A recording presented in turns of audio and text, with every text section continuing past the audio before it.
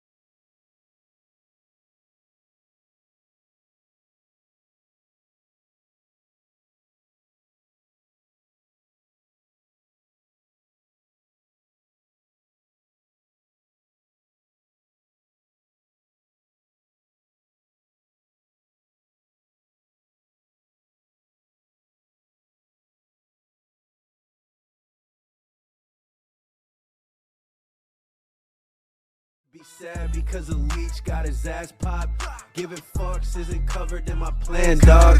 Solidarity is needed in the class, y'all. Time for pitchforks with some torches and a fat mob. They take our fucking money, man, the system's fucking rigged. Time they feel some fear, we will cheer when they get hit.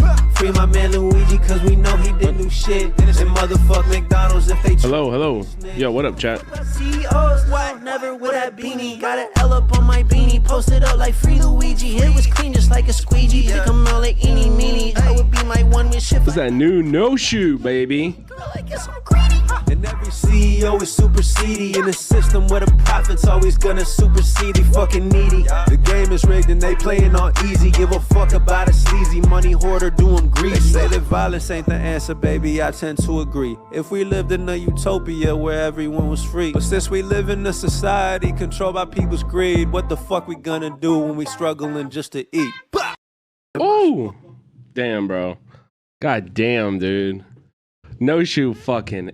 Oh my God, that pop off on that. Jesus Christ. Welcome in, everybody. Thank you, Celebor, for the Prime, and Mr. Perry for the 100 bits. Welcome in, everybody. What up, View Count Andy? What up, Aaron? What up, Bill Boneless?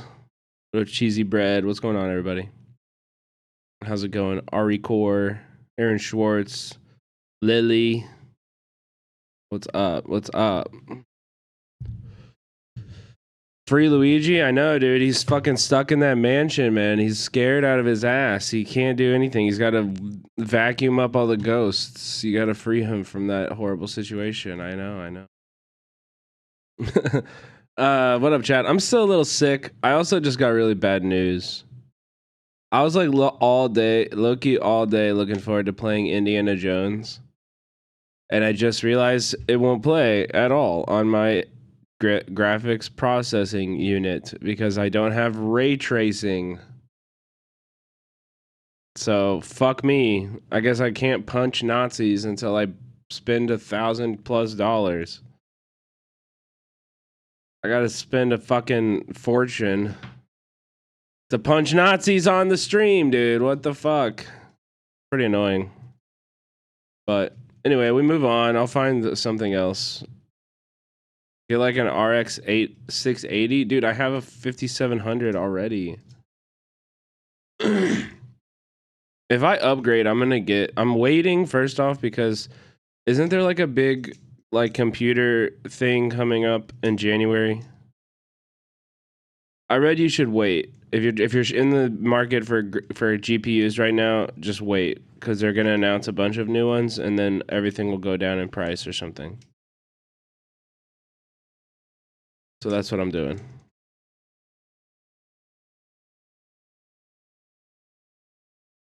I know mini games where you can punch Nazis. I played them all. I played all the Wolfensteins. I've done the damn thing, okay? As long as you do it before Trump tariffs. Oh, God. 5,000 series in the spring. Other cards might not go down a lot, though. Wait, really? Why not?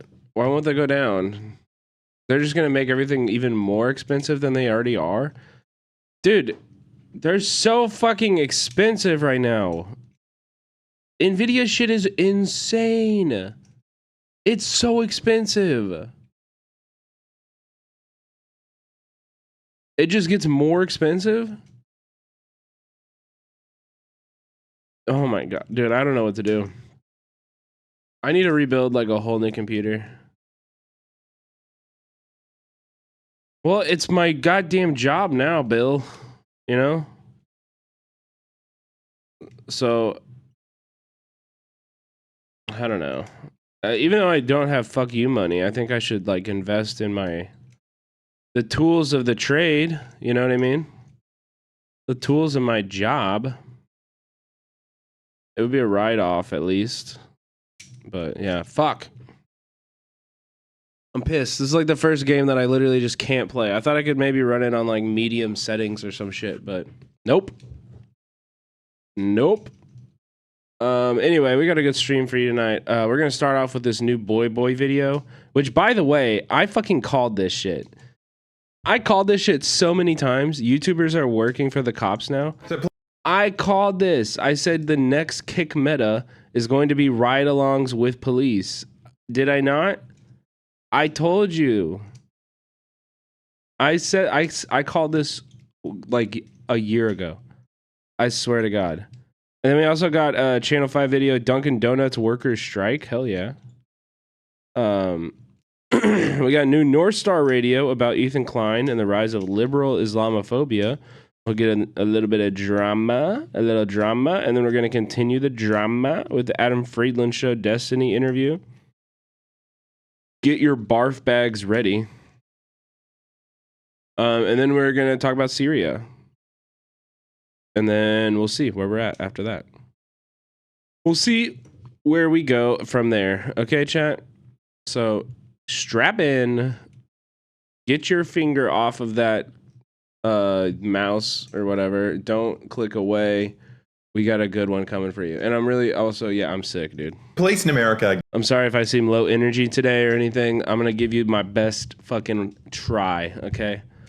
I'm going to give you the best I can do. And I'm just a little sick. I'm a little sicky. Get $130 billion a year, which make them the third best funded army in the world. Wow. But one thing they didn't have up until now was YouTube. Oh, God damn it. Wait, can you hear? Oh yeah, you can hear. To follow them around. And today we've got a YouTuber called Mr. Manny to ride along with cops and filmed them harassing homeless people. It's gonna be fun.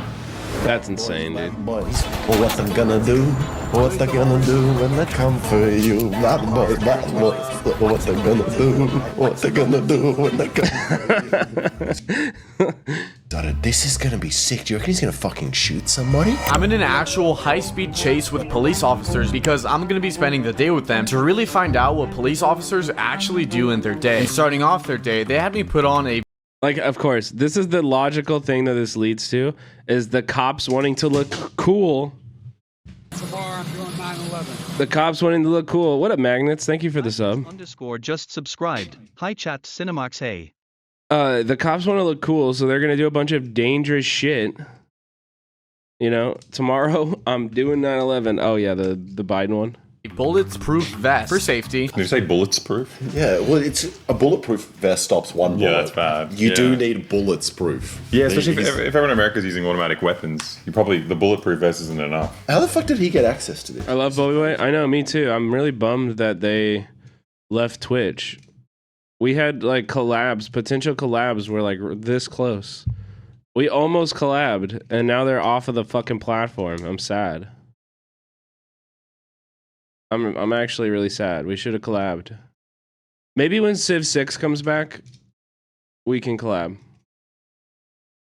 When the new Civ comes out, we can do. I'm gonna try to do like I don't know, the last Civ here. So was anybody here? Remember when we did like the last Civilization stream? I brought on a bunch of like leftist streamers and we did Civilization. It was like a 12-man game. It was super fun. It was sick. It was a great event. Nobody in my chat came. Nobody in my chat like watched, but all of the other streamers had such a great time and they want to do it again. So we will do it again, but I'm gonna wait until the new one comes out and hopefully there's some more hype. They're also unbanned. They got banned for like 3 days. They're unbanned now. They could stream, but they just don't. I mean, people get sponsorships with the military. Yeah, but if he came along and he died. Then you just sign a waiver. Yeah, that's actually fair. This is much more dangerous than any of the military ones. 100%. Because A high-speed pursuit? Surely it's fake. Anyway, he's got a bulletproof vest on, so it doesn't really matter. He doesn't have a car's-proof vest on, though. The first call of the day was a possible stolen car, so he started booking it. Ooh, that was a fast car. Once they got to the scene, they checked Like, that's just so unnecessary and so dangerous. Yeah, what is the call they're going to at that speed? What is the call they're going to? it out, and this happened. Okay, we have 2 murder suspects. I saw they were both climbed all the way back and knocked out. So what they'll do What? is make sure they're alive and okay. Thankfully, it wasn't that. And by the way, guys, There were people reclined and sleeping in a car. Wait, we have 2 murder suspects. They were sleeping in a car. And then he says, thankfully, everything is okay. It wasn't that. What? What did I say? The cops are just going to try to make their job seem incredibly important. They're going to do all this fucking Rambo bullshit. They're going to act like they're in Bad Boys. You know? They're like, we have to shoot these guys. They were just reclining in their car, so pretty sure those people were dead. He said they were murder suspects. Does that mean they committed a murder or he suspected they were murdered? I think Is that how a police officer's brain works? Yeah. They see someone lying down. Potential murdered suspect here. who killed you? He killed you. and by the way, guys, I'm currently in Huntington Park, a city in Of course. I knew it looked like LA. I'm currently riding along with a patrol officer. Dispatch update. Oh, real quick. 6334. Check on 17-year-old Juvie with suicide ideation. Don't take up. Can you open the door real quick? Thank you. Imagine you're about to kill yourself, right? You've made a call to the hotline, being like, oh, I'm going to kill myself, and they send the police over for one, which is terrifying. But secondly, there's also a YouTuber. Yeah. A YouTube with him. Bro, you're gonna. What's up, guys? I'm with this 17-year-old. Yo, bro, you trying to kill yourself? Yo, no cap. Dude, Horrific. you trying to kill yourself? $10,000 or double it and give it to the next person? $10,000? Okay, you better not kill yourself because somebody else could have 20.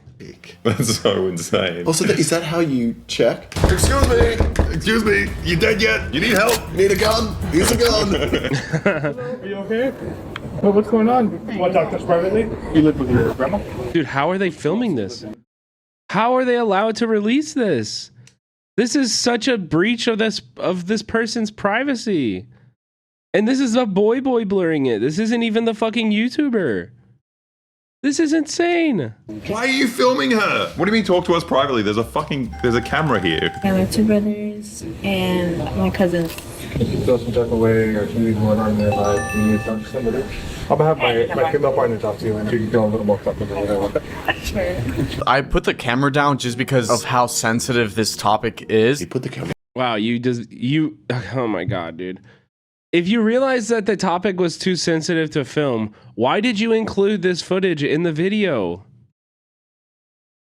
What changed in your mind with how this was being like handled? That you decided to go home, offload all the footage, put it all in there. What the fuck? Yeah, fair. We continued filming from. Y'all are the noise for writing my final? What does that mean? His feet. He blurred her face at least. But like she would know. She would see this video and she'd be like, oh yeah, this is the day I tried to myself. Here, look, I got footage of it. Me in my fucking pajamas. This is cool. This is really. Why was this allowed? This is crazy. The kind of stuff YouTube demonetizes for us. Like you just film someone on the day of their fucking attempted suicide.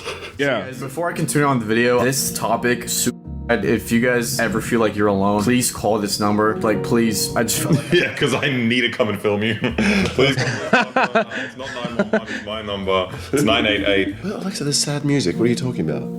He feels bad about this. Oh, the noise. Yeah, so let's continue on the video. So then afterwards, we drove back to the noise. Got it. Briefing. No, you're good. I understand. Where they talk about police stuff. You got me in the background while you're writing. Yeah. Write that shit. Stay focused. You got this, chatter. You got this, Orion. You're gonna get an A+ on that final. I know it. Once the briefing was done. Wait, a police briefing is just watching donut operator video clips? Yeah. Yeah. People know, like, fucking sick headshot there. Get out there and do exactly the same thing. It's like, you know, a pre-game hype-up. Yeah. Come into the locker room. Yeah. Let's watch our best clips. Yeah, all your highlights. You guys got this. Yeah, come on. You got this. Police gang unit. I think it's nice that they're honest with their affiliations. Yeah. Once the briefing was done, they sent me to ride along with the city's gang units. But first, the chief of police wanted to see me. You're the chief of police? I am. Gang units are some of the like most corrupt. These are the departments and the units inside of departments that are like they are costing the city millions of dollars in liability payouts. They are constantly disbanded and reformed. Like, look up the crash unit in LA or look up the gun trace task force in Baltimore. Like, these exact kind of gang units are they just terrorize the city. Jump out boys. Like, these are all gang units. I am the chief of police, so I've been here 35 years, right? I'm still giving everybody a run for their money. You look pretty young too. Yeah. So I have this lotion that I put on every night. Oh, your skin is so nice. Oh my god. Wait. Have you seen that picture? Yo, Subversive History. Welcome in. Thank you for the raid.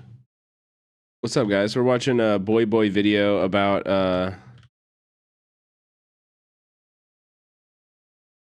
we're watching a boy video about oh, sorry, I was wondering why. When I was typing, my thing wasn't working.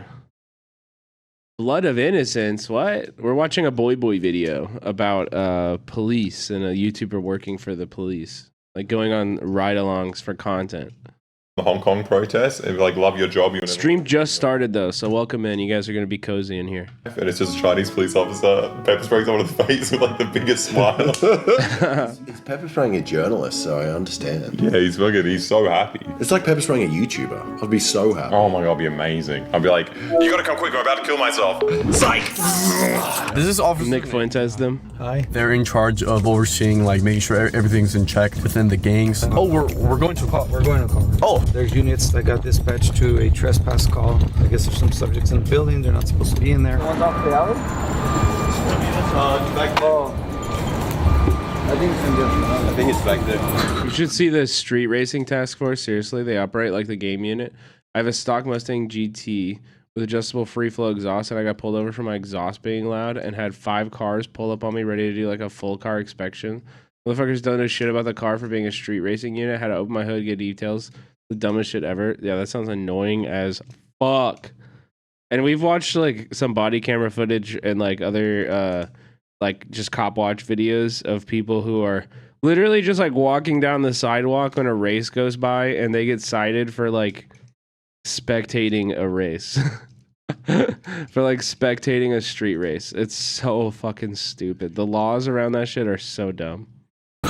Oh, that's trespass. Someone's sleeping in an unused fucking lot. Yeah. I think it's so good police being private security for just like landowners that aren't doing anything. No, it's fucking crazy. I've bought an unused lot and I get free fucking people to come and beat anyone up who goes on it. I'm not using it for anything, but I don't want anyone else to I mean, use we it. don't know what it is. We'll see what it is. I mean, if they worked for free, that would be a lot better.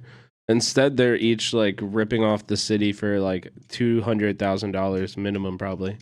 Police department, policia. It's an empty lot.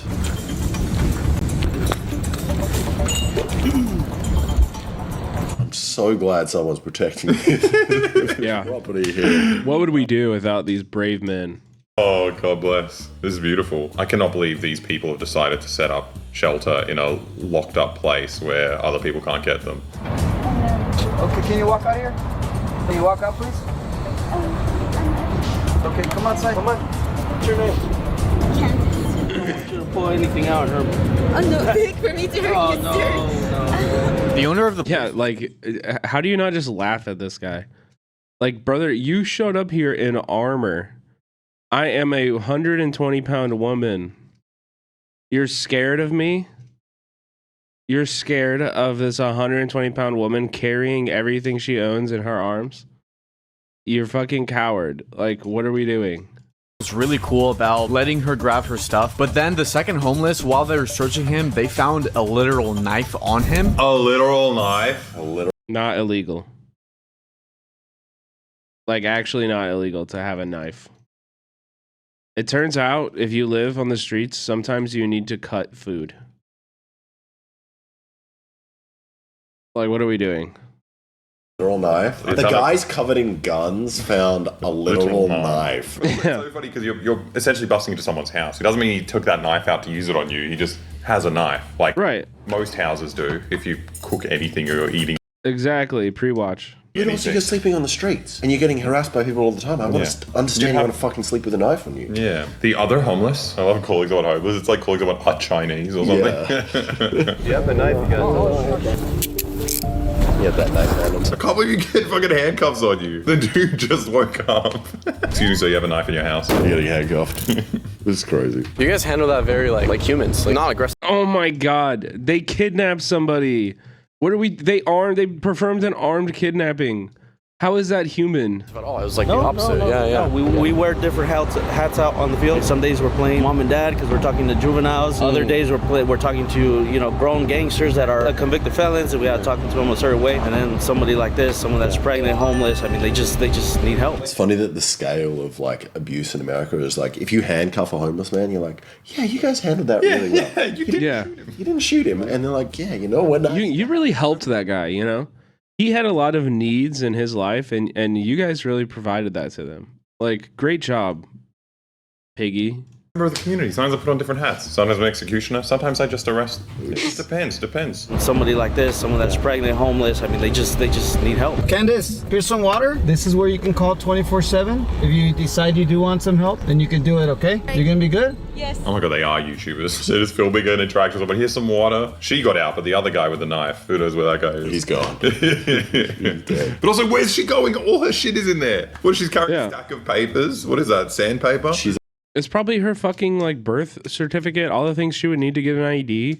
These are some of the most important things for homeless people to have. Especially an accountant. Yeah. It's pretty sad. We're not robots. We're human. You feel bad for them, but there's nothing you can do. Much as you want to try to help them and give them the resources that are available to them. I just think they're really dumb. But unfortunately, the city spent all of their resources to pay for my salary.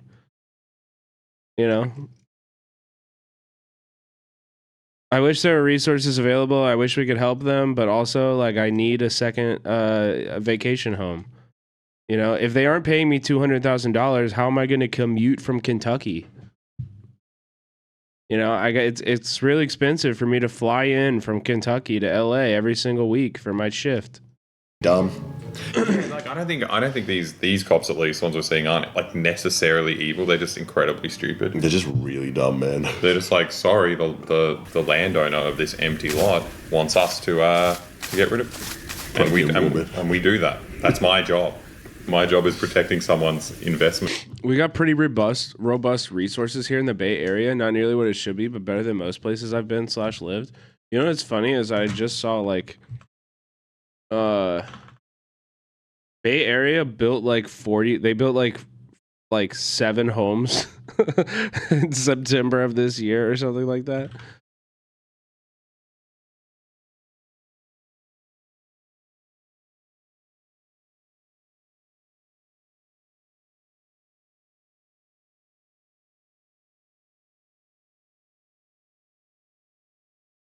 Wait, is this what I saw? Yeah. San Francisco built 1.75 new homes per congressional district. California is losing. Yeah. Look at this. San Francisco County, total units built. Total permits like given. October, they gave 7 building permits. 7. 5 single-family homes and 2 duplexes. Like, this is why you have a homeless problem. And I'm not just like a YIMBY, you know, like where it's like, oh, we just need to build more housing, make it easier for people to build housing. I know that's not the answer. We need public housing. We need to decommodify housing. We need to make it harder for these massive capitalist institutions to use housing as an investment vehicle. But building new housing in some places, especially, you know, affordable multi-unit buildings, does help. After a couple more calls, happened. The LPR camera hit on a felony vehicle. Let's go look for it. Wait, so there's just a stolen car? Yeah, it's right here. It's another one. Like, it's insane that they're just letting him film this. All of that personal information that's supposed to be privy only to the police. They're just letting him film the screen and everything. I'm sure he had to get this like edit approved by them, which is another reason why you should never do this. Because if you filmed anything that was actually like worth showing about the police, they wouldn't let you publish it. You know? Like, you understand with the LAPD, technically, the LAPD could sue me for filming a police car because I don't own the rights to their logo. Technically. And, like, they sent a cease and desist to Cola Corporation for using the phrase LAPD in their stickers that are like, fuck, like this sticker. Here. So this is like a t-shirt too. It says fuck the LAPD. And they said that they own the copyright for the letters LAPD. Yeah. Black Chevy Camaro 2-door. I don't think that would hold up in court. I mean, I don't either. But you have to remember, like, when you're a filmmaker and you're making a film, you're not necessarily shooting about, like, copyright doesn't really work as what is legal or not. It's what risk is your distributor willing to accept if they were to be sued. You understand? Like, how much liability of being sued does your film bring a distributor? That's the scare. That's where you get fucked. For 2018. Because you can make a movie and it can be, you know, hard, but like if no distributor wants to touch it, then you're fucked. Like, you know, nobody will ever see your movie. So he has the car right here. It's right here. Yeah, it's right. Copy, Southwest State Metro. Wait, is this a chase? Yeah, he's gonna go for it. Wait, is this a chase? Not gonna lie, that'd be a little bit fun. You can tell how excited. No, it wouldn't be fun, bro. You're gonna die. Like, why would I risk my fucking life for somebody's car? Why would I risk the other person who stole the car's life? It's a car. It's a fucking car. It is. It's almost like, it almost feels like the way this guy responded, it feels like a game between the cops and the guy who stole it. He's like, oh, he's going to go for it. Like, fuck yeah, I got a chance to race. Like, but if you're a cop, obviously you become a cop because I do believe some cops out there maybe want to help people. Yeah. The majority want to drive fast cars, get guns, and get to fucking detain people. Yeah. So it's like, of course. And be violent. You're looking for. Yeah, you're like, fuck yeah, I get to speed. How you been, Ree? How's your son? It feels like Fast and Furious, except I'm on the other side. That is so scary. I hate when people drive fast. You would like being in this car? I think I'd like it a little bit because I'd feel invincible. I'm like, I'm in a cop car. Is this like a sedan though? Surely it's not the same as crashing in it. You're dying. You got a crazy guy fucking driving it. Yeah, you're good.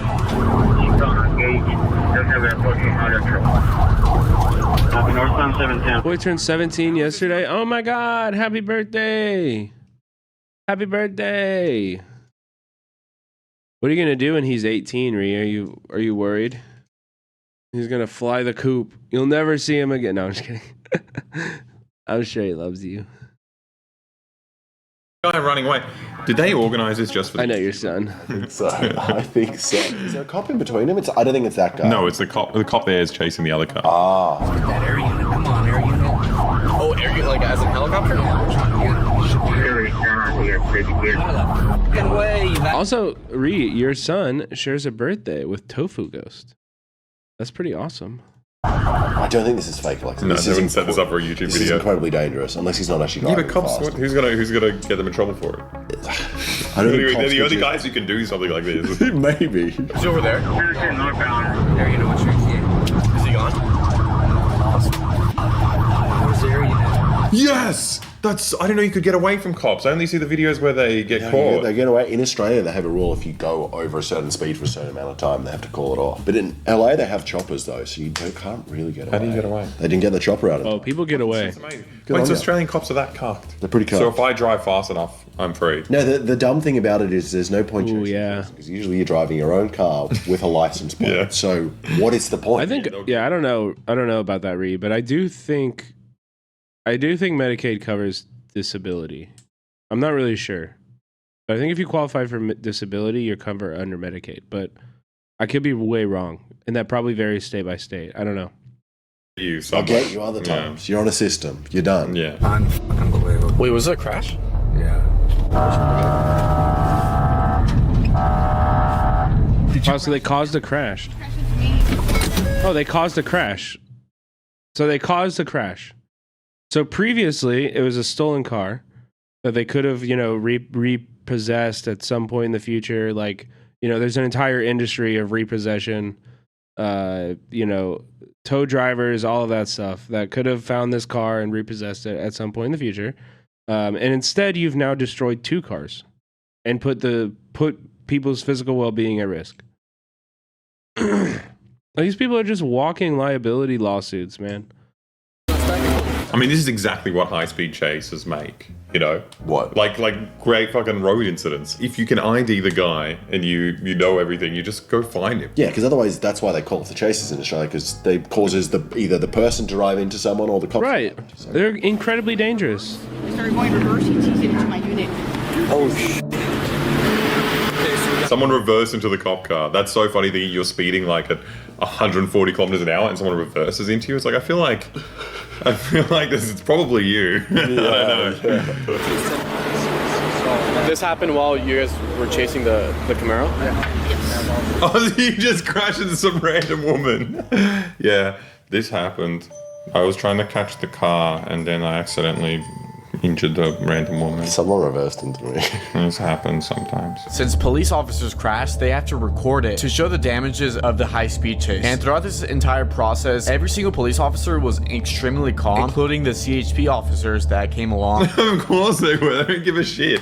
They record it and they just get a tank to replace it. So it's like perfect. They've got the biggest budget out of like any fucking institution in America. Upgrade. Upgrade. I'll smash my car, whatever. Imagine doing that on your job. Imagine smashing a company car. Like, you'd be fucked. This is the only place where you do it and it's like, sick. It's fine. Cool. Now, if you thought that high-speed police chase was fast, you should check out the high speeds of website creation from today's sponsor, Odoo. Odoo is an all-in-one. All right, we're skipping. We love the boys, but this is a long ass ad, dude. An emergency call. Some kind of a disturbance at City Hall. You see that palm tree right there? Which one? That one right there. Oh, yeah.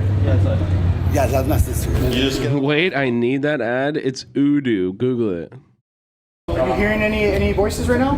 No. My nephew was on top of on the roof right now too. Well, have you ever been diagnosed with schizophrenia? Okay, so you have schizophrenia? He was saying his house was like, his family was like. He's saying that his family was up there in that palm tree. Is that? Oh, up in the palm tree? Yeah. Just let him in the palm tree. Yeah, come on. Who's using that palm tree? If he can get up there, he deserves to stay up there. Yeah. But also, like, what issue to society is that? This guy thinks his family's in the palm tree. No. You can just chill at the palm tree. Why is he in handcuffs? In what world does this guy need to be in handcuffs? There's fucking 20 of you. I mean, if he was being violent or beating people up, but no, I think he just wanted to talk to his sister and they wouldn't let him. It's weird that the police and the fire department deal with this when it should be paramedics, nurses, or social workers. Yeah. Like, I'll be honest, it was sad seeing him like that, and that made me wonder if that affected Nick. I'm not gonna sugarcoat it. Psychologically, emotionally, how do you handle that? That kind of brings us down a little bit. I feel so bad.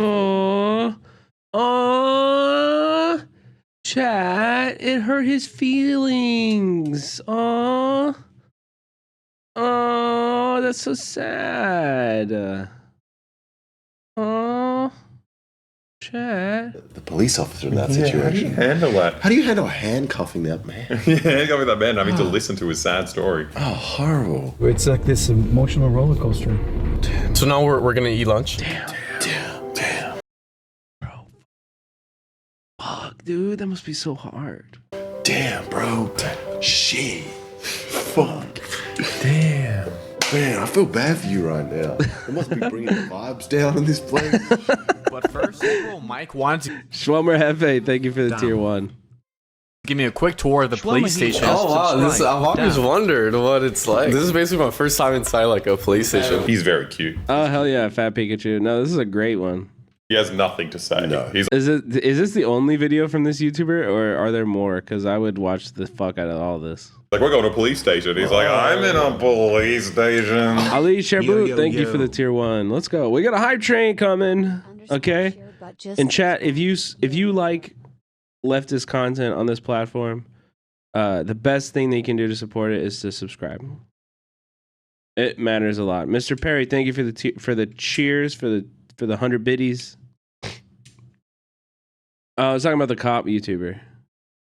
But yeah, if you guys like leftist content on Twitch, it's really, really critically important that you guys Posted subscribe. some stuff It in means the a lot. gaming channel on Like Die Happy GPU's Music right now feed with the to check gifted. out Thank you later. so much. Gifted a tier Also, while we're on the hype train, I just wanted to remind everybody, Katrinuts, thank you for the tier 1. Nate King, thank you for the gifted sub. I just want to remind everybody, I am still, this is my last month.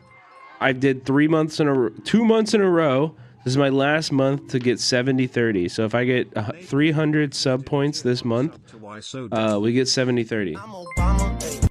And that really, really matters. It really helps me a lot. Gifted a tier 1 sub to E918. So tier 1s are 1 point, tier 2s are 2 points, and tier 3s are 6 whole fucking points.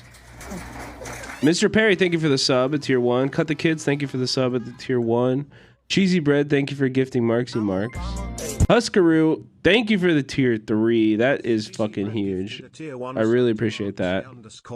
That's fucking awesome. Thank you, thank you. Those tier 3s help me so fucking much. Holy, what's going on? Syntaxera with the 5 gifted. Acid Burns with a 2 gifted. Let's fucking go. She could dance like this. You for 5 subscribers. Thank you all. Appreciate you. Wow, I always wonder what it's like in a police. Spooky Ninja Chair with the tier 3. Thank you. Those tier 3s really, really fucking, I love that so much. Thank you. Burns 3 gifted a tier 1. Schwelmer Hefe with the 5 gifted. Let's fucking go. You guys are so nice. Thank you. On Hassan's stream, we just finished Sicko by Michael Moore. A great documentary. Made me so angry I teared up.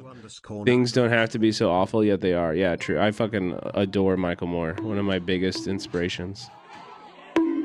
I love Michael Moore so much. Eeyore, thank you for the tier 1. Tier 3 gets you the piss freak emote. Bro, how are you gonna call it the piss freak emote? Golden shower. The golden shower emote. Long live the Intifada. Thank you all for the love, guys. That's so nice. I appreciate it. Yeah, if Michael Moore is honestly the GOAT. People give him a bad rap, I think, and I think those people honestly haven't watched his movies. Katrina Nuts with the tier 3. Oh my god, thank you. Thank you. Thank you. That is so generous of everybody. Appreciate you. He's the lib whisperer. No, dude, Michael Moore's movies are incredibly like down to earth. He knows how to talk to like American people. Like I don't think his movies are like for either side of the political dynamic, although he is a leftist. He is unabashed in his principles and his politics, but he is he just like really knows how to communicate to Americans. You know? Has Michael Moore ever filmed for Caroline Polachek though? Insights for the future? No, I don't know. Anonymous with a tier 2 gifted. Let's fucking go. Thank you. Thank you. I don't know if tier 2 gifted's even. I don't know if that works. I hope it works. Gifteds don't usually count for that, but maybe tier 2 and tier 3 do. I don't actually know.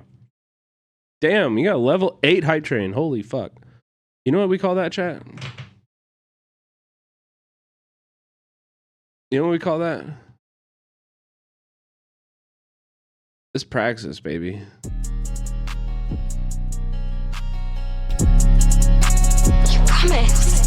Gifteds don't count at all. What about tier 2 and tier 3 gifteds? I don't think I've ever gotten one of those. Sometimes I feel like Karl Marx, but that would be dogmatic. Sipping all this drink, I just spilled it on my fabric. If you have that knowledge, then you know you need the praxis. Red book on my lap, you can never catch me lacking. I feel like Karl Marx, but that Yo, thank you, chat. We got a really good stream for you tonight. Hope you guys all stick around. if you have that knowledge. I appreciate the support a lot. Red book on my lap, you can never catch me lacking. I don't worship. I left the stream last week to slap this. All you gotta do is fucking subscribe. We do a hype train. We get over level 3. We play the songs. Tell my mama when I grow up. Sorry, I'm a communist. Roll up on right in that bitch. Ari Core with the 5 gifted. Thank you so much, Ari. We should take like all of it. Careful who you talk to, cause they fed and they be counterfeit. Folklore, thank you for the sub. Thank you for the gifted. VCC TV gets a gifted. Let's fucking go. Cheesy bread, oh my god. What did you just do? 15 tier? Oh my god. Bruh. Never catch me lacking. Sometimes I feel like Karl Marx, but that would be dogmatic. Sipping all this drink, I just spilled it on my fabric. If you have the knowledge, then you know you need to practice. Red book on my lap, you can never catch me lacking. Bill Boneless, thank you. Yeah, those bits are going to a new GPU. That's true. Yes, Marxism is CIA. Let's go. Don't listen to Hassan. He's a liar. I'm not a CIA. I'm not CIA. Don't listen to that. I got a bunker for the summertime. I brought a bunkie, boy. I'm ready if we're gonna fight. So if Yo, Brisket Fingers, thank you for the tier 3. I love that. Love the tier 3. Emilio Faces with the 5 gifted. Holy shit, guys. Katrina Nuts with the 69 bits. solidarity could make it stop. So hit your local cop with the bonky bonk. To the front with a juxtaposition. Just guns versus jugs, that's just a juxtaposition. Just so you know, I brought some. What CPU do you have? I think I need to rebuild entirely. Cheesy bread. And maybe I'll do like a dual PC setup. Maybe I'll just give my PC to Becca. I think I have like a Ryzen 7 though. If you hate cops. cops like me, then give me some subs. Ooh, if you hate cops like me, then shake that ass. Ooh, if you hate cops like me, then yell at cat. If you hate cops just like me, then hit that dance now. Hit that bonk dance, baby. Chat. This song was made by Die Happy Music in the chat, alright? Well, it's No Shoe on the vocals, but Die Happy remixed it.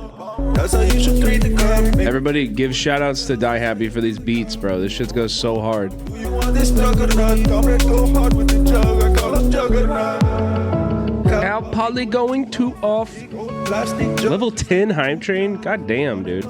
What's our record? What's our record even? From Columbia Uni all the way to LA. Motherfuck 12 free Palestine to the grave.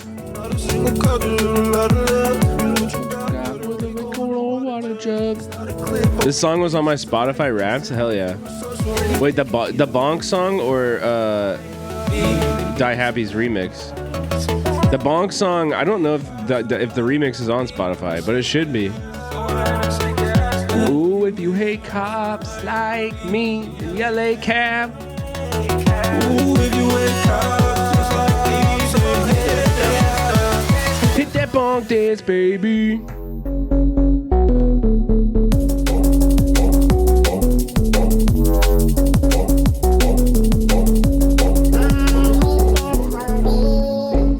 Yeah, everybody, Die Happy, drop your links, bro. Do we have a Die Happy? Oh, let's go. We do.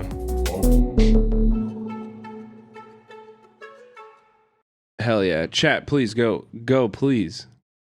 Run back that new No Shoe. Yeah, we can do that.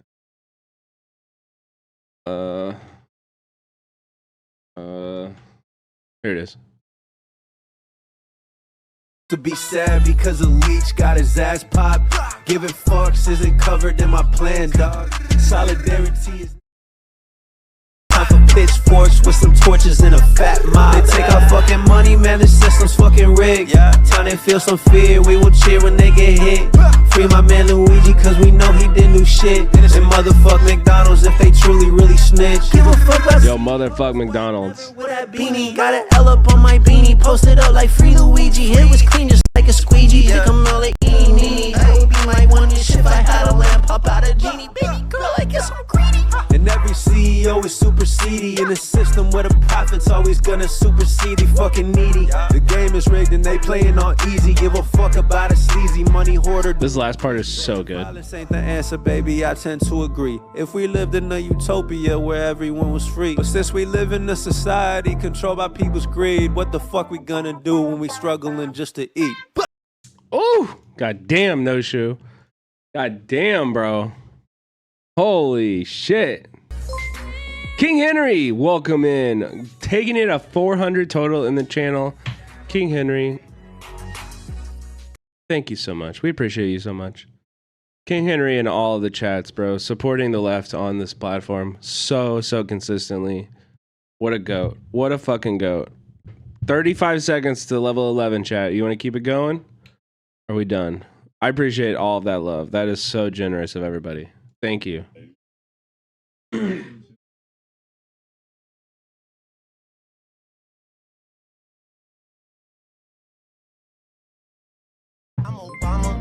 Yo, John, thank you for the gifted VRGF with the 5 gifted. Your first one. Thank you. 3,700. Let's go, Katrina Nuts with the 5 gifted. Let's fucking go. Thank you so much, guys. Oh my god, we got there. We fucking got there.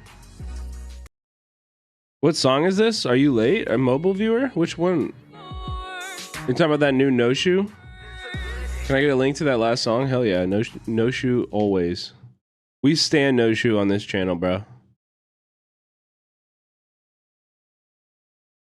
appreciate the gifting. Gotta go visit another friend before I gotta log off for the night. Yeah, take care, Ree. Appreciate seeing you. You're always a great force in the chat.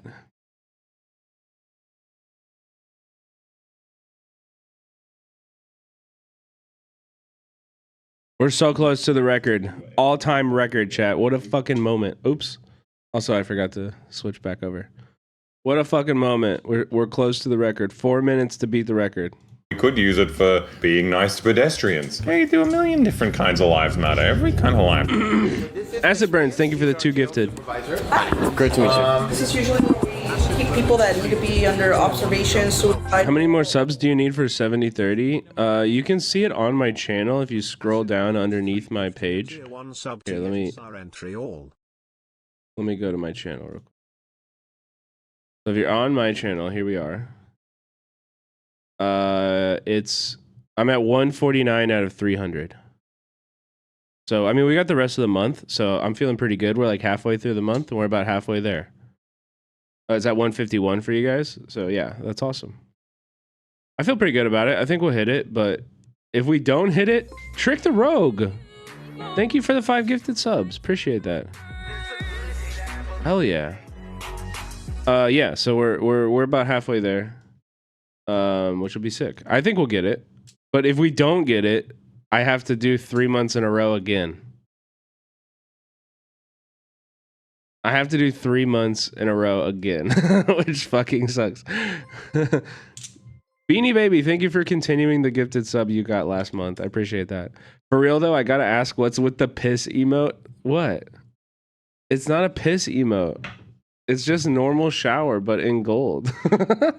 We made the shower emote because Hassan always tells me to take a shower because he thinks I'm an anarchist because he doesn't understand abolition, okay? Hassan doesn't know what abolition is, and so he just thinks that's anarchism. And so he says everybody should take a shower. And so I made a shower emote because it's funny. Yeah. Or any severe mental Abolition of capital, based. Also abolition of police and prisons, based. health, we'll put them right here. That's a really good place to be if you're suicidal, I think. That's exactly the kind of room that would calm me down. Yep, concrete. Bring me back to normal. Metal. It would be so good if when we went to North Korea, we could have done propaganda like this. Yeah. It would have been so good. Be like, we got a tour of a North Korean prison. And they're all like smiling and shaking hands and fucking having lunch. This is where it all happens. This is where the magic happens, right here in this control room. This guy watched an American movie, so we're going to go and handcuff him. How do you deal with handcuffing a guy who watched a movie? Yeah, you know. It's pretty tough, but like afterwards we get back. We get whatever we want, man. Then we have our armored vehicle there. Our SWAT team basically rolls with this thing. This is the inside of it. This is kind of how the SWAT team rolls. Oh. So if you need it. I was preaching abolition to my barber yesterday. She was pretty firm on punitive justice, though. That's awesome. But I mean, you know, yeah, it's not going to be a one conversation thing. It takes a long time. It takes a long time and many, many, many moments of exposure for people. You know what I mean? Shoot out of there. Thank you guys for all the support, by the way. See whatever you can. Here we go. This is better. Yeah. Northbound train, thank you for the tier 1. See, now Even play. 50 seconds left on the hype train. If anybody else got some last dollars they want to tip over here, you know what I mean? you have a clear, unobstructed view. You're protected. That's a cool vehicle. How much did that vehicle cost? $300,000, $500,000 maybe more. Do you know anyone in the military or who are cops? How do you handle that? I don't know any cops, and if I did, I would not affiliate with them. Every single male in my family, except for me and my dad, has served in the military. I don't think that's a problem. Dulixer, thank you so much for tier 1s. We have a lot of veterans in this chat. I think the military is a different thing entirely than the police. Although, of course, there are horrible things that the U.S. military does. I think they should be viewed with a lot more sympathy than police should. They have it. I mean, my brother is a cop. Oof. That's a big old oof. Yeah, I don't know if I have advice for that. I don't know. Encourage him to quit, and maybe like help him find other jobs. You know, why did he want to be a cop to the first place? You know, is he violent? Is it like he just wants to do violence? Because that's kind of like, what can you do about that? But if he was like, oh, I want to help people, then like, you know, maybe you can find a different place that he can help people at. And, you know, I don't know. I think honestly, it's probably pretty fucking shit for cops. Like, I think being a cop probably is a pretty shit life. If I'm being honest, like I think most cops like are probably pretty unhappy. And that's why they like beat their wives, and that's why you know like using violence as like your main form of interaction with other people and your only way to like solve problems. Like that's got to like rot your brain a little bit. You know what I mean? Like I just think it genuinely like I think it has to like hurt your soul. You know? And also like the fact that everybody around you hates you, you know, like that, like the communities you're a part of are mostly, they fucking hate you. Like everybody fucking hates cops. The military to cop pipeline, it was hard for him to re-assimilate into civilian life. That's interesting. My brother-in-law hates it, drinks too much, super reactionary. Yeah. That dang dad made a video about that. He has PTSD from his training. Honestly, this is great advice. I love that channel. Katrina Nuts, like that dang dad, I think is like such a great he's so good. No, I think he's such a good YouTuber, and he's a former cop, was a chud at some point, like, and explains things very, very, very, very understandably, and like, you know, yeah, maybe shoot him some of those videos, or I don't know. If he's receptive, if he's not, like, I don't know. I'm honestly more of the opinion. I know a lot of people are like on the left are like excommunicate from people who don't have politics like you or are harmful in their politics. And I understand why. But I also think like, I don't know. I'm not trying to like fucking get in a fight all the time with everybody around me. I would much rather like have a political discussion and like focus on what we agree on and push where I can. You know what I mean? Than like blow up a relationship over that shit. You know what I mean? I will say I've seen many left military veterans. I don't think I've ever seen a real left-wing former cop. Oh, that dang dad is definitely he's a very real left-wing former cop, for sure. And yes, I say this all the time.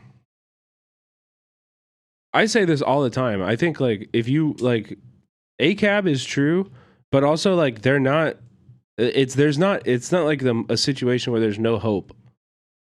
You know, like these people can change. They can quit their job. They can reintegrate into the working class. Like there is hope for cops. Like, and as soon as they quit, like I'm there for them. You know what I mean? Like all cops are bad is not like it's not like it's just like it's over for them. And I have, you know, I've excommunicated for them. As long as they're cops, I will recognize them as the enemy. You know, as long as they are fulfilling that role, I will recognize that role as antithetical to everything I believe in and an enemy in my goals, you know. But if they quit, that's great. That's awesome. Oh my God, today is 13/12 day. That's fucking sick. A former cop I know didn't understand how shit cops were until he was one.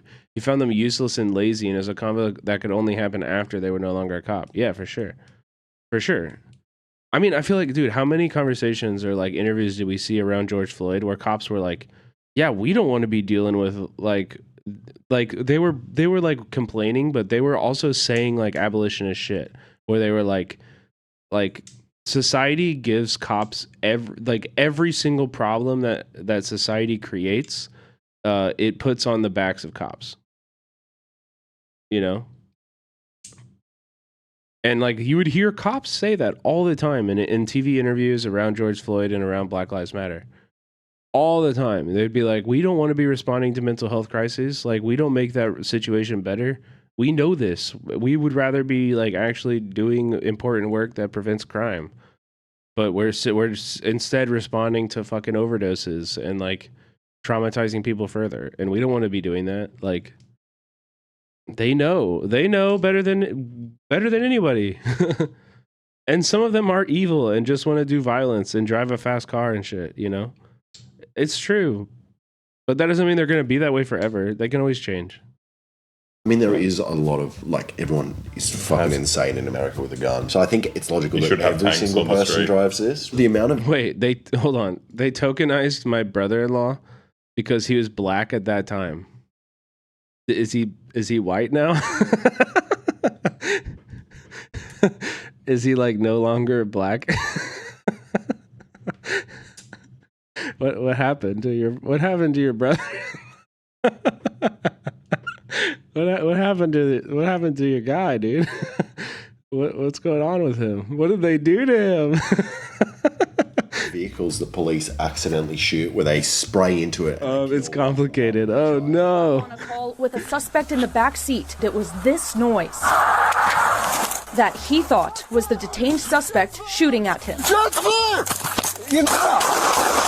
Hernandez and Okaloosa County Sheriff's Sergeant Beth Roberts, who was on the scene, both shot into the patrol car. The noise was reported to be an acorn. Yeah. This will be every civilian should drive this to stop cops from killing them. That is kind of the trend in America. Yeah. Every civilian's kind of slowly getting buying a tank. Yeah. Why do you think people, like, whenever they see a cop, they get, like, not scared maybe, but they like, oh, cop, you know? At least in my opinion. Yeah, you know what? Your opinion's half right. That is true. People do see a police car and they say, oh, there's a police car. He's going to give me a ticket or he's going to stop me. That's what I meant. Yeah. Most people think... No, most people see cops and they feel less safe. 100%. What are we doing? You don't need to couch this in some other shit. This is just a fact.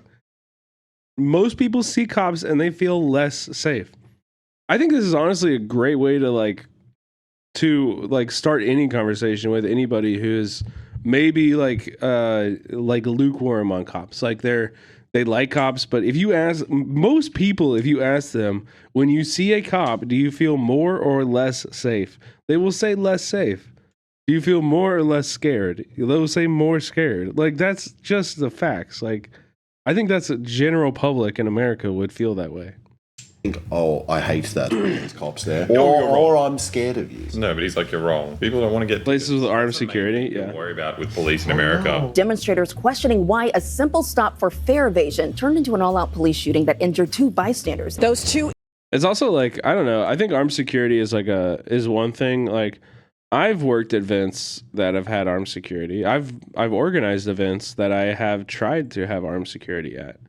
And the armed security that I wanted was just like a friend of mine that I trusted and loved that I knew owned handguns. And I was like, hey, bro, like Andy Ngo is tweeting about the space. And like, you know, I would just feel more comfortable like hosting an event there if somebody was strapped. Like, you know.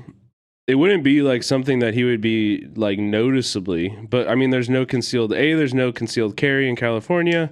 So even if he did have a gun and needed to use it, he would still be charged. And like, you can't legally do that. So I would have to literally pay for a private security company to come and have a person there, which I see all the time at Palestinian events and stuff like that. Like, it fucking sucks. It sucks that we have to do that, but I understand why. You know what I mean? I understand why. I've organized events that have gotten right-wing attention before, and I just want to make sure everybody's safe. I would be devastated if I didn't provide that safety and something happened or something, you know?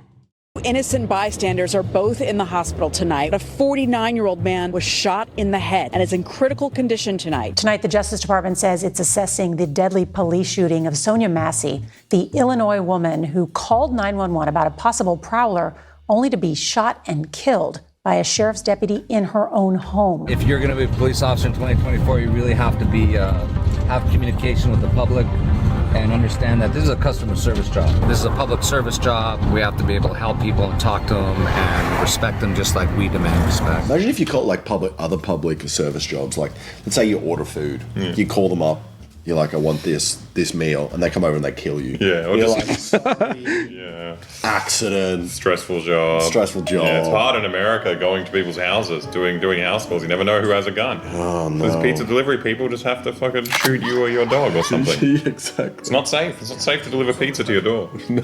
Bro, it's been a long day, bro. This is a day in the life of a police officer in the city of Huntington Park. Every day we're dealing with this. This was pretty. Your light is cool. You want me to leave it on, or is it distracting? I turned it on for the hype train, but that's long over by now. Freaking insane. Thank you for showing me the ways. You guys are genuine ass police officers. It's my own channel. I could cuss on this one. There you go. You guys are awesome. These guys are. Wait, where are you guys? Right. Oh, yeah. That's it. This is like the YouTube version of like, you know. It's also just like such bullshit. I hate seeing people like this. I hate seeing people like this, like bootlick cops too, because it's like, brother, miss 2 rent payments. That guy's knocking on your door and throwing you out of your house. You know what I mean? Like, this person is not your friend. This guy is not your friend. And even if he was your friend, it wouldn't matter to him if you missed 2 rent payments. Like, he would be there executing an eviction notice on your front door, throwing you into the street. In a day, like that's just factual.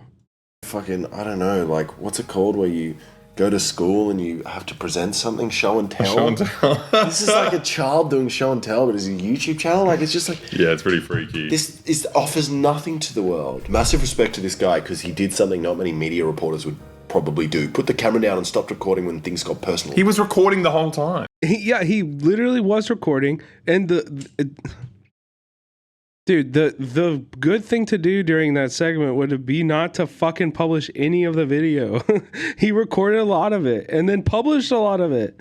It's one thing to record something. It's another thing to edit it into a video and publish it on YouTube. He put the camera down because the woman was talking about her personal life, which was a very sensitive topic. You say put the camera down in terms of like he's filming, he's like, I'll continue filming, but I'll put the camera down low. Still pointed at you. Well, it's funny that he did the shout out for the suicide hotline because, like, if you were to upload this, YouTube would give your channel a strike, and they'd be like, you have to have an explanation or some kind of, if you're dealing with this kind of stuff, you make have it educational. Yeah, people don't realize that the reason why some cops can be so rude and impatient is because they don't know who they're talking to. At FBI 538.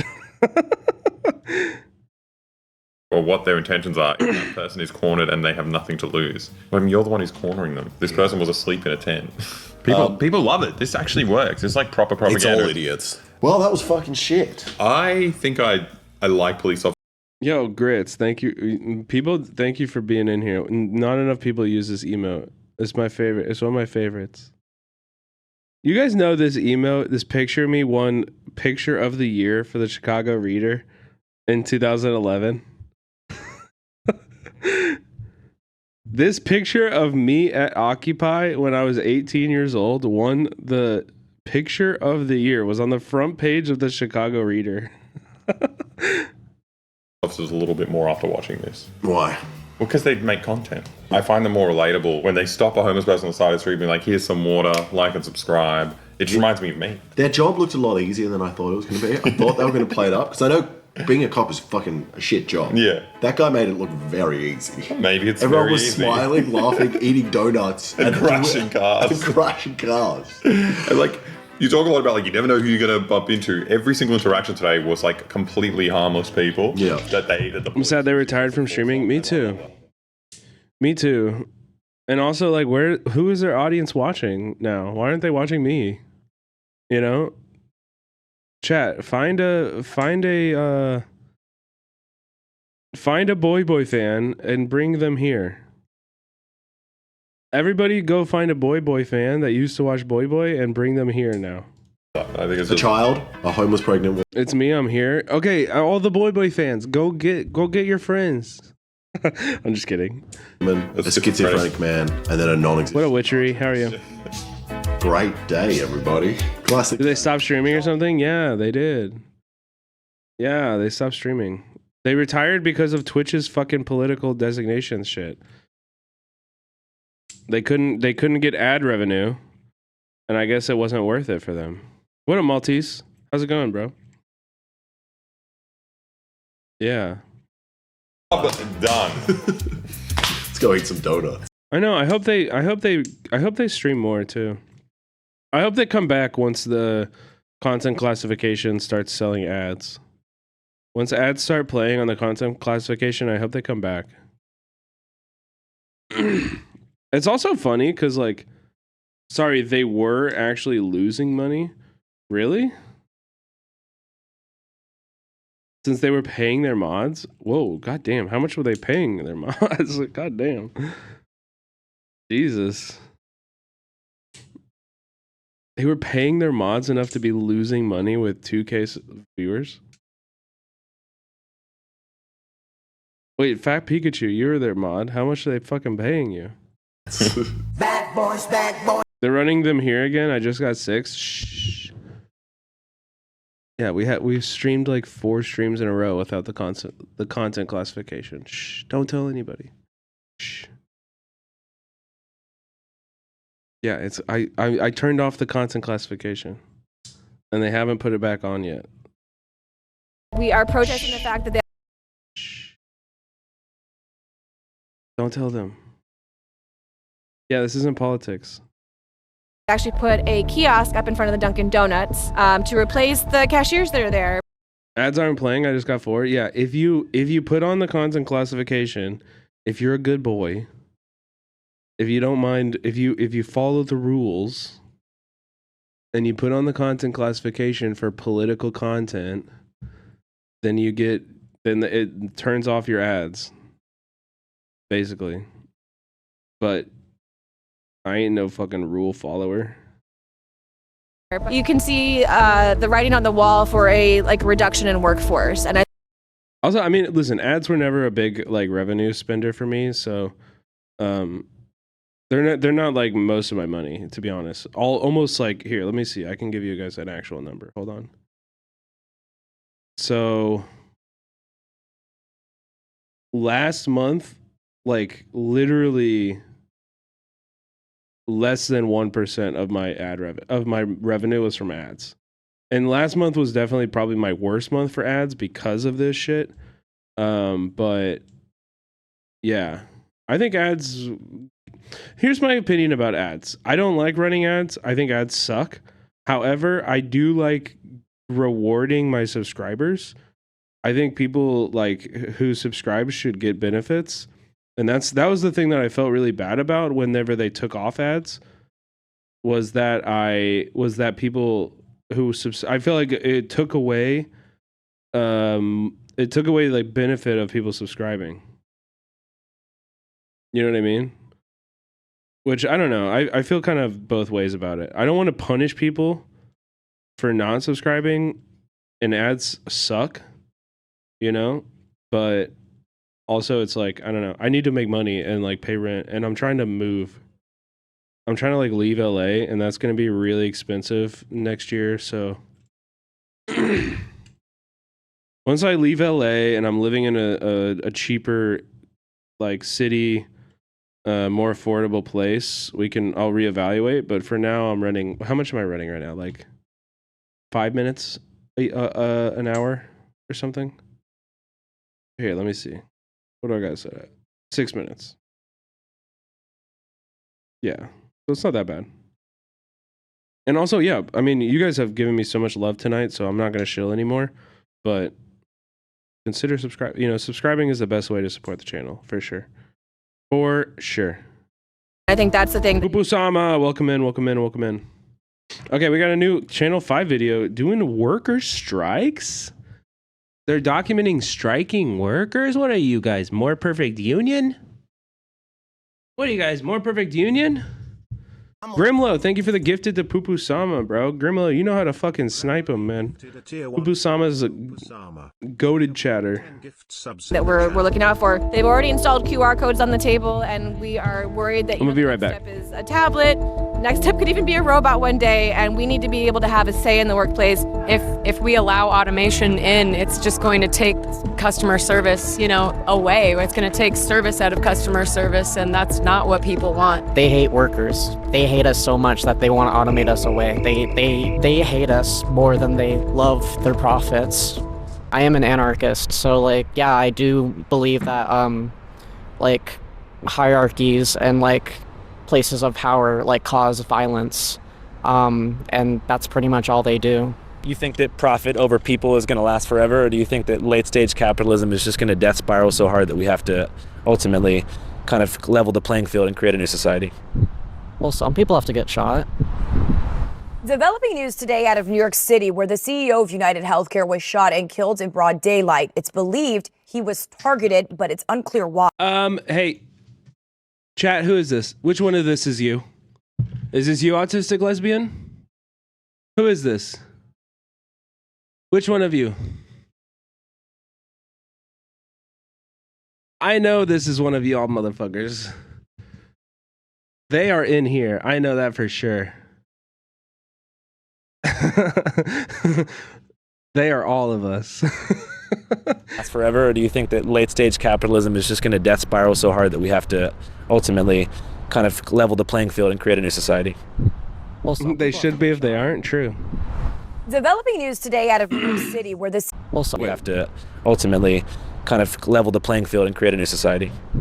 Well, some people have to get shot. Developing news today out of New York City, where the CEO of United Healthcare was. Have you watched the Adam Friedland video yet? No, we'll do that. I think we got two in between. We're gonna watch North Star first, and then that one. Shot and killed in broad daylight. It's believed he was targeted, but it's unclear why. I hope it's not me. Yeah. CEO at Channel 5. Unclear why. Do you see that at the bottom? CEO at Channel 5. It's not me. Yeah. Did you know that every Thanksgiving, 75.9 million Americans use airports like Phoenix Sky Harbor to travel to go see family elsewhere in the world? It's crazy, right? It's a big week. But guess what? There's a lot of beef right now at the airport. You know why? Hundreds of restaurants and concession employees on strike, planning to continue their protest tomorrow. And because of this, restaurants and concessions will be shut down. The workers with HMS Host, a vendor operating many of the restaurants and coffee shops inside the terminals, say it's time for their demands to be met. The workers say they want what most American workers want. That's the ability to keep food on their table and a roof over their heads. Employees want better pay, healthcare, and retirement plans, especially after the pandemic. It's just become very clear that we've gotten to a point where the things that we are asking for are falling on dead ears with the company, with HMS. But I do have to say, I think this is fucking awesome. I'm so glad that Andrew is making this shit. I think it's time, bro. You gotta take accountability for the shit that came out. I still feel really bad about watching this shit on stream, but I'm also like, this is really good content, and it they're always very interesting. It's good reactions, but he needs to make a video about this shit. He needs to actually talk about it in public, and not in a way do your documentary shit. Do your documentary shit and talk to a consent forward male group or something, and share your own experience, and just demonstrate that you're taking it seriously and that you care about it, and that you're making changes in your life. Because I low-key, I want to believe that he is doing that, but without the proof, I still have that nasty taste in my mouth a little bit, You know what I mean? You have the space and the platform, have the conversation, guide other men who are struggling with this through it. Be a leader, that's what I think that's the role you should fill, especially if you've made mistakes in the past, HMS Host paints a different picture, claiming it's offering 12% raises and better benefits, and in a statement says the strike, quote, serves to hurt the traveling public and the HMS Host associates who continue to work during this difficult time. So, we're gonna go to a protest, specifically a Phoenix Sky Harbor food service anti-automation protest. We're gonna meet up with some Dunkin' Donuts employees that may or may not be being replaced by robots in the near future. And we wanna ask some of the employees about how they feel robots pose an existential threat to the American working class. Right. But Rick, I agree. Nothing like accusations to attract the chuds. And I think that is like why we should respect that he's still making this kind of content. You know, it would have been so fucking easy for Andrew to make a right-wing turn after all that shit came out. It would have been so incredibly easy, you know, but he didn't. And I do accept that as like, you know, I will treat him in good faith because he makes shit like this, you know. But at the same time, I don't think it's settled. I don't think it's settled in the mind of his audiences. I think he could do way more to like address this, and I think he should. I think he should, even if it's like, hey, like, you know, I'm talking to a men's consent forward group, and like talking to the ways that they're like dealing with, like, you know, the ways that men are socialized in sex in America, and you know how to like navigate this, and you know, here's the things that I've learned in my journey. I just think that would be valuable. My name is Winona Rue, and I work at the Dunkin' Donuts in Terminal 4. There's 2 kiosks, like, at the front. No one really uses them, but the way it works really sucks, and it... W. Winona. What a great name. it's like less efficient than just going up and ordering. They don't even put the work into the kiosks that they need to have them operate properly, if at all. It's making our job harder because there's all kinds of stuff in the system that we don't have, or that we do have that's not available, and the prices are wrong, and it just makes our job so much harder than just actually going to the table and talking to people ourselves. They'll send an order through on the kiosk, and it'll just silently pop up on our screen. So we won't even, unless we're actively looking at it, we're not going to know about it. We're just sit around like wondering why there's people in the lobby, and we're like, oh, there's a order. Yeah, it's really not efficient. They're down more often than they are usable. They are not connected to any of our computers at Dunkin' Donuts, so we have... Chat, is there anybody in here who like has a really good... Yeah, I know. Thank you. Is there anybody in here who has like a good conspiracy on the McDonald's self-service thing being what caught Luigi? I got like a little bit of whispers of that conspiracy today. I got like some whispers of that. I haven't read anything about it. It's not true. It's not. Yeah, I mean, I said it is a conspiracy, but I was like,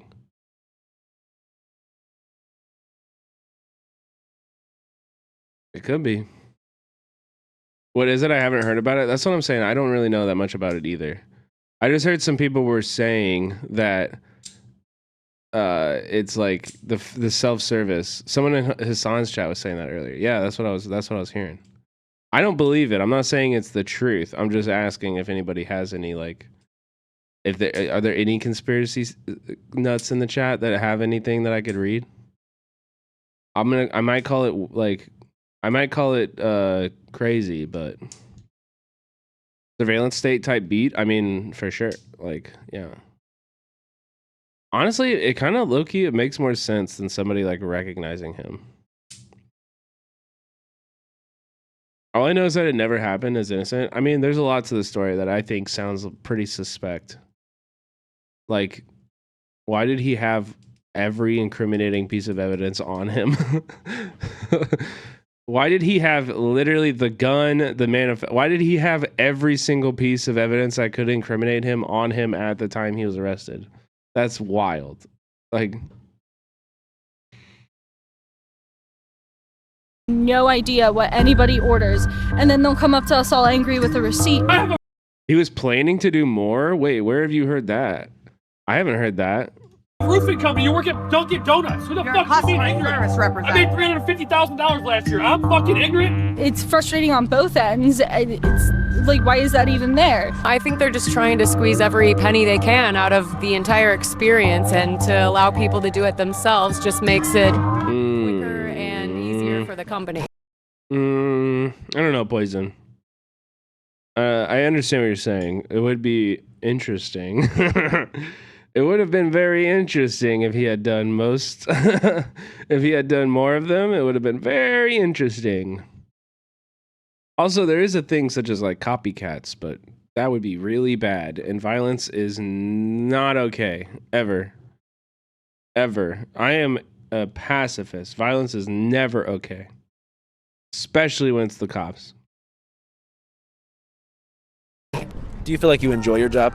No, I've worked customer service for 5 years. I don't enjoy this. I'm here for the paycheck.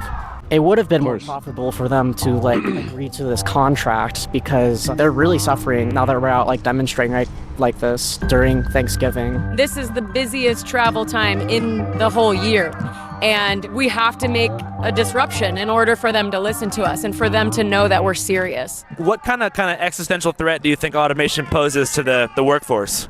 People want human interactions as much as people want to say that, you know, AI and automation is the way. People that come through the airport, they don't want to continue to serve themselves. You know, they want to sit down and relax and not have to think about everything and allow somebody to take care of them. As a server, I don't want to be relegated to a glorified food runner at the end of the day where, you know, the customer is doing my job, and that's not part of the experience that we want when we go out to eat. We actually want to be served. We're emotional support humans for people that come through here sometimes, but I do like that I get to have a lot of interactions with a lot of really cool people. I mean, the best part of my day. Bro, why did you cut to that? They're saying something positive about their customers, and you cut to somebody from fucking our public freakout. Like, what is that B-roll? To know them, see why they're traveling, where they're going to, you joking around like. Quite. Oh, you're talking about Luigi. Seems like regardless of his politics, he felt some kind of responsibility coming from privilege and felt some kind of solidarity. I mean, I agree. I don't think there's any value in getting arrested, though. Like sacrificing yourself for the cause. I agree. He was taking on massive risk for for the goal of reforming the American healthcare system.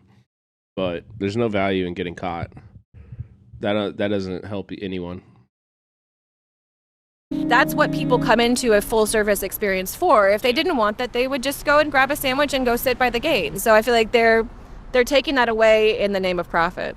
Yo, what's up? Los Angeles, California, 9:30 a.m. I just went inside that Dunkin' Donuts right there. No, that YouTube video is fake, Bolt. That YouTube video is fake. It was like changing its display profile picture after he was arrested and shit. That's not real. I'm not gonna lie. There was, in fact, a kiosk. There was no human interaction happening. You had a counter dividing two. Wait, what the fuck? Wait, hold on. Los Angeles, California, 9:30 a.m. Okay. He went to a different Dunkin' Donuts. Okay. I thought he interviewed the strikers and then immediately went in, crossed the picket line and bought at the airport. Yeah, I just went inside that Dunkin' Donuts right there, and I'm not gonna lie. There was, in fact, a kiosk. There was no human interaction happening. You had a counter dividing two classes of people, the working class and the consumer class, with no cross-verbal traffic. Okay, his understanding of class is... What is a consumer class? The consumer class are just other working class people. What does that mean? Traffic at all. It was solitary. Somewhat awkward. Probably bad for the employees because they're understimulated, I think. But for me, I honestly kind of enjoyed it. Got to walk in there, headphones in. The content creator class, yeah. Didn't have to talk to anybody about anything going on. And now look at it. I have a perfect oat milk infused 16-ounce Dunkin' Donuts coffee in my hand. But that's not why I'm out here filming this. What if I told you there's a service that we use before we go into the field to see how the mainstream media is covering both sides of the issue? Well, that's true. And that service is called Ground News. It's a dope-ass news aggregate that every single day compiles thousands of articles and ranks them from left to right with their to AI and enjoy automated kiosks for their convenience, among other things. What do you think about automation and AI? I think it's a great idea. It just seems to make it much more swift. Some of these, it just makes traveling so much easier. We thought it was pretty neat, you know. Over here, they're protesting. Like, it makes traveling easier to not talk to a person that pours your coffee? Why?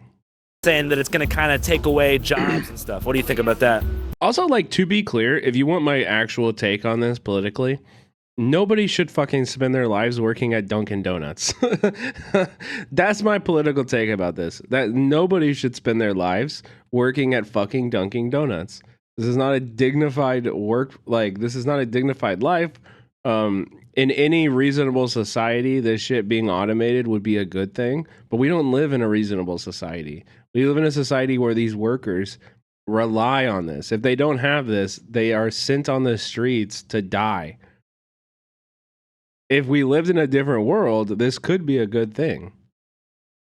You know? If it allowed us to work less hours, if it freed us from from our labor, it would be a good thing. But unfortunately what is used and how it works is that it just reduces their labor costs and increases their profits, and the rest of the working class, unless you fucking own a Dunkin' Donuts, this is just a negative net, you know? It's a net negative for everybody involved. You know, like, otherwise, this would be a good thing, of course. Well, you can always look at it two ways, I think, because you're creating jobs on the other side, too. You know, someone's got to build the robots, someone's got to maintenance them, someone has to put the food on it somehow. It's back and forth. You know, you might lose one here, but you're going to gain another one here, I feel. How do you feel about QR code menus? Kind of bland to me. Yeah, it's mid, below grade. Do you feel like automation poses an existential threat to the American working class? I'm sorry, I wasn't listening. Do you feel like automation poses an existential threat to the American working class? No, not at all. If you work your ass off, if you work hard, then no, you shouldn't have anything to worry about. Frankly, there's a lot of young kids right now who don't want to work. Yeah. Oh my God. You know, and it's not that I want to automatically replace them, but I don't think it'll ever be like when I grew up. What do you do for work? What do you do for work, Grandma? Oh, you're living on retirement and like your husband's like investment portfolio? Oh, it's so interesting. It'd be really sick if I could look forward to a retirement. Unfortunately, because of old fucking raisin ass bitches like you, a retirement is not anywhere near the realm of possibility for my future. When I'm your age, I'll be working at fucking Dunkin' Donuts, repairing the robot. I feel like nowadays, because of TikTok and stuff, all the kids want to be YouTubers and dancers and rappers. They don't want to like be engineers and scientists and doctors anymore, and definitely not soldiers. And definitely not carpenters or plumbers or whatever, which to me right now, I wish I was starting a job. I wouldn't mind starting out at $50 an hour. I think who the fuck is making $50 an hour starting out? At what job? Like, this guy is so stupid. I hate these people. Kids, male, female, you know, it doesn't make any difference. I have the sense of not wanting a real job. Just, you know, I want to just kind of do what I want. And they expect $20, $30 an hour to start. They want a new house right away. They want a new car, a new boat, a new Sea-Doo, whatever it is. And it's like, give me a break, dude, you know? Are you pro-cap? Yeah, he should have pressed these two way harder. He should have pressed them way harder. Instantly, I would have said, what do you do for work? Instantly, I would have said, what do you do for work? I want to know what they do for work. I want to know when they bought their first house. I want to know a lot. This is the weakest Channel 5 video to date. No, I thought the coverage of the strike was good. Capitalism. This second half is a little sus. I will agree. Yeah. I guess yeah. It's better than everything else we got, like being shoved in our face, right? Yeah. So I guess I'll take capitalism. Are you optimistic about the future of American capitalism? About that specifically, I'm not optimistic about that if it keeps continuing. No. How come? Well, because it's hard to live. I mean, I live in a studio, converted from a garage, two blocks down from my landlord's McMansion. Like that's how I live. That's pretty much, give or take, how I've been living for like 5 years. I've been getting a taste of the real world for like years. So like I don't know, like why do these people have to? Why do these people deserve anything better than what I have, you know? For sure. Yeah. What are your passions outside of working here? I mean, I do art, I guess, yeah. What kind of art? I draw, I guess, yeah. That's cool. Do you ever think about, like, you know, after this going into illustration or something like that? No, that's fucking insane, because like even in our current society we have like as much, you know, like I'm not gonna have the opportunity, no. Well, shit, you never know.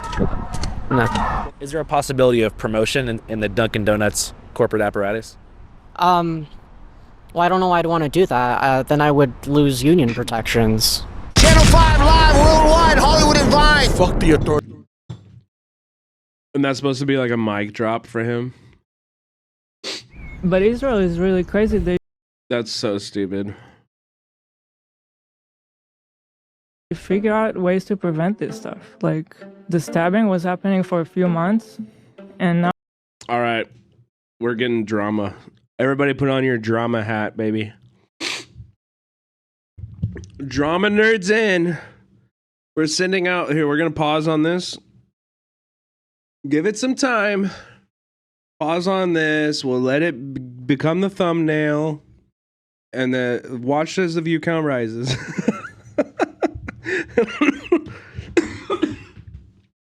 All right. Now it doesn't really happen so much, and I don't even know how. Yeah, but they have like their secret ways. Look, we just got 11 new people in right now.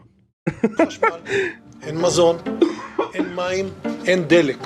הכל סגור. אנחנו נלחמים בחיות אדם, ואנחנו נוהגים בהתאם. When you talk about privilege, let's talk about someone who... Oh, yeah. Comrade Casey is streaming, and he's been doing it pretty regularly. He only streams for like 90 minutes. Which I want to reach out to him and tell him to stream for longer. But yeah, Comrade Casey has been streaming on Twitch lately. So chat, you should definitely go follow.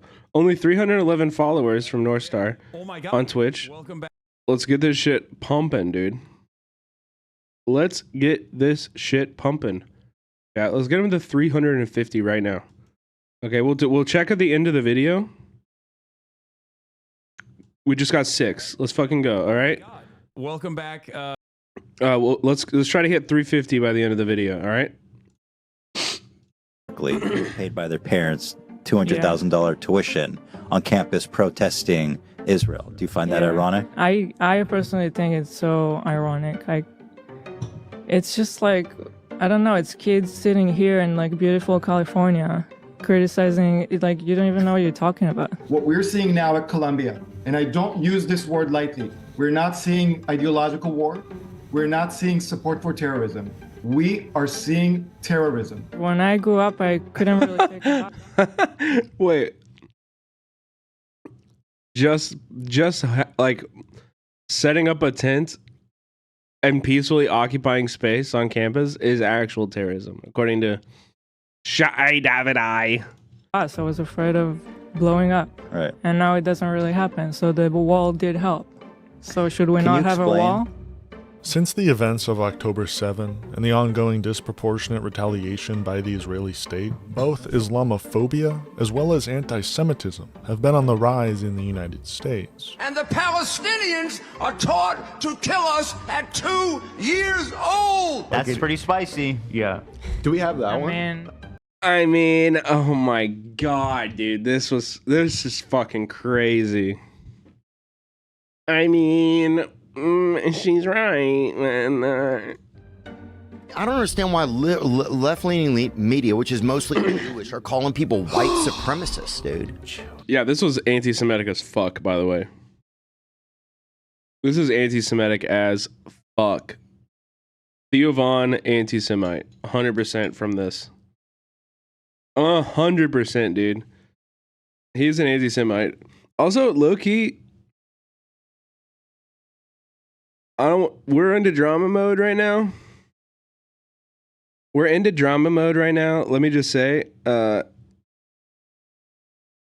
miss it. What did he say? He said all media is like controlled by Jewish people.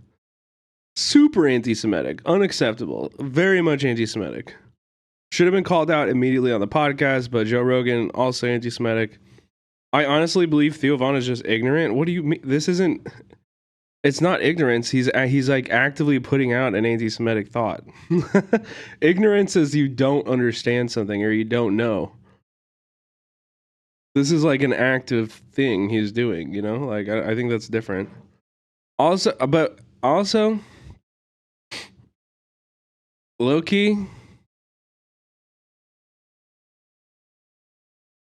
I saw a clip of Bradley Martin having on Dan Blazarian, in which they were actively like denying the Holocaust together.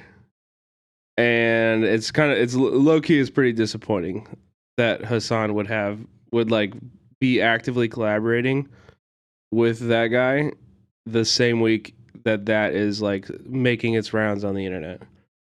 I don't think that does us on Twitch any favors. Hassan hanging out with weirdo gym dudes. I don't care if he's a weirdo gym dude. I care that he's a fucking like Holocaust denier. Like, that's not okay. What are we doing? You know? I don't know. It's just fucking weird and gross. Did you just say that? Yeah, I just don't understand. Left-wing media is mostly Jewish? In order for Israel to maintain their system of apartheid and to justify I mean, Hassan didn't know that was about to happen when he went into his gym. I didn't watch this fucking gym stream because, like, who cares? But, like, did anything happen when he went to the gym? Has he said anything about it since then? He could have, and I don't know. But I mean, I'm just like, bro, like, you're not doing us any favors. Like, as somebody who's like on the left and is like probably more affected by this fucking, you know, he called it gross. Yeah, well, it is gross. I mean, yeah, that's the right response.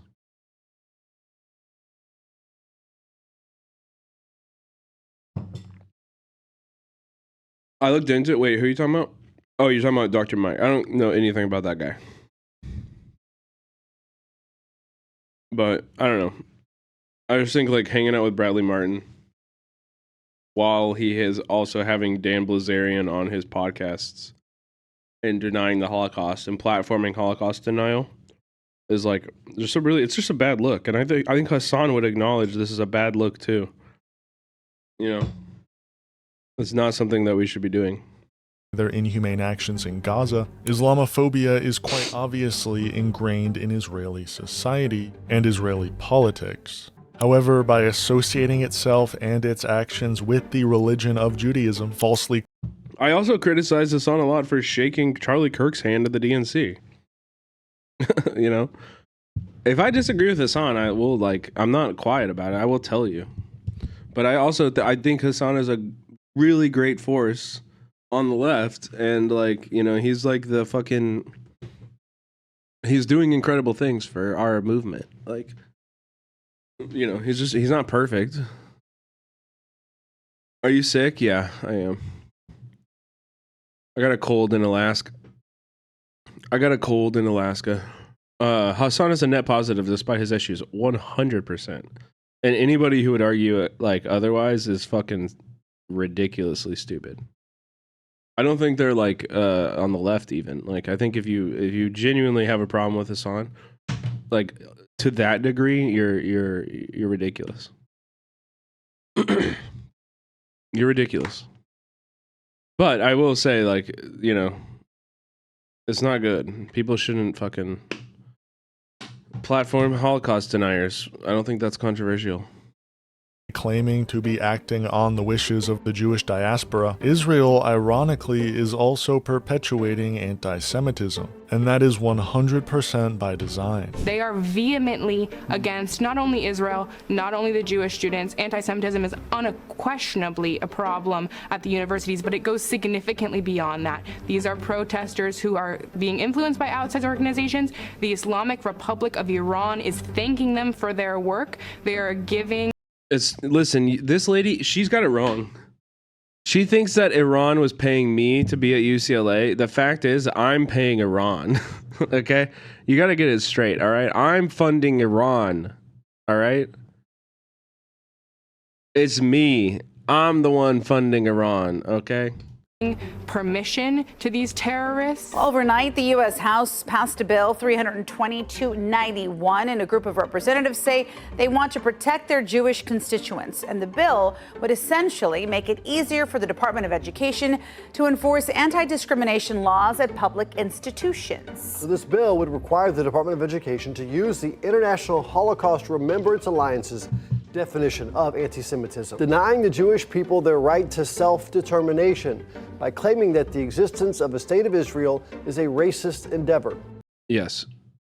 The state of Israel is a racist endeavor. 100%. And this is what is actually so insidious about the IHRA definition, because of fucking course, dude. Of fucking course, ethno-nationalism is racist. This just in, chat. If you're an ethno-nationalist, you might be racist. You might be fucking racist. It's crazy, I know. It's crazy to think about. By the way, chat, I'm gonna pin this. Please, for real, I want to get Comrade Casey. This is a North Star Radio. Comrade Casey, this is the creator of the video we're watching. Oh my god, we almost did it. Let's fucking go. Dude, wait, can we get to 400? Can we get to 400, chat? If you're not following, please go follow Comrade Casey. This is his video.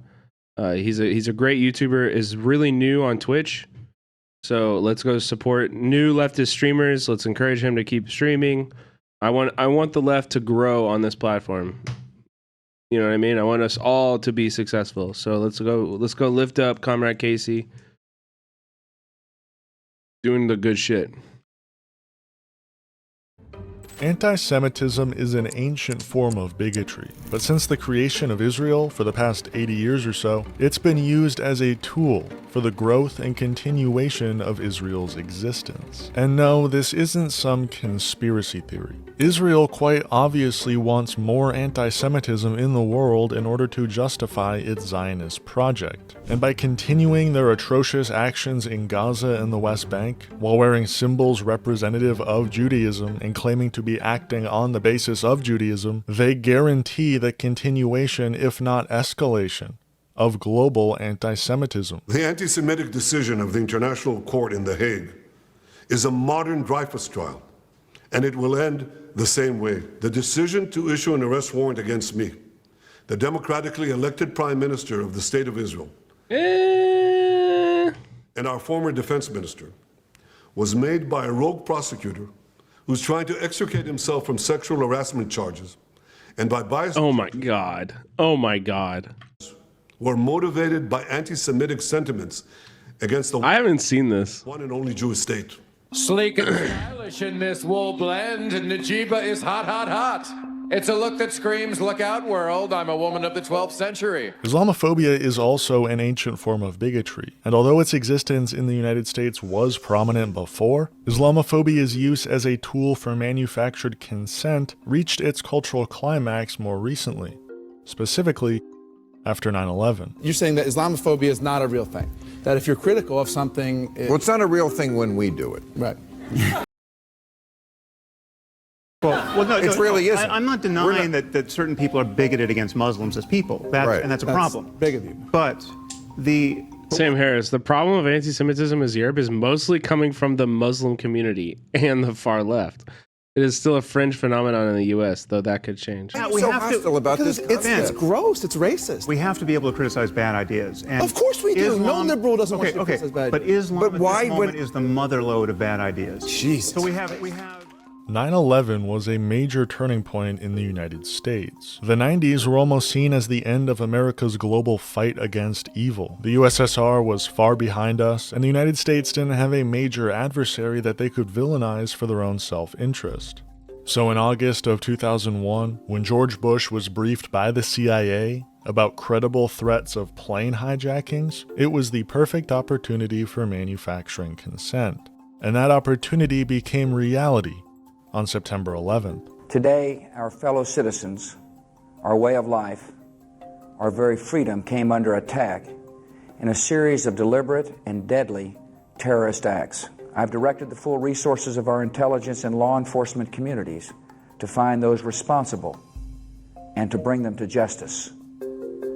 We will make no distinction between the terrorists who committed these acts and those who harbored them.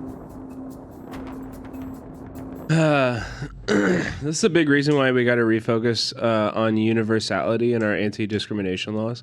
Anti-Semitism cannot be a more serious bigotry than others. Bigotry is bad, period.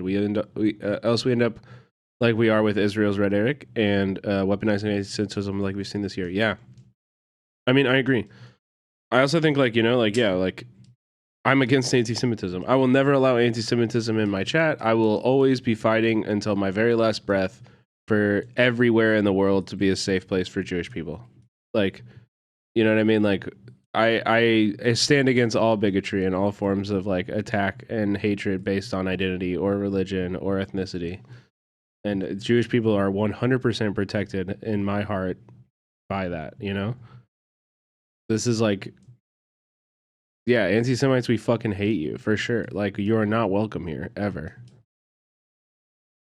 For the next 2 decades and counting, the United States would use this day to not only justify their actions in Iraq, but to justify any sort of potential war crimes inflicted on an Arab or Muslim population. The 9/11 attacks were carried out by Al-Qaeda, an organization headed by Osama bin Laden, which had openly declared war on the United States and was committed to killing innocents in our country and around the globe. And so we went to war against Al-Qaeda to protect our citizens, our friends, and our allies.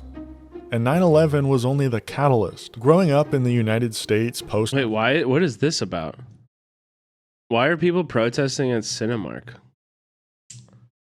Is this a protest or what's going on here? This is awesome. I want to know this. I really want to know the whole story.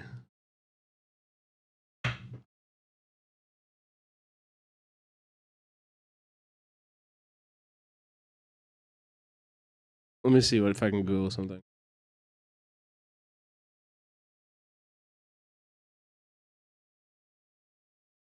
Wait, it's for United 93? Trailer for 9/11 movie sparks cinema protest. A controversial trailer for the film United 93 will continue to be shown despite being pulled from Manhattan cinema. Do you think that's what this is about? 9/11, I was surrounded by subtle yet quite obvious in retrospect. I don't think we'll ever know. Arab propaganda. 2013. That's probably, honestly, United 93, probably the best 9/11 movie. I think that's pretty uncontroversial. It's actually a good book. Of World War Z, a zombie or a good movie. Yeah, it's a good movie. The apocalypse movie, where at the movie's climax we see also crazy. Listen, I saw United 93 in theaters when I was like a kid. I don't know when it came out, probably like 2002, 2003 or something. Okay. I saw that shit in theaters because I was like very interested in the world. And after the movie ended, I will never forget this. After the movie ended, one guy stood up in the theater, credits roll. Also, like, spoilers, but the last shot of that movie is just a shot out of the cockpit. And like, it's United 93 is the plane that went down in like Pennsylvania that was like supposedly headed for the White House or something like that. And so it went down in a field because the passengers like revolted and like we don't really know what happened on the plane, to be honest, but it crashed in the middle of a field in Pennsylvania. And on the movie, the passengers like revolt. I think I haven't seen it since then, but I remember it very clearly. And some guy got up in the middle of the theater and was like, "This is what our government is doing to us." And some other guy got up and like started screaming at him. It was like, dude, this fucking fight broke out in the movie theater. And I swear to God, truly, I low-key credit that moment as like when I was like, oh, I want to make movies. Like, actually, that was like a big moment for. I remember it so fucking clearly, like it was yesterday. Something just clicked in my brain while I was like, wow, this movie made these people feel something so strong. Like, I was like, holy shit, that's incredible. Like, this is what the movie does. This is what movies can do, you know?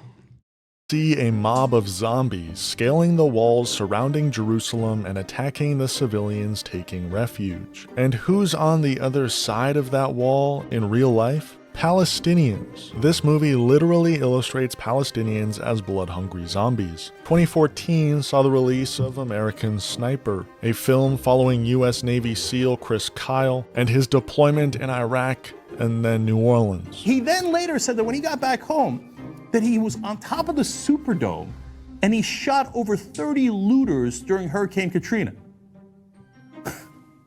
What a... Wait, dude. I never knew Chris Kyle looked so much like Grimlow. Wait.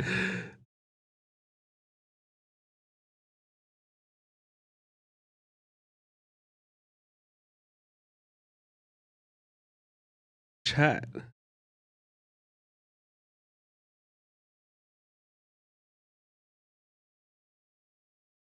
Wait, you don't see it? What do you mean an actual picture? You don't see it?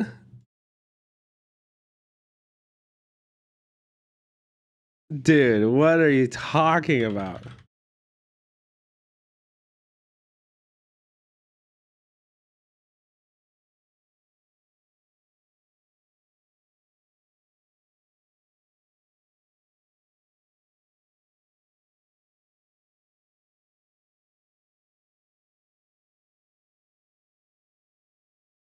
Bro!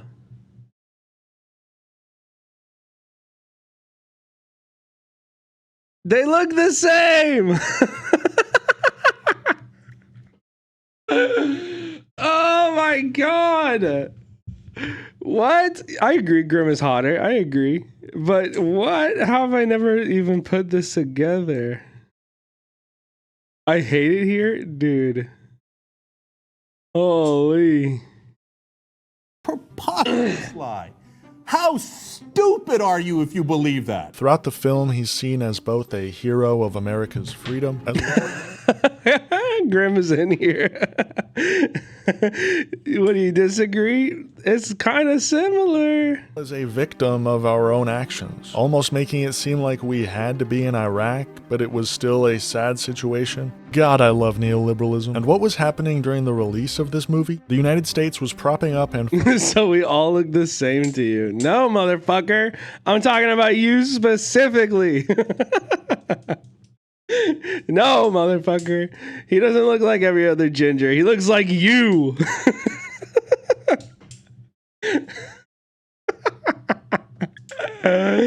It's okay. I know you would never shoot a bunch of brown people in the desert or lie about it or try to fight Jesse Ventura. Rebel groups in the Syrian civil war to overthrow President Bashar al-Assad. And whoops, we just created ISIS. We also grew up with master works like I didn't even know who we were talking about. Yeah, it was Chris Kyle. Yeah, it was Chris Kyle. And Phillips, where Somali pirates are given zero humanization or explanation for why they're hijacking ships, the only explanation being they're just a bunch of crazy Arabs. Or the beautifully innocent movies of Sacha Baron Cohen, a British man who's made an entire career off of perpetuating dehumanizing anti-Arab stereotypes. In my country, we have KFC, Kazakh fried cat. These associations in our media create an anti-Arab bias in the mind of its audience. But where those biases are confirmed is when these victims of American imperialism reach a point of retaliation, like the events of October 7th. Today, the people of Israel are under attack. In this moment of tragedy, I want to say to them and to the world and to terrorists everywhere, the United States stands with Israel. I got up this morning and started this at 7:30, 8 o'clock, my calls. Hamas terrorists crossing in Israel, killing not only Israeli soldiers, but Israeli civilians. Entire families taken hostage by Hamas. Just days after Israel marked the holiest of days in the Jewish calendar. It's unconscionable. For the past year, ever since October 7, 2023, Islamophobia has seen a resurgence in American media. Palestinians are described as terrorists who have a hidden desire to unalive Jewish people from a young age. Rudy was saying that Palestinians are taught at 2 years old to kill Americans. That's pretty spicy. Yeah. Do we have that one? mean, Like, come on. Dude, this clip never gets better. You should look at her face when it happens too. That's pretty spicy. Yeah. Do we have that I one? mean, Like, come on. The other one. I could add it. And those who support the people of Palestine are labeled anti-Semites or even terrorists themselves. What we're seeing now at Colombia, and I don't use this word lightly, we're not seeing ideological war. We're not seeing support for terrorism. We are seeing terrorism. And what it was literally a vigil for terrorists. Now, I was on the University of Washington campus last week when they had this big rally, this big march for Hamas, when they were literally chanting, "From the river to the sea, Palestine will be free." No way. Wait, they said that? They were literally chanting that? No way. No way. Wait, really? For freedom? They were literally chanting for freedom? Dude, fuck. Oh my god. Chad, what are we gonna do about that? Free of Jews. They want all Jews out of the land. I had people literally tell me to my face that they were celebrating the fact that babies had their heads cut off. There's nobody on the entire platform to call him out. Nobody. They've all been banned. They've all been banned. I just did it. I just called the motherfucker out, okay? Stop hanging out with clouded muscle boys that are Holocaust deniers. I'm calling you out, motherfucker. Nobody. There is not a single dissenting voice with his straight up radical, anti-American, anti-Semitic, pro-China, pro-Russia, pro-terrorism takes. This is fringe, psychotic shit that is not normal. Anti-Semitism, however, has also been on the rise since October 7th, thanks to Israel's undying ability to associate its war crimes with the religion of Judaism. A religion, by the way, that is fundamentally built on peace and the idea— Was that about Hassan? Yes. —of loving thy neighbor as thyself. My Jewish values teach me to oppose apartheid. Now, the reason I've decided to make this video is not simply to analyze the growth of both Islamophobia and anti-Semitism. The way politics is today, political analysis becomes significantly more interesting and easier to understand when discussed in the context of internet drama. In fact, this OG YouTuber has built an empire, a dying empire, off of internet. Ooh, I want to see that graph. Has built an empire, a dying empire. Oh, yikes. Empire. Ouchie. Oh, god damn it. Come on. I'm trying to read that. This OG YouTuber has built an empire, a dying empire. Ouch. Ouchie. Ouchie mama. From January 2023. Averaging about 1.5 mil, 1 mil. And yikes, we're down in the 500K. Oof. Bummer, dude. Maybe you should stop being a bigot. Develop some self-reflection, please.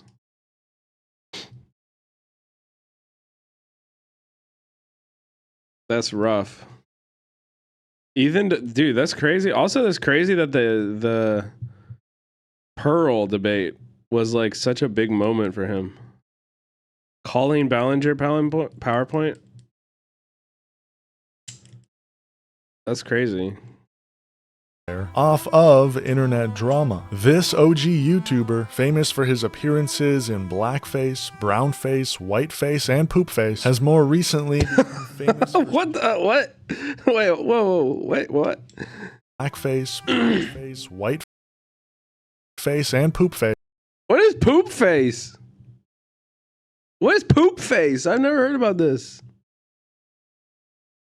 has more recently become famous for spewing, on the daily, both Islamophobic and anti-Semitic rhetoric. Fresh criticism for Hassan, who is an outright supporter of terrorism, quite literally. He is a champion for terrorism and a supporter of terrorism. And if you don't believe me, watch the video. Now there's a lot of details I could get into regarding Ethan's racist crash out, but I'll save that for a future video. What I really want to focus on today is this tweet and the context of this tweet by Hassan Piker. My former podcast co-host misunderstood me when I said in America that anti-Semitism is institutionally unacceptable, but Islamophobia is permitted if not encouraged. Yesterday, he proved my point. Ethan has a long history of Islamophobia, stretching all the way back to his time in Israel. Go figure. Like when Ethan and Hila visited an Arab village, and Ethan was afraid of the call to prayer. By the way, the call to prayer has been banned in many Israeli, like in the last month, in a lot of Israeli Arab, even Arab majority areas inside of Israel, they've banned a call to prayer because it's scary. It's scary for people. Hila, are you sure we're going the right way? Hila, are we going? Like, this is just such clear Islamophobia. Because if you had no cultural connection to this, it would be like, wow, this is beautiful. Like, what is this? Like, what is going on here? You know? For you to have a response of fear, it literally comes from a place of like your cultural perception of like Islam. Going the right way? I'm hoping so. Yeah, no. I don't know, we just need to find the water. You know what they say? Follow the Allah Akbars. Or when Ethan said Arab Muslims have an inclination towards committing acts of violence. I do, on the other hand, acknowledge that, like, I think per capita, a lot of the weird fucking terrorism and crimes and shit, I mean, there's definitely some strong thread of violence through the Muslim community. Yeah. Or Arab Muslims, to be more specific. Or when Hila said the wall between Israel and the West Bank had to be built and was proven effective. They built a wall, and Israel should be a one state with Palestinians and Israel's all living together. They should. It literally is. Israel is a single state right now. Israel has full military like freedom. Nobody is stopping them. It is a one state right now. Should reduce the border of the gate. That to me seems like super ignorant. It is, because when I grew up, I couldn't really take a bus. I was afraid of blowing up. Right. And now it doesn't really happen. So the wall did help. There's still a lot of other ways. There's tunnels and, you know. Yeah, rockets. Yeah. When Hila was a kid, there was no wall around Greater Israel that blocked out the West Bank and Gaza. They're like, what? Yeah. So, hey, people are really upset. People are really upset at us. You know, for like routinely humiliating them with our army, you know, for like instituting these inhumane checkpoints, for, you know, bombing and destroying water treatment facilities, making life unlivable in most of Gaza or in the West Bank. People are really upset about it, and to the point where they're bombing buses. So what should we do? Increase the apartheid oppression. Like, that's the only option that you can really think of. It's not like, maybe like treat these people with dignity. Like, maybe like have an understanding of why these people are doing that. Like, it's not like the Palestinians haven't tried peaceful points of resolution up until this point. They had people negotiating. They had people going to the UN. They've been doing it the whole time. They've tried everything. Yeah. And it was like, I remember in the newspaper when you were growing up, almost daily, right? Not Suicide daily, bombs but it was weekly. happening a lot, and it was terrifying, yeah. In cafes, shopping malls, in buses. Mm-hmm. And it was just like a slaughter. It was just a slaughter. And so they're like, oh, let's build a fucking wall then. And lo and behold, no more suicide bombs. And my whole time there, my whole 5 years living there, there was like one failed, shitty attempt. Mm-hmm. You know, the list goes on. You told me a mission with them. to like a terrorist city. But these clips are all quite old, and for a while there, And he calls Ramallah a terrorist city. Like, Ramallah is one of the centers of Palestinian culture and Palestinian food. Art, food is thriving in Ramallah. And his description of it is a terrorist city. Everybody who lives in terrorist city is a terrorist in Ethan's mind. Ethan was able to hide any of his own Islamophobia. Yet when October 7 took place, Ethan Klein's Islamophobic tendencies came to the forefront. I find it incredible that people think that Hamas is going to take over all of Israel and happily coexist with Israelis. I'll be right back, The chat. state of Palestine, it makes sense. But if you're in one state, all that's going to happen is like everybody is trying to bring as many people there as possible. And like by the time, there frankly are a lot of Palestinians, right, in the area. And once the Palestinians outnumber the Jews, basically anything is fair game for the Jews. Anything. Oh, it's going to be a secular country? You mean Hamas, the Islamic fundamentalist group, is going to come out and do a secular country? What the are you talking about? I feel like people are so deluded. They'll look at something like From the River to the Sea and be like, oh no, that doesn't mean that they want to, they just want to create a secular state and peacefully live with Israelis. By the way, segregation is not real. There's 20% of the population in Israel is Palestinian, full citizens, integrated in all levels of work. And over time, he played victim, claiming that people calling him a Zionist are being anti-Semitic. Ironically, an anti-Semitic statement in and of itself. But I'll get to that in a bit. That's my problem, is that people, they're watching with the expectation, they're looking for any little nugget to get indignant over and to call me a Zionist. If you call me a Zionist, you're anti-Semite. You know why? Because I'm not a fucking Zionist, and I've made that exactly profoundly, deeply clear. So when you see someone on Twitter, when you see someone in the audience calling me a Zionist, what they're calling me is a fucking Jew. And this whole Zionism thing is just so fucked up. It's basically a purity test on Jews. You got to be, are you a good Jew or a bad Jew? So in what world is that normal to be like? Okay, this dude has no understanding of what that word means. Like, let's just be real. He doesn't know what Zionist means. He doesn't like how it feels when people call him it, but he certainly is one. He believes in the existence of a Jewish ethno-state on the land that was historically Palestine. That is my definition of a Zionist. And I would say that Ethan 100% fits that description. But he just doesn't like being called that because, well, unfortunately, Zionists are the modern day Nazis, and he recognizes that that's how they're perceived, you know? And like, I mean, I'm sorry, but if you support ethno-nationalism, don't be surprised when people compare you to other ethno-nationalist groups. You know, it's not hard. I don't know what to tell you. Sorry, no Zionists. Death to Zionists. So, you know, you go to all these campuses, no Zionists allowed. So they're saying, are you a good Jew or are you a bad Jew? That's the conversation. And again, I emphasize this because I don't think people appreciate it, but 90% of the world's Jews would be considered Zionist.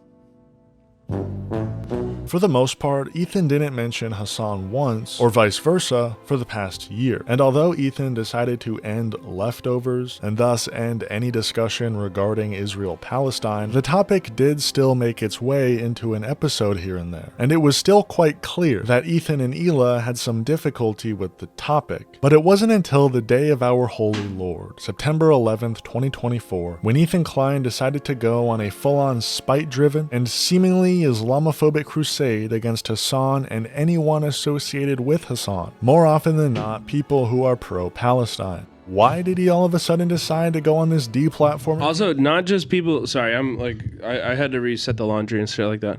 Also, how come every time I come back, the camera turns back on? Oh, I think it's because I'm pushing pause or spacebar to pause the video, and it's highlighting that and putting it back. Okay, whatever. But listen, like, he is not just going after other people who are pro-Palestine streamers. Okay, and I'm sure Casey will get to this, but he is very much going after Arabs. Like he looks for Arab voices, because I don't know if you guys know this. Frogan is not like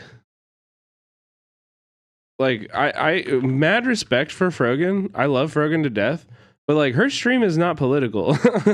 Like Frogan's just chilling most of the time. You know? Like she's just like having a good time watching reality shit. Like she does not focus her content on her politics like I do. You know, or Grimlow or Sean, yeah, like you know, like if it was even really about this, like he could find better people to go after. You know, but it's not. He just goes after like Arab people, like anybody who's visibly Arab on the internet and challenges him or says anything remotely negative about him gets like fucking attacked, and it's really fucking gross and disgusting. Also, what up, Via? Welcome in. Even eggs, yeah, dude. It's so fucked. Also, chat, please go support Vio. Go support Vio and all the comrades that were in the in that ban wave, because it's actually fucking super gross. And I promise you that none of the creators that were involved in that ban have fully recovered. They're still not fully whole. You know, being like banned for a month, having all of your recurring subscriptions canceled, that shit really fucking affects you, you know? It really affects you. Want to play our vid on our support? Wait, the new one? Against pro-Palestinian streamers, many of whom are Arab themselves. Simple. They were promoting terrorism and simping for Osama bin Laden. My friends, it's so good to see you again. Happy Friday to all of my beloved audience members, to my crew, to my beautiful wife, to my dogs. TGIF. I want to talk about my beef with bin Laden. Okay. Okay. Now, I made the brave assertion on Instagram, and again, this stems from these TikTok people who are like being like simping for bin Laden because he was anti-American, and failed to read the rest of his manifesto, in which he said specifically, the reason I did this attack is because you're all gay Jews who aren't Muslim, it's doing Sharia law, and also you give loans. I saw this tweet, and it had and this moment, it got even more, but it had 160,000 likes, 9 million views. So there's a lot of people on Twitter who are like, yeah, this guy's onto something. Do Americans actually know why bin Laden did all that? Or it's wild to be doing like rhetorical legwork for the Iraq war in the year 2024, for the Afghanistan war in the year 2024. Like, that's wild. That's wild. You're doing CEI talking points about bin Laden in the year 2024. Or do they believe he... And I mean, listen, the reason is this guy doesn't know shit. Like, I sometimes I low-key, sometimes I feel like kind of bad because I'm like beating up on somebody who's obviously just like a fucking idiot, you know? But then I remember how hellish he's made my friends' lives, and then I kill that part of my brain, you know? Like, he deserves all the smoke. This guy deserves all of the smoke possible. If I can dedicate any amount of time to shitting on this guy, he deserves it. He hated that they can vote or something. And what's interesting to me is that when I actually read his writings and learned about it, it occurred to me that, like, holy shit, that is kind of why he hates us. He did quite literally. Also, by the way, I do want to say Ethan Klein posted a newer video on YouTube. I watched it off stream, so we're not going to watch it on stream. But hello, everybody. Genuinely, outside of the Dan Clancy shit, which is really stupid, the YouTuber that or the Twitch streamer that he highlights, like this guy actually should be banned. This guy actually should be banned. This guy is genuinely an anti-Semite, and if Ethan is actually going after anti-Semites, like which this guy very clearly is, I think he makes the point that this guy is an anti-Semite very clearly. His audience is anti-Semitic, like. This guy should be banned, and I support this kind of like shit. If you actually go after anti-Semites, I'm right here with you, bro. I'm right here with you. Like, you know what I mean? Like, I'm here. Let's do it. Let's get these people off of this fucking platform. There's no space for anti-Semitism on this platform. Let's do it. I'm down. You know? But going after anti-Zionists because you don't like the criticism of your politics is totally different. It's totally different. They hate Americans because they could vote and had freedoms. He specifically states in his writings. What the fuck does that have to do with Hassan or Politiwitch? Nothing. And I mean, I don't even think he really like made that comparison in the video. Reasons: homosexuality, lack of Sharia law, drug use, lending of money, and letting Jews run the country or the world. Frankly, please read. I'm just saying, I don't think just because like false accusations of anti-Semitism are being like are so common and are being shared around like that, I don't think that means that we should like ignore actual anti-Semitism that is happening. I think we should still be hyper vigilant. We should still never allow anti-Semitism on the platform, and like period. And if there are examples I don't watch that guy. I didn't know about that guy until Ethan made that video, you know. And now that I know that guy, like he's on my shit list. You know, I want that guy banned. He should be banned. I think the guy he made the video about was banned, right? Yeah, but only for like 2 weeks, and apparently it got reduced to 1 week. You know, so it's like that guy has 1.7 million followers and was saying explicitly really disgusting anti-Semitic shit. Like he should be banned 100%. That should not exist here. His writings before regurgitating tanky talking points and running defense for a mass-murdering, homophobic, anti-Semitic piece of shit. Fuck Bin Laden. Anyone trying to rewrite history? Yeah, I mean, if I want to extend a little bit of grace to some of these people that I'm assuming have well, I mean, two-based. It's because, of course, because there's the reason is Twitch is the only platform, literally the only platform on the internet that hasn't actively suppressed anti-Zionist thought at all. You know? Like Instagram, Twitter, Facebook, everywhere else. Everywhere else, if you say the word Palestine, you are getting like delisted from the algorithm. You're getting deprioritized by the algorithm. Your stuff is going to perform worse. Every single other platform. Twitch is the only space on the internet that I know of where you can openly talk about Palestine and like cover this news and like actually develop an audience and be, have like some sort of like YouTube. I think YouTube definitely suppresses political content for sure. I think you can still get to it from like your algorithm, but yes. For sure. We dove into all of this like a long time ago while this was all happening, but IDF unit, I think it's 8200. Yeah, so like this is one of those things with Israel where it sounds like it's a conspiracy theory. And it sounds it like on its face, if you just said this out loud without providing sources, I would probably be like, are you anti-Semitic? It would make me raise an eyebrow. But unfortunately, it is just factually the truth that Unit 8200 is an Israeli intelligence corps unit of the Israeli Defense Force responsible for clandestine operation, collecting signal intelligence and code decryption, counterintelligence, cyber warfare, military intelligence, and surveillance. Okay? Now, what's important about this is that people from this organization, from this Unit 8200, are shipped and put directly into the headquarters of like every social media platform.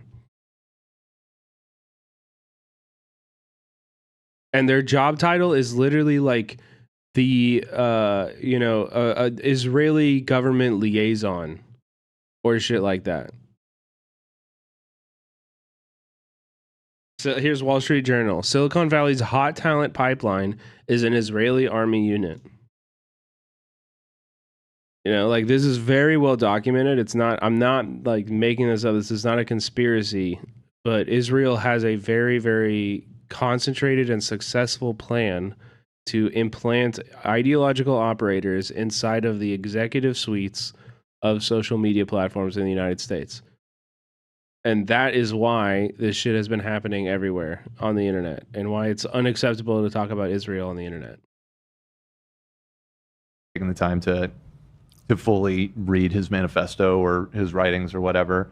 You know, there are parts of it where he's critiquing, you know, U.S. imperialism and messing with countries in the Middle East, like you said.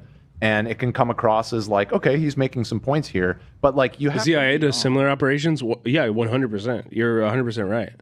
They do. It's not like a unique thing with Israel, but you know, I'm just explaining why this suppression of speech has been happening on such a wide scale on the internet. And why they had to go through all of this other shit, this like public campaign with Dan and Destiny and Ethan to try to bring Twitch to to bend the knee and kiss the ring and, you know, succumb to this shit. Like you can't just read like you can't read the back cover on this one. Like you should delve a little bit deeper, because the further you read, the more it's like, oh, he's fucking insane. Okay. Coming to the conclusion that bin Laden hated us because we could vote and had some level of freedom of expression, that is the dumbest, most white supremacist argument you can make, and is an obvious example of Islamophobia. So the first thing I saw was this dude named Comrade Casey. Comrade Casey says, Ethan Klein has never heard. By the way, chat, Comrade Casey is now streaming on Twitch. Part of the reason why I wanted to watch this video was to shout him out, give you guys, you know, let you guys know so we can hopefully, we're at 368. We started, he was at like 317. This is some real. Okay. He was at like 317 followers. So if we could get him to 400, if we could give him a 25% increase in followers tonight, that would be fucking sick. So Comrade Casey, the maker of this video we're watching, has been streaming on Twitch lately. He's been doing it fairly often. He's only streaming for like an hour at a time. So you got to be quick. If you see him live, jump in there. You know? Is he available for affiliate now? He probably hasn't streamed enough. They're not even rare. He's doing it fairly frequently, but I just want to let you know. Heard of historical analysis. And I'm thinking like, we can analyze it all we want. God, if I get that bitch ass ad one more time, really mad, you will never get that ad again if you subscribe. For $5.99 or for free with the Twitch Prime. Tier 1 subs are great, but tier 2, 3, and tier 3 subs really, really, really help me a lot. I'm trying to get 70-30. This is my shill. You want. That's his literal word. If you like leftist content on this platform, you gotta subscribe. Apple 5C, thank you so much for the gifted sub. There you go, Beam, you got one. You got gifted. Let's go. Like he's just like, I hate Jewish Dr. Dopey, thank you for the prime. people, and I want to kill people who have freedoms, who aren't following Sharia law all the time. And they're like, well, what did he really mean by that? It's obnoxious, but this isn't actually the most obnoxious. Then comes yeah, this is my last month. Frogan. So here I am saying, actually, Osama bin Laden bad. And her response was, this motherfucker never shuts up. Oh my God. I mean, she spit. Ooh, Megan, thank you so much for the sub. Blocking out the haters. Yo, she spit here. She cooked, she ate, there's no crumbs. Everything was right in the world with this tweet. You could shut up yourself. It was this collection You could shut up yourself. Yeah. of leftists on Twitter giving a correct analysis for what transpired 23 years earlier that officially marked the beginning of Ethan Klein's public hatred for socialists. Someone who a year earlier described himself as a socialist, or at least socialist adjacent, had now reached a point where he hates most socialists and thinks of them all as terrorism, simping anti-Semites. Also, he never considered himself a socialist.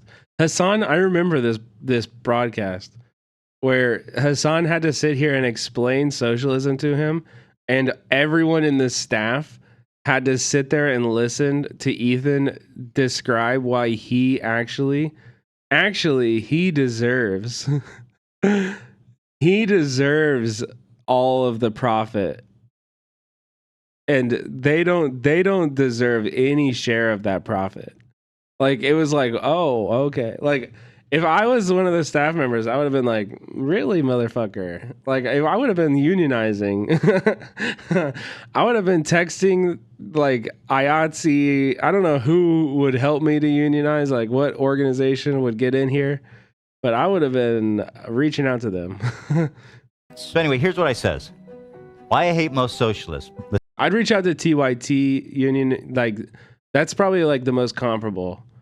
Is like the Young Turks unionization effort. That's probably very comparable. More Perfect Union is also unionizing. They're pretty comparable size, I would bet. Vice unionized, but they're bankrupt now. Who else? Like Vox? Did Vox unionize? I can't remember. Let's take a look at Deprogram, one of the most popular socialist subreddits, and a show frequented by Hassan.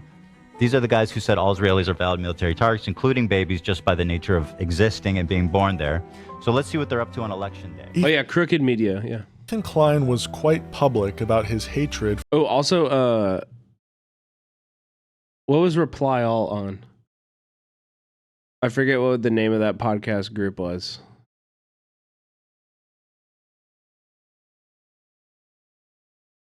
And it, I can't remember. Wait, More Perfect Union needed a union? Yes, and they've been fighting for it for over a year now. And they still have not been recognized. Gimlet, yeah, Gimlet Media also unionized. Yes, dude. Okay, I don't want to shit on More Perfect Union. I think they do good work. I love working for them. I've shot probably over 24 videos for them. They don't credit people. I've explicitly asked numerous times as a freelancer shooting their videos. And by the way, here's just to give you a picture. Here's how it works when they hire me, right? So a union reaches out to them. Okay. They hire me. I show up with all of my equipment, all of my, the camera, everything. I'm the only person there. I operate the camera, set up the lighting, set up the audio. I do the interview. I execute the interview, ask the questions, and then I send them the footage. And then they don't credit me. It's like, what is that? I'm literally doing, like, I captured the whole video. You guys edited it, and there's an editor who works on that, and they deserve to be credited too. But other than that, like, who's responsible for this? Like, why would you not credit us? And so I've had meetings with them, and I've been like, hey, like, I know in the past you guys haven't credited, but like, I really hope you credit me for this one. And they'll be like, oh yeah, we've been like working with management, Oh, they're definitely paying me. oh, they're definitely paying me, and their rates are good too. Their rates are decent, but it's just like, I don't know what is going on and why they won't credit. Like, I will talk to producers and like the workers, not the management, but like workers who are hiring me and producing their videos, and I'll be like, yeah, can you credit me? And they'll be like, yeah, we'll make sure it happens on this one. Don't worry about it. And then the video comes out and I'm not credited. And I send them an email and I'm like, hey, like, you guys said this would happen and it didn't happen. Like, what's going on? And then they never respond. It's like, what the fuck? What the fuck? For woke socialists. But whenever mentioning this, made sure to include that he doesn't feel that way about Hassan. So they retain full rights. Crediting somebody does not give you ownership over it. What? I'm sure it's nonprofit, Patrick. I haven't watched the whole thing. It's long as fucking. I generally don't like watching videos like this because it's usually depressing. And it seems to have like a neutral title, but I think everybody noticed as they were watching through it, even Hassan, I think, commented on it, that this video is a little fucking weird. Yeah. You mentioned you had watched it. Yeah, I saw the whole thing. It is Like I said, I love More Perfect Union. I love working for them. They hadn't hired me in like 2 years until very recently. And you know what I mean? I don't know. But they hired me recently. I hope they continue to hire me, but I'm also not going to like shut up about it. So they should fucking credit people. That's just the right thing to do. I don't know why it's controversial or why they would be upset about this. biased towards Hassan, right? It's all about how you kind of screwed everything up. And pretty much the core of the video is that you became like a debate pervert who then challenged Hassan and lost. Even Hassan was getting like frustrated watching it, and he was confused, and he's like, "This is fucking weird." Yeah, Hassan didn't like the video. Hassan was saying it was parasocial. From what I recall, he thought it was. Because it's a video about a friendship being ended. You know, there's a public-facing friendship in this, and Hassan is involved in a more personal way and it goes through things that we don't know. So yeah, I can imagine watching a video about a friendship that has ended that you know, only from things that have been broadcast. That's pretty. I would feel weird about that too. You know, Weird, and the more it went on, the more you kind of like disliked it. Oh, I gotta go. I gotta finish. I'll finish this tomorrow. I gotta do the podcast.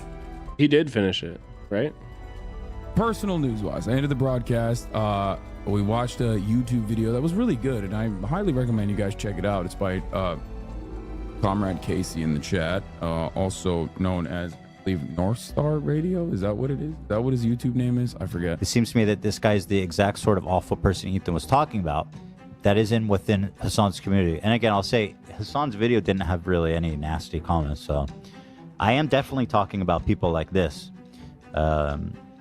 Who are not in his comment section, though. But Ethan could only keep that lie for so long. Part 2 coming soon. Let's go. Chat, please, if you can. I mean, of course you can. It's fucking free. Why wouldn't you be able to? Please, let's get Comrade KC to 400 followers tonight. Socialism right here. I'm serious. Let's get him to 400 followers. Let's boost Comrade KC's space on the platform. He's streaming on Twitch as of 5 days ago. His first stream was 5 days ago. So, new leftist streamer on the fucking docket. Let's support. Let's give him some love. American socialism right here. All right.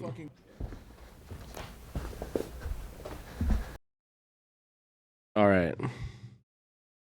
He had more streams? Oh well, I don't know. I haven't caught him because they're only an hour long.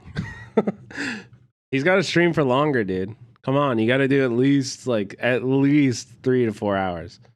At the minimum, if you're going to be successful on this platform, you got to do more than an hour. Just push through. Hi. Put on some weird fucking content like this that's going to make you talk.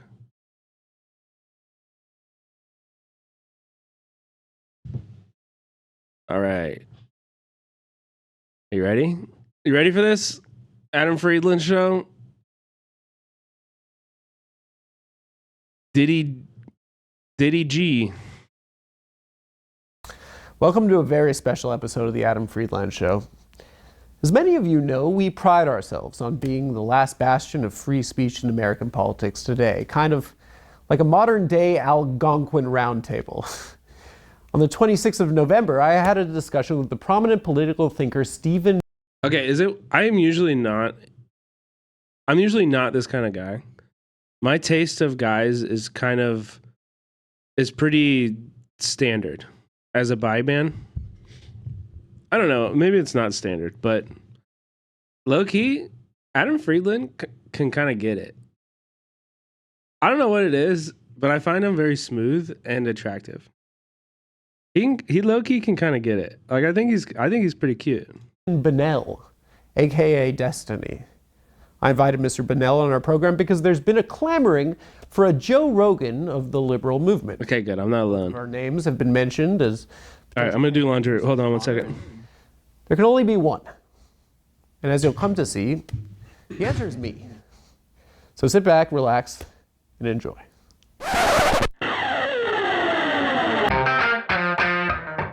Ladies and gentlemen, our next guest is a prominent streamer. He's amassed over 1 million subscribers across platforms. Everyone, please welcome Destiny. How are you? I'm good. Let's talk. Okay, so we. You don't have to. Okay, let's talk about so your prep process before this. So you did a deep dive. So what's your conclusion? You think pretty good? For like. You're a big fan now? For you guys? Not you got no. Dude, imagine being like as wealthy as Destiny is. Imagine being as wealthy as he is and dressing like that. Like, listen, I can't afford very nice clothes, but I still try. But I can't afford them. He can afford good, like, nice clothes. And he dresses like this. It's so frustrating. For me. I give you like a 50-50. But like you think pretty fire, no? The interviews? Yeah, I think they're pretty good. Yeah. You like the one with Jadakiss? Fuck, man. I didn't watch that many. I watched 2.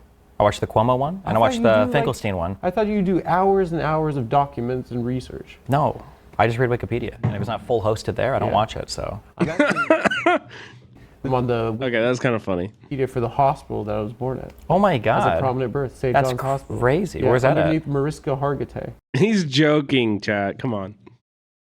Okay. From Law and Order. Damn. She looked good. No, a little bit. No. I don't remember that show. You don't watch shows? No. Okay. I watch anime, play video games. So if you have anime or video game questions, I'm the guy. Okay. I don't know anything. But pop culture, the awkward part is like Cuomo and you were like making jokes, and my whole chat is like laughing because it's like pop culture. You watch it with them? Yeah, with them. I stole all your content. Best friend. And I have to like laugh with them, but I have no idea like what the jokes are. Did you So watch it like at 4 times speed? I tried watching some of the videos, but I kind of like, I had a semi-panic attack. The aesthetics of a stream, like there's 2 chats going on the side, and you're like tiny. You watch videos like at 7x. So it's chaos. For someone that doesn't have... Is the shirt inside out, or is that a fashion thing? I don't think so. With it made me feel old. And Oh, you mean like this part? Like is that what you're talking about? Kind of realized at a certain point, I was like, it's probably better if I like... It's not inside out. Do any preparation so I could like in a natural way. No, I mean, just don't laugh at me. You're on his side already? Wait, the buttons are on the inside of the flap. Wait, what the fuck? No, so if in a natural way I could like figure out like who you are and what you do, you know? They are. Wait, is that just a weird shirt? Okay. No, so if in a natural way I could like figure out like who you are. That's really weird. What you do, you know? Okay. In a way that's not contrived, where I have gotchas and zingers. The abbreviated version is I grew up in Omaha, Nebraska. Did you do forensics? Debate? No. Is that the same thing? It is the same thing. It's like forensics and debate. It's not like how old is he? Crime scene. How old is he, by the way? I got homies in Omaha. I actually didn't know he grew up in Omaha. But I was in it, but I was quite bad actually. 50? No way. You guys are lying. No way. He's older than me? Okay. He's like 36? All right. Oh, okay. I did Lincoln Douglas debate. It's like a format, isn't it? It's a format. Yeah. You're like more of a pro debater than I am. No, I'm not. Yeah, I'm I've not never pro. done formal. I went to nationals though. Oh my God, Twice. But twice. I went in speech because I was like a razzle dazzle man. But like in debate, I got too emotional. I thought it was like a movie. I thought I had to give like a Atticus Finch kind of. But I have very like limited critical thinking skills. So people would be like, you know, you're gay. Okay. What was your first like debate? It was against a YouTuber, John Tron. No, but I mean that was probably my first like really big one. That was like a come up moment for you? It was like a big bump moment, yeah. But my whole career's been like pretty steady. Like I haven't had like big explosions, but the John Tron debate was definitely like a exclamation mark, I guess. Who is it? Yeah, I mean, look, guys, it's not on this side. This is my good side. Like on this side, I have a blank spot in my beard. Can you see it? I've kind of been letting it grow out a little bit the past week or two. It's been like a week since Ann Arbor or since Anchorage, but I got a blank spot. But that's why I don't grow beard. You know, that's why I don't grow a beard. You know what I mean? Like,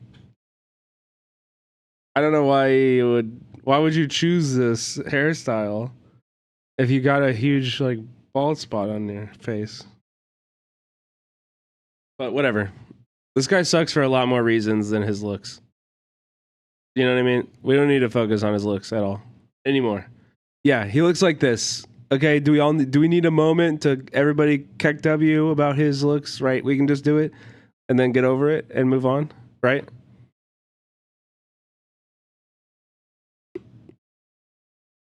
Okay, yep, get it out of your system. Yep, okay. All right. And now can we move on? Let's move on. Yeah, okay.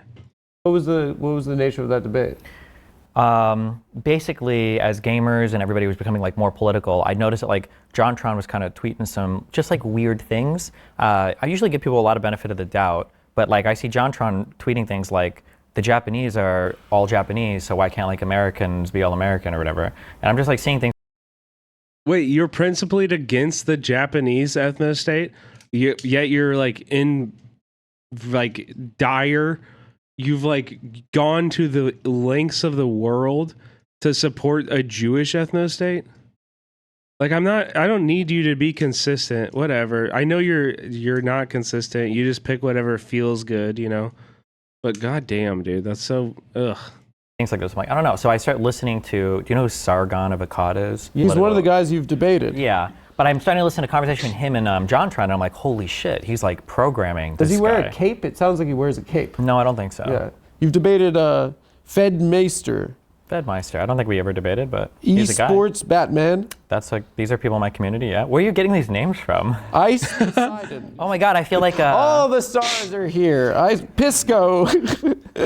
Naked Ape. Norm Macdonald Who's reference, I got Naked it. Ape? Yeah, crazy people online, Who's yeah. Naked Ape? He's a crazy guy. Actual Jake.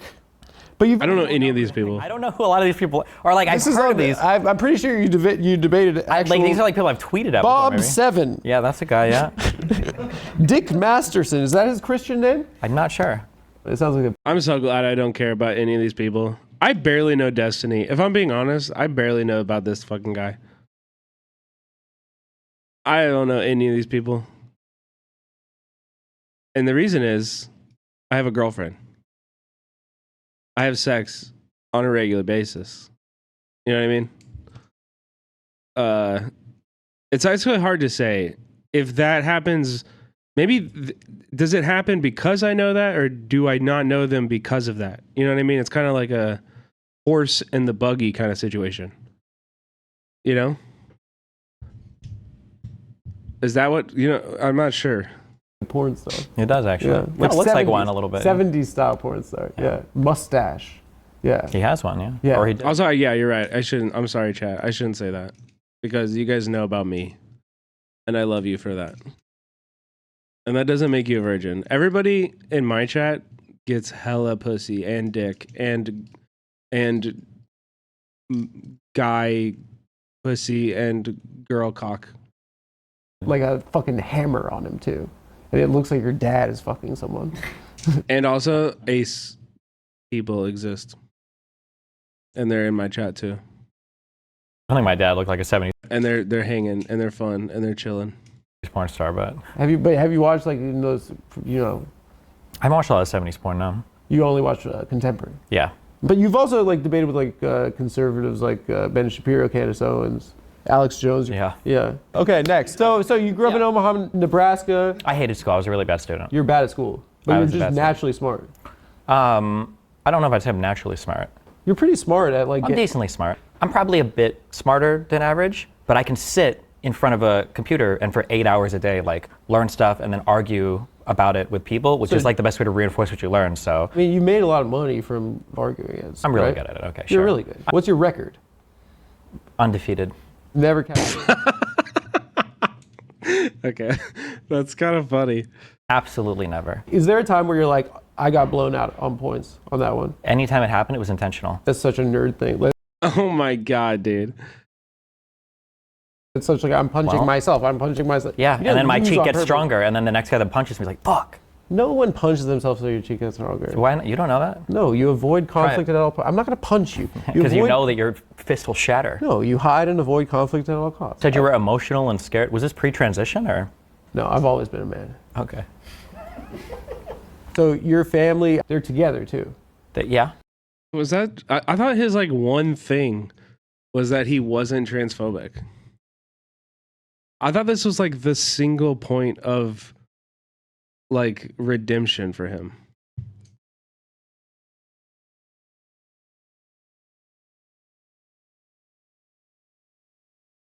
No, he is. I don't know much about him. He's super transphobic. What up, a lot of glots? Good to see you. Seems like a nope there. He has heavy transmisogynist history. Oh, fuck. I don't know why I thought that. I thought that like, because people are always like, oh, he's like a liberal. He's on the, like, some people even think he's on the left or whatever. But he was banned on Twitch because he was transphobic. All right, guys, I really don't know anything about this. I swear to God, everything I've learned about him has been against my will. But also, I actually had I knew about him before I knew about Hassan. You know, because I used to be a very avid podcast listener, and I listened to the New York Times. I think it was called Rabbit Hole or something like that. The New York Times did a podcast on like alt-right radicalization on the internet. And it like featured him for like 3 episodes and like interviewed a fan that was like going down the alt-right and like was saved by destiny and shit like that. Like it was a very, very favorable coverage. And I think I watched like a few YouTube videos of Destiny's after that. And I was like, yeah, I don't like this guy. This is not my bag. He seemed like an idiot. I was like, nah. And then I even watched a little bit of Vosh. Like not a ton, but like for a few weeks I would like watch a few Vosh YouTube videos and I had the same conclusion where I was like, nah, I don't like this guy. I don't like the vibes. I don't like his attitude. His politics are definitely better than Destiny. You know what I mean? But I was like, no, not really. And then I watched Hassan. And I was like, oh shit, this guy actually has a materialist understanding of the world. He speaks from a place of like materialism almost always. He's like got really good opinions on foreign policy. Like literally I was like, oh okay. Like this one fits, you know. And I think the first stream I watched of Hassan's was the AOC Among Us in 2020. That's for a debater you would assume. Yeah, I was a huge podcast guy before that. Of course. Why? I saw a video. You did a debate with your. Wait, he got banned for trying to get Keffels banned? Okay, well I don't want to get into the whole Keffels shit, dude. Your mom? Yeah, I watched Joe Rogan when I was like a kid, bro. I remember like in like high school. In like 2010, 2009, I was listening to Joe Rogan podcasts about aliens and weird drugs, and that shit was awesome. My mom is Cuban. She's Cuban, of course. They're very loud. They argue a lot. That's just like the way they are. You shouldn't debate. Honestly, I didn't like TYT. No, it's not right. It's not right? Genuinely, I never watched TYT, and I didn't like them because the like desk news coverage always just felt lame to me. And this is super like dumb. I was not like, I was not like judging them on their politics at that moment at all, even though I knew they did do decent political coverage. But like, I don't know. I just wasn't interested in like the desk coverage. I didn't like that. I don't know. It's just different. I think like a live stream is super different. It's like, come on, get with the times. Yeah, I mean, I wish Democracy Now! Would do a little bit more of that to like branch out and stuff too. Like, I don't know if, yeah, it is. It's like too formal, right?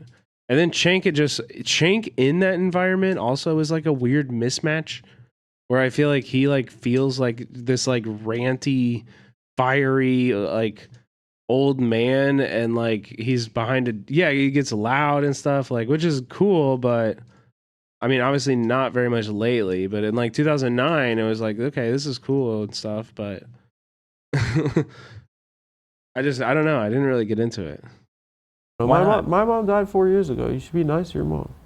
I can be nice. That's how we show that we love each other. That she's a maggot. We can make Amy Goodman a top 10 on Twitch, I believe. Dude, Himbo. It's actually crazy how many people that are from like the documentary world or like news journalism world, even on the left, especially on the left, even like I at the DNC, I got coffee or I got beers and we went out to drink. Like the only day I was active at the DNC, I went and got beers with like a bunch of the people from Breakthrough. And like Breakthrough News was streaming inside of the Columbia encampments, like in a really incredible way, but it was only on YouTube.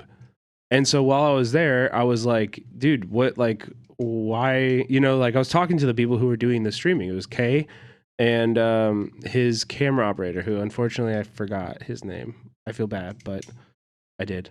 But like, we were talking about it, and I was like, guys, like Twitch is where it's at. And it was like me and Grimlow and Ari Jasmine came out. Like, it was cool. It was like them, a bunch of like LA journalists, and Grimlow and me. You know what I mean? No, Rania was not there.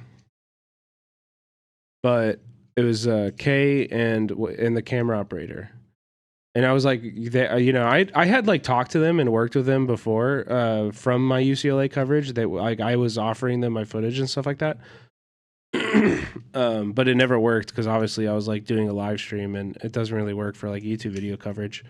But yeah, it was really interesting. And I was like trying to get them to like start up a Twitch channel. And I was like, guys, reach out. If you need help setting up a Twitch channel, if you need anything, like let me know.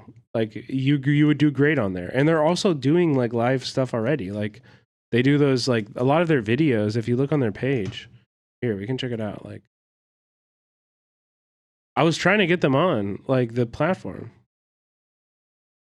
But, like a lot of their videos are like, you know, these interviews on Zoom. Like this shit this is live content. You can just record this you can just do this on Twitch. And you have a whole new revenue stream. Like people would definitely fucking support it. I was selling them on it and they were like, hell yeah, like this sounds dope. You know? But I haven't started it. You shouldn't project your trauma onto other people, okay? You sound pretty traumatized. Why do I need to know your mom's dead? Oh no, I'm happy about it. What are you talking about? No. You're projecting it onto me. Like, yeah, Coffin, I agree. Like I, you know, didn't tell her I loved her before she died, and now I get sad when I see it. I loved her. Okay, then what's your problem? I'll tell my mom I love her too before she dies. That's the point of having a mom? Is you just drop "I love you" for the first time right at the end? I've probably said it once or twice before. Were you a bratty kid? No, because I was like a clone of their political beliefs, so I would like argue with them to like the TV. They're like, conservatives? We would. Oh yeah. Hard conservatives. They watched like O'Reilly. They're like Ryder. No. Oh my God, no. I was happy. Rush. No. Yes, but I was happy because like 7 or 8 years ago, my mom told me, she's like, I don't watch Fox News anymore. I'm like, oh my God, that's so good for you. I watch InfoWars. Yes, Yeah. actually. You said that as a joke, but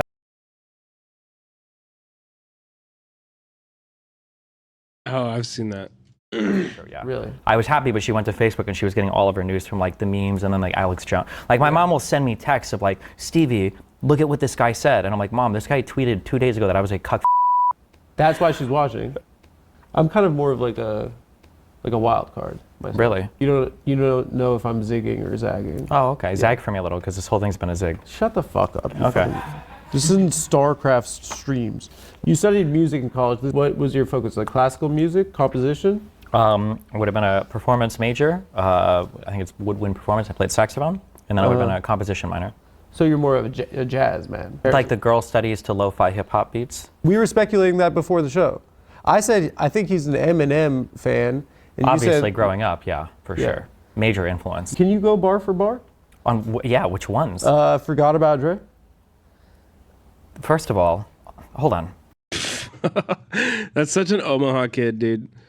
My friend from Omaha, white kid from Omaha, fucking is the biggest Eminem fan I've ever met. The biggest Eminem fan ever. First of all, The that's, Eminem verse. Yeah, wait, that's When not the an cops came Eminem through song. with Dre's- That's a Dr. Dre song. Okay. Featuring Eminem. When Sure, the cops yeah, came but it's through a with Dre feature. stood next to a burned down house. Ticky, ticky, ticky, Slim Shady. Hotter than a twin lady. Twin babies with a Mercedes Benz with a tint goes up to the mid 80s. Calling men ladies. That's what you do for your job, no? Sorry, Doc, but I'm being crazy. He's just going there. Do you ever go 8 Mile in a debate where you're like, I live in a trailer. My mama got Munchausen's. I'm gay. You should try that in a debate. That, yeah. I actually stopped listening to Eminem because he doesn't say the N-word enough for me, so. Oh, I thought it was because his awfully hot coffee pot freestyle against Trump. I think there's an argument to be made that drugs can unlock parts of our minds, and that when he stopped doing drugs, he locked away some parts, like the rapping parts. Are you a drugs guy? I'm not like a crazy you drugs mean? guy, but I like, like mushrooms, LSD, MDMA, that kind of stuff. You like tripping? Sometimes, yeah. Not anymore. Yeah. Sometimes it's scary, no? A little bit, yeah. Yeah. Sometimes you like realize that everyone in your life hates you and laughs at you. Really? Yeah, but then. Yeah, but that's a good thing to realize. I mean, it hurts. It hurts, but like, would you rather not know that and it be true? Or would you rather know that and change? Like that's beautiful. Yeah. And you come out of it and you realize you're the most popular guy in the you're an inspiration. So you dropped out of school. Yeah. Okay. Why? Because you sucked at music? I was working a lot. So within a year you were fired from your job, which you attribute to your difficulty navigating workplace politics and understanding others' emotional experiences. Jesus, who wrote that sentence? Wikipedia. Oh. According to Wikipedia. Okay.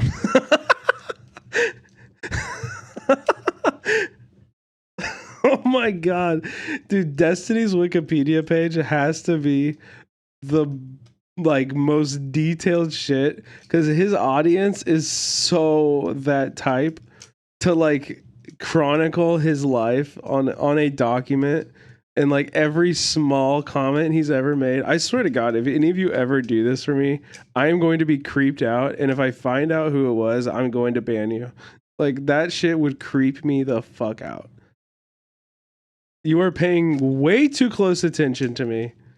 Stop it. That is I should be a voice on the other monitor for you, unless I'm showing a movie and then I demand your primary monitor. Okay? But otherwise, if you're paying that much attention to me, I'm creeped out. I'm not going to lie. I had an issue on my night shift, and then it was not being stalled by I did graveyard, and the swing people weren't setting me up for something. It had to do with cleaning out the bottom of a soda machine. Every time I would come in, it was and if they were good, they would immediately get poached after I trained them. And I'd come into HR and I'm like, okay, there's no way I'm getting fired from my job. This is not me at all. And well, I didn't realize at the time was that email the one up in CC. In my mind, I'm like, oh, it's like an accountability thing, so everybody's not me at all. And let's go through these write-ups. And then she's like, did you come in 2 minutes? Okay, so then you were an early adopter of streaming and Twitch, right? Arguably the first full-time I stream you on my TV? Hell yeah, Acid. Thank you. Job to do streaming, yeah. So you saw the video. Wait, one in chat if you put me on a TV. And I'm like, you're this is the only thing you're doing. You're just watching me. That's crazy. Who's doing that, really? No, I just carpet cleaning sucked. How do you gain prominence? Right? Damn, Edgar. Okay. That's unhinged. I just re-edited your whole Wikipedia. The entire Impossible. All it says now is Marxism was. I love you guys. That's awesome. I just re-edited your whole Wikipedia, the entire thing, and all it says now is Cinemarxism was goofy AF, and that's it. Thank you. Thank you for the tier 1. I was a funny guy to watch play video games. I'd say funny things, argue, scream at people, whatever. That was my part of that culture. The experience. And then how did you parlay that into debates or politics? By the time 2016 rolls around, there's a historic, horrendous event called Gamergate. They were mad that girls were trying to make video games? New viewer here, just want to say I like your vibe. Watch Mike and Hassan. Thank you. It was just welcome in. There was probably a legitimate complaint about some girl that had some bad relationship with like a reviewer or something. I think there's some like element of legitimate complaint there, but it blew up into like just the most ridiculous like. Someone smashed a journalist? Yeah, who reviewed a game, I think. I don't even want to say the names because I don't know like 100% of the details, so I don't like fuck it up. Wait, how do we get to? Whenever you get on. I was reading chat. I just found out it was Tofu. It's Tofu's birthday. I think it was yesterday, right? I think it was yesterday, but yeah. Yeah, everybody go send Tofu some love. Make sure you're up on that sub for Tofu for when she comes back. He said Gamergate was when he popped off. Okay, thank you. Like a movement like that, there's a whole bunch of riffraff that can come in. When you're playing a game and you're chatting shit at another. Is that even true? I don't even know the situation. I just deleted your wiki. Fuck yeah, thank you, Secretary of Transtifa. Appreciate that. But here's what I'm confused about. I didn't even know. I don't even know what the situation is with the game reviewer that like had sex with somebody. I don't know what that is. I don't know anything about that actually. I thought that Gamergate was about Anna Sarkeesian making a video essay about sexism in the game industry. And that's what started it.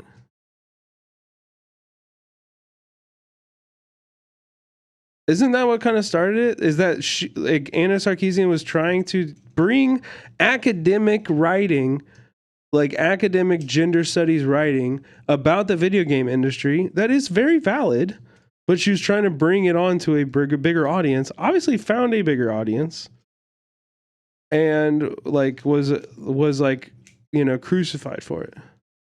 It's about Zoe Quinn first. And is Zoe Quinn the person who had an affair that like compromised her credibility in the gaming review space? That's so stupid. That is so stupid.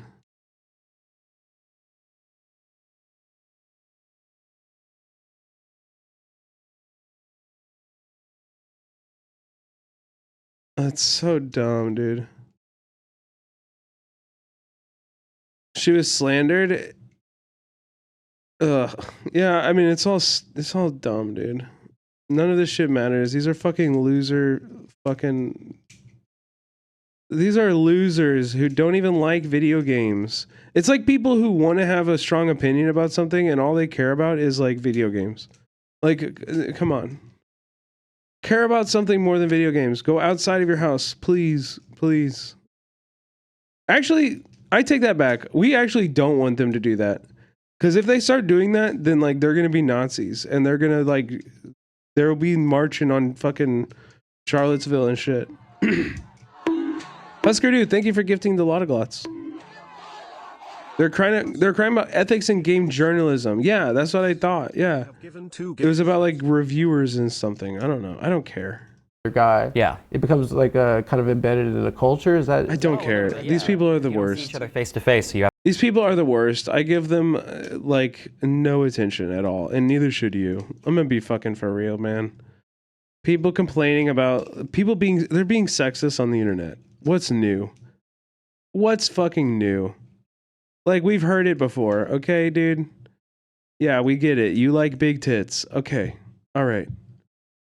That's so original, so unique.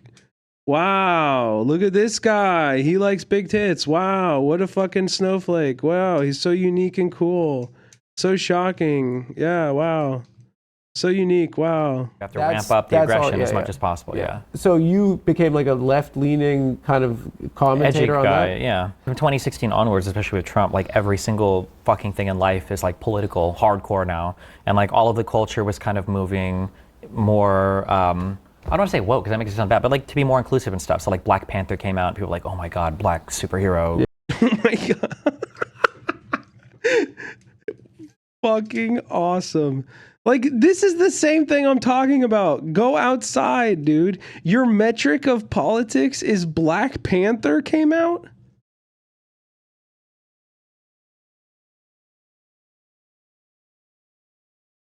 Like, what are we doing?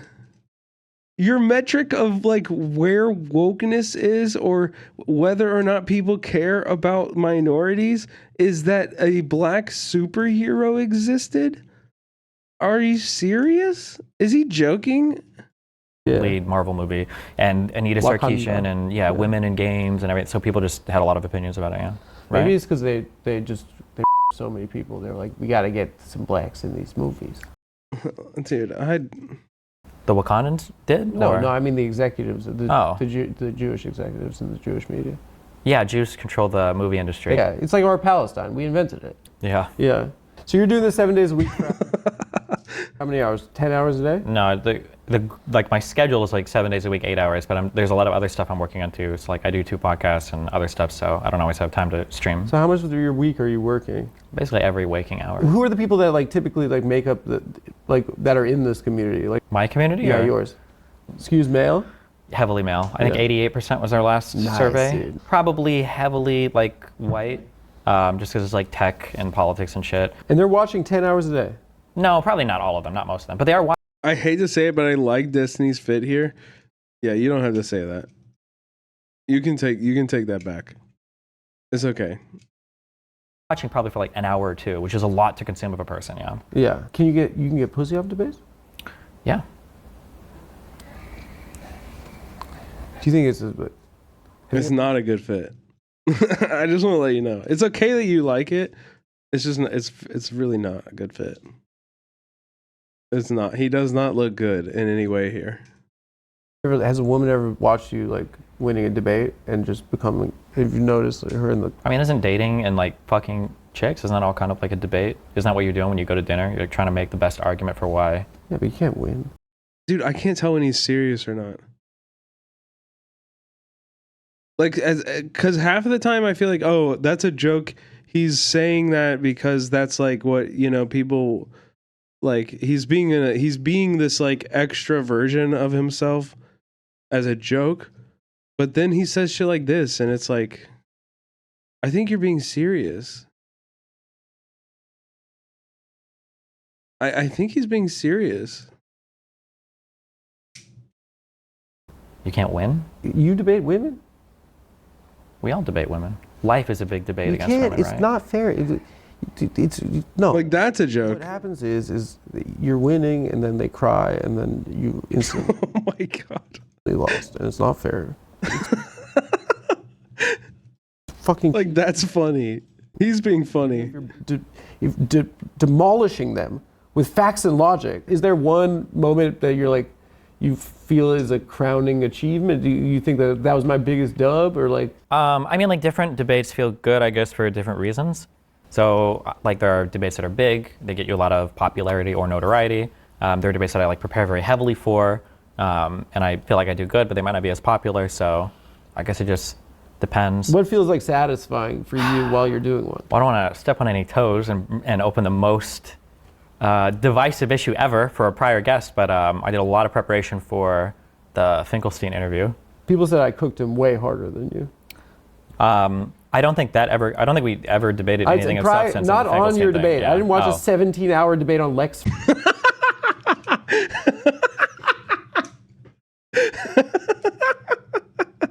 Friedman about Israel. My bad. Yeah, me neither. I didn't watch that shit either. I didn't watch that shit either, bro. Absolutely not. Goy is popping off about my shit. I'm.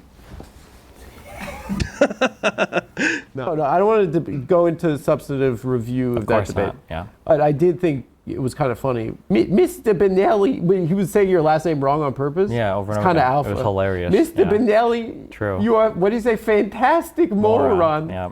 Dude, you did cook your ass there a little bit, no? You should have like dapped him for that. You should have been like, that's bars. Should I? Yeah, why not? Okay. Well, you're mad at him still? Do you get mad? He's mad. He is pressed. Yeah, no, he's really mad at him though. Yeah. Debates. I mean, it depends on the conversation, yeah? I've seen various clips where you're like getting I care upset. about the topics, yeah, they're important to me. Yeah. It's ideological, or is it like Do you feel like you're backed into a corner? Or do you despite the, I guess people saying I'm a grifter or whatever, there are things that I'm passionate about. Like the only reason I'm arguing a thing is because I feel strongly about it. I'm usually. I don't think so. I don't think so. Pretty good at understanding if I'm like really far behind in subject matter. So if there's a debate where I realize like, ooh, I'm like, I can't do this, generally I just like ask questions. I just kind of like poke and prod. So I've had a couple where. Has someone changed your mind ever? It's less common now that I do a lot more like in-depth research, and I kind of match my convictions appropriately more now. So like before, everything was kind of binary. It's either like I believe this or I don't believe it. And now there'll be positions where it's like, I think this is true, but I'm like 50% on it, so I could be like swayed. What is winning? The other person deletes their account after. If they or gets fired from their job. Humiliated. Yeah. Like, how do you feel after you win? I feel on top of the world. It feels great. It's like doing cocaine for the first time again, every time. Because you advanced some sort of political project, or you won because someone cried? Honestly, it depends on like, I had like a thing, the 3 Ps: people, place, penis, policy. Penis. If I'm arguing with like a friend over where we should go to eat, my goal is not to destroy the person, right? I assume that's what your life is. Yeah, I'm like an ordinary human being. Oh, usually, I thought you were. No, dude, you're talking about debating people about where to go to eat. Oh my God. Can you imagine like having this person in your life? Ew. Ugh. You're like a cocksucker at first. Jesus. Our first interaction was horrible. What was our first one? When I went on your stream, I felt like it was terrible, and I watched it back and I thought it was unwatchable. And the thing that bothered me was that reading comments, there had to be like one guy who won a talk on a stream for 10 minutes. That's just fan behavior. They always do that. That psychological processing of media is. I think has it's to be really bad. It's detrimental. It has There's to a lot be. of artwork from Hitler that I like, and people can't separate. Okay, so let's have a debate right now. Let's have a debate right now. Okay. You're the Führer Adolf Hitler. I'm the dean of the Vienna College of Art. Okay. Debate your way right into to college. Auschwitz for you. What? I would deport you immediately. You didn't have Auschwitz yet, you fucking idiot. Debate your way into my college. So I looked at your portfolio. It just doesn't seem Vienna quality. You're not VU quality. I think I have a lot of potential. I ran a lot in World War I. Did that happen yet for this? Because he was a runner. I was a runner. I don't think that running has anything to do with your... While being shot at. Don't the best artists have like traumatic experiences? Yeah, but everyone went to war in World War I. Okay. I've lost the plot. I've actually lost the plot here.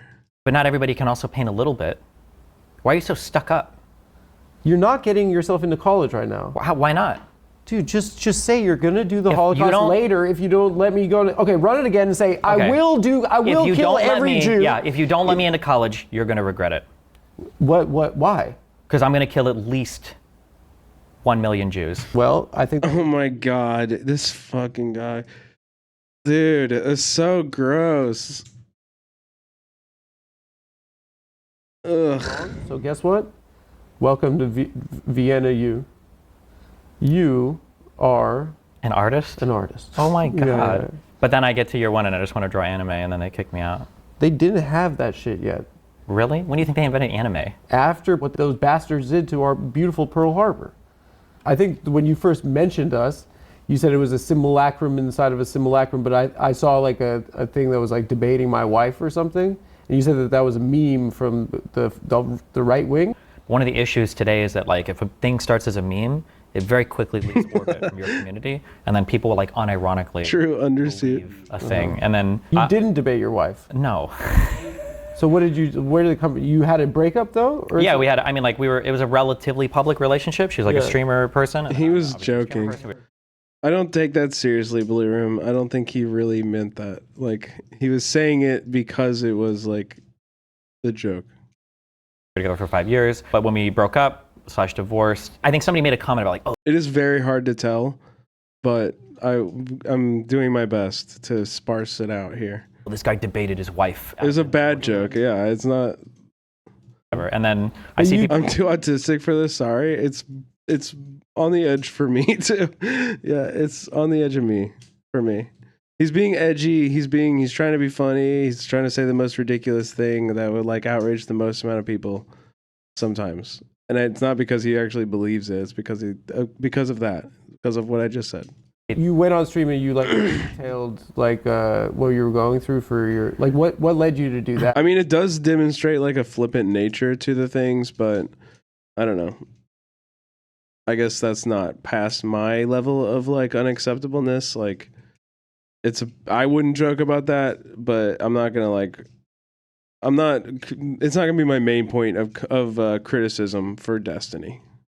Okay, I would much rather talk about him platforming Nick Fuentes, or the hate campaign, the psychotic hate campaign that him and his audience have unleashed on Frogan and Caroline and Grimlow and Hassan, like all these people I actually like he can suck a Nazi dick for all I give a fuck, Basically, my policy is that like I'm cool keeping everything private, except if somebody else starts like making things public, and I think it's being misrepresented, then I'll make my side public. So basically, it was that kind of She was saying things about you. I think her and her boyfriend had said like a few things, and I was like, I don't think this is true. So then I said a few things, and then it usually goes back and forth like that. Didn't it like I went through and Mike too from podcasting the breakup like 6 years ago. People are still talking about it online. Yeah. And it kind of like my takeaway from that was that I kind of needed to have like a real division between personal and private life.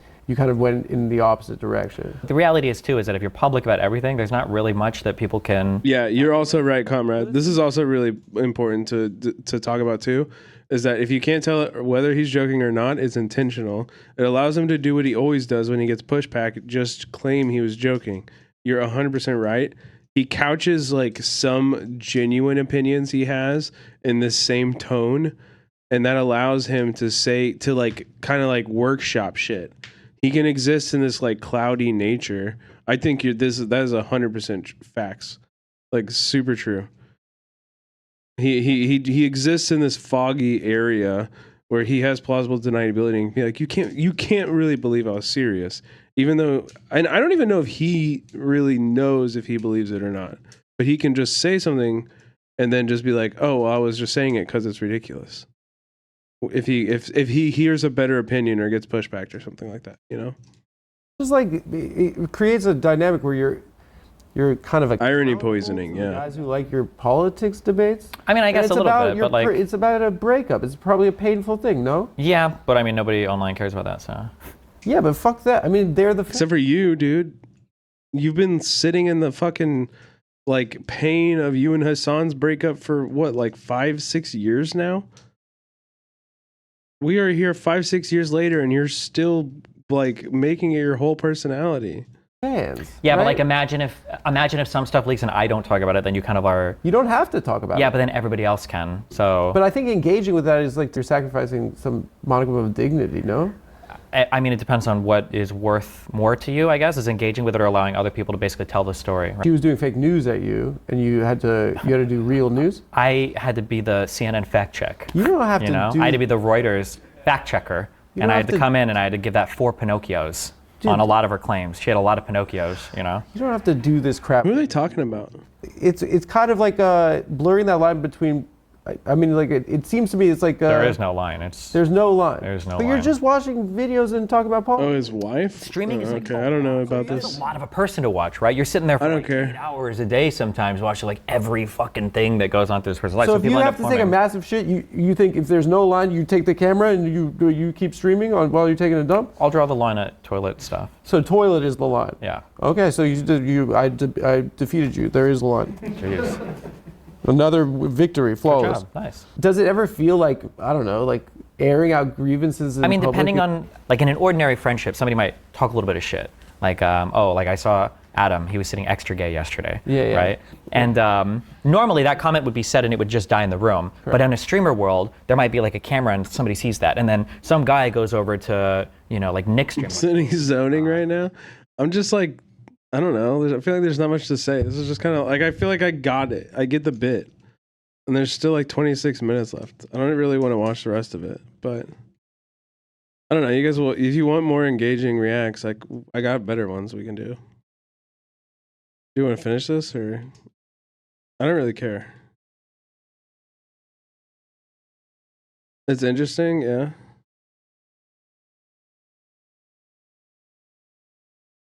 More interesting than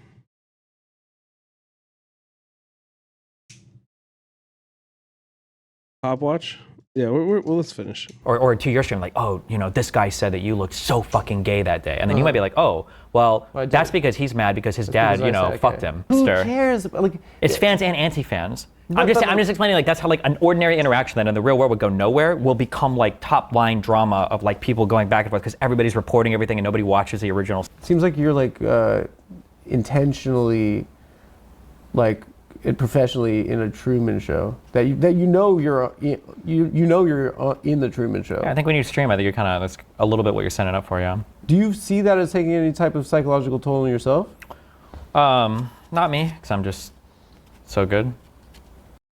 Oh my God, dude. Shut the fuck up, bro. But for a lot of people, yeah. So I'm like predisposed to being good in that environment, but for a lot of people, and even for me sometimes, yeah, it's kind of annoying. And if anybody wants to, you know, like talk anything about me or whatever, everybody has an opinion, so, but. Kind of the position that you inhabit, which is like Democrat Israel, is like the perfect kind of like, you get both, because the internet is so polarized, right? You get like, you have like rose emojis and then you have Nazis. There are a lot of Nazis now. Yeah. But inhabiting this position, it seems like, I'm not speculating that you're doing this as a business move, but it is kind of the perfect troll. You are going to have the most people that want to yell at you, and then you can yell it back at. I mean, there's the 100%. He read him to filth right there. No, this is so fucking true. He always takes the position that he can get as many people to yell at him, and he can yell back at. This is perfect. He was so right. Centrist community can't be like there's a lot. popping. There's a lot to. You don't go to centrist parties on South Beach. Big questions, okay? No, I'm just saying. I'm just saying, like it's not the most profitable position to hold. I'm saying you have the. What is the most? What of the two? How is supporting Israel not the most profitable position to hold? For who? What? Yeah, huh? Being a pro-Israel Democrat is 100% extremely profitable. Most people that like that is not the position that makes it hard for you to make money, Destiny.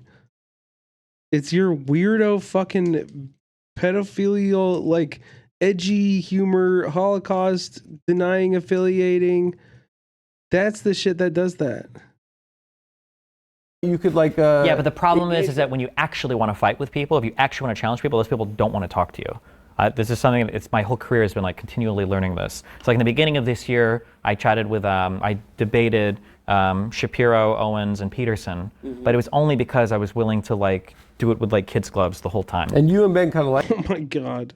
Liked each other at the end. It was, I mean, but because it was a nice. You both talk fast. No, it was because if he says some crazy shit, I'm not going to call him out hardcore on it. Because I'm trying to be nice and like build bridges so we can have more challenging conversations. But I think the reality is that if it's ever going to be, only because of the yarmulke.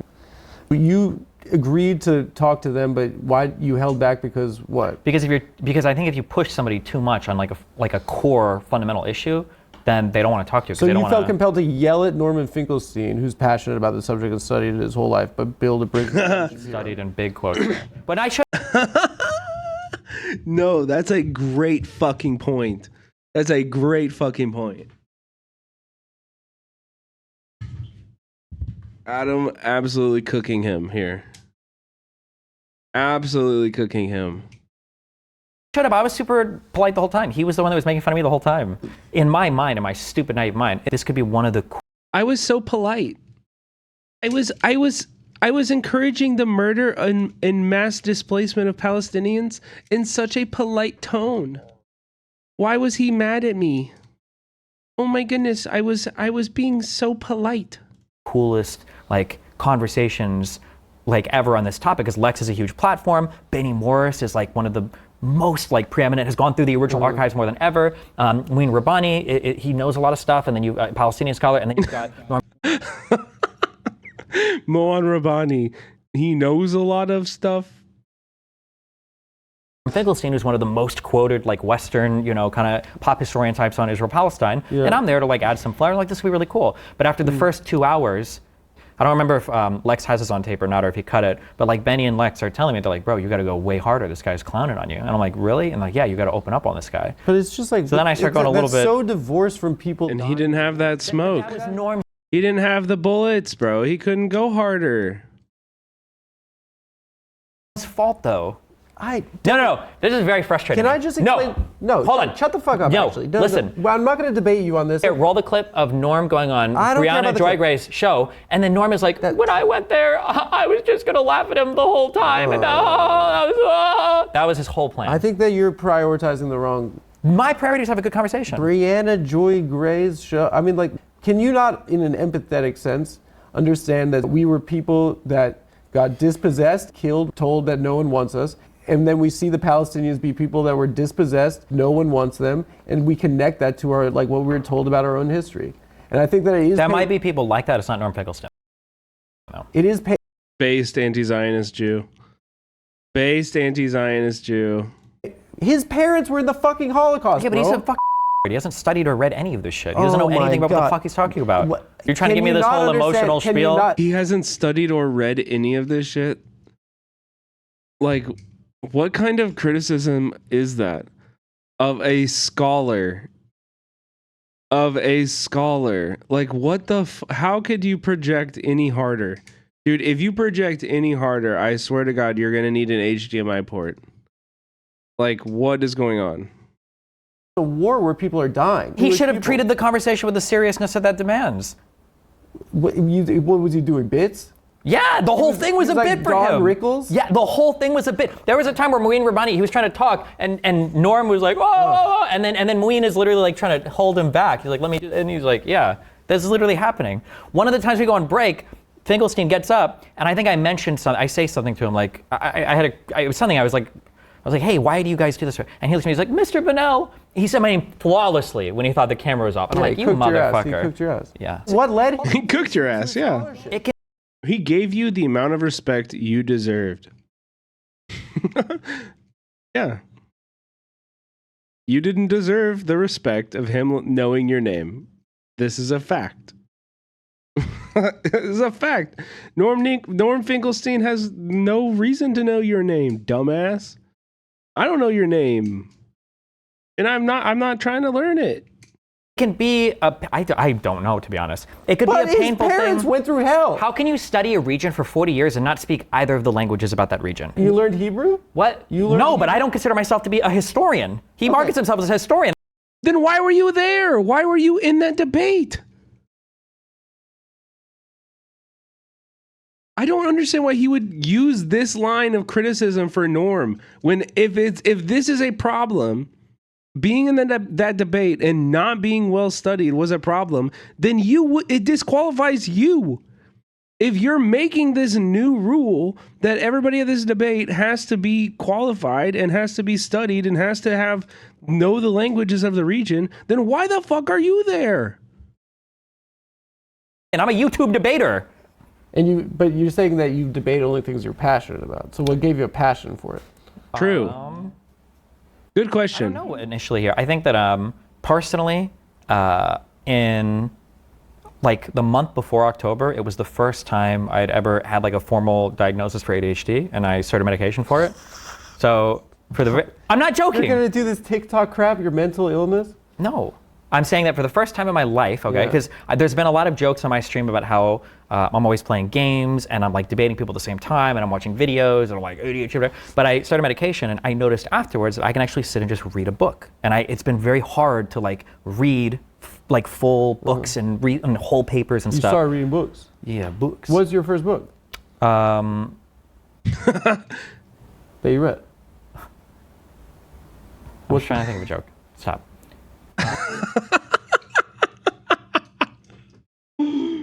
What was your first book? The Game. Neil what? Strauss, The Game. Yeah. Easy. Okay, go. Hilarious pop culture reference. Okay, continue. For Israel Palestine, it was. What was the first? You said you learned how to read. I think it was like book? Scars of War, Wounds of Peace by I think Shlomo Ben Ami was his first book on the Camp David peace process. Yeah. But after I was able to like read stuff, history became a lot more interesting to me. Like a joke on my stream was always, "Fuck history, that's boring as fuck." But now I super enjoy reading about history. And then in reading and learning the conflict, like there's just like a lot of cool people, events, like places. There's just like a lot of cool stuff involved. So what led you to the conclusion that you've reached? This is my sales pitch for Israel-Palestine, okay? Yeah. This is my issue, okay? Is that both sides are very Doesn't he reads like LeBron reads? invested in telling an entirely alternative history to the other side. And And because you go of with the winner.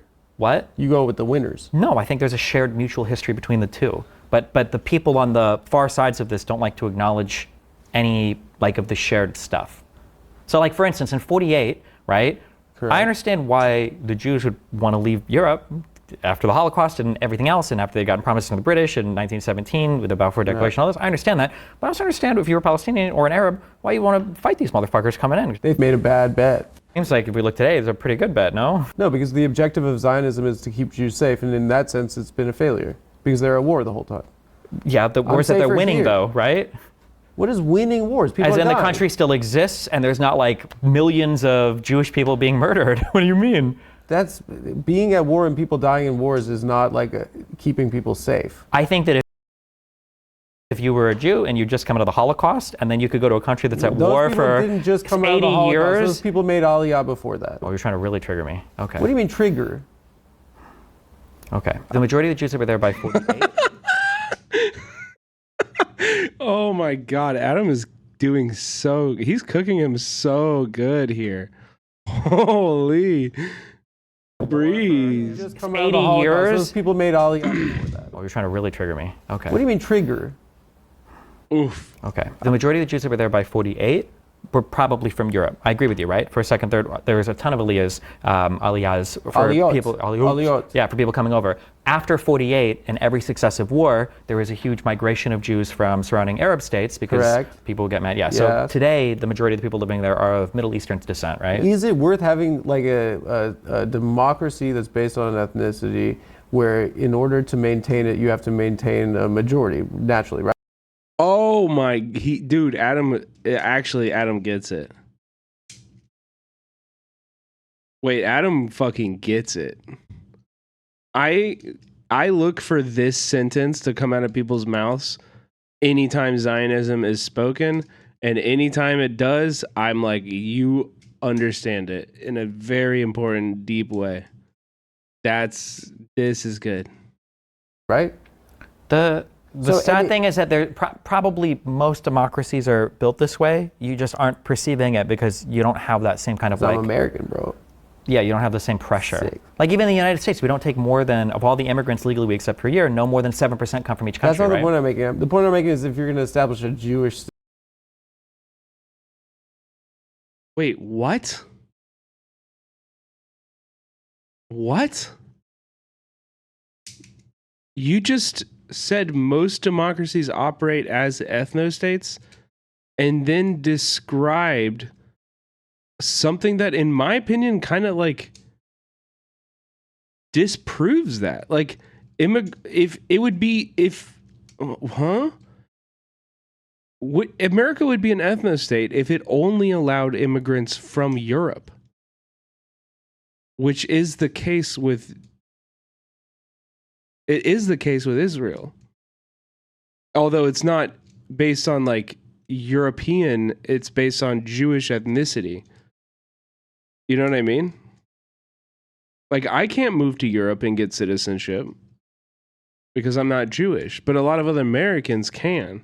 Huh? What the fuck was that take he just had? What? State, right? You have to establish a Jewish majority. Sure, It's yeah. going to be a democracy, right? Yeah. And so, like, there's a demographic issue if there's just as many Palestinians. Yeah, there is. in That's that. why traditionally they didn't capture the West Bank and the Gaza Strip, and after 67 they did, and it fucked shit up a lot for them. This is not like two sovereign groups of people that are at war with each other. There's a power imbalance, and if you ignore that power imbalance and you say that there are two sides to every story, then you ignore kind of the political reality there. Okay. Bro, he's fucking cooking so hard. And I understand your view. I think that your view is super wrong. Why?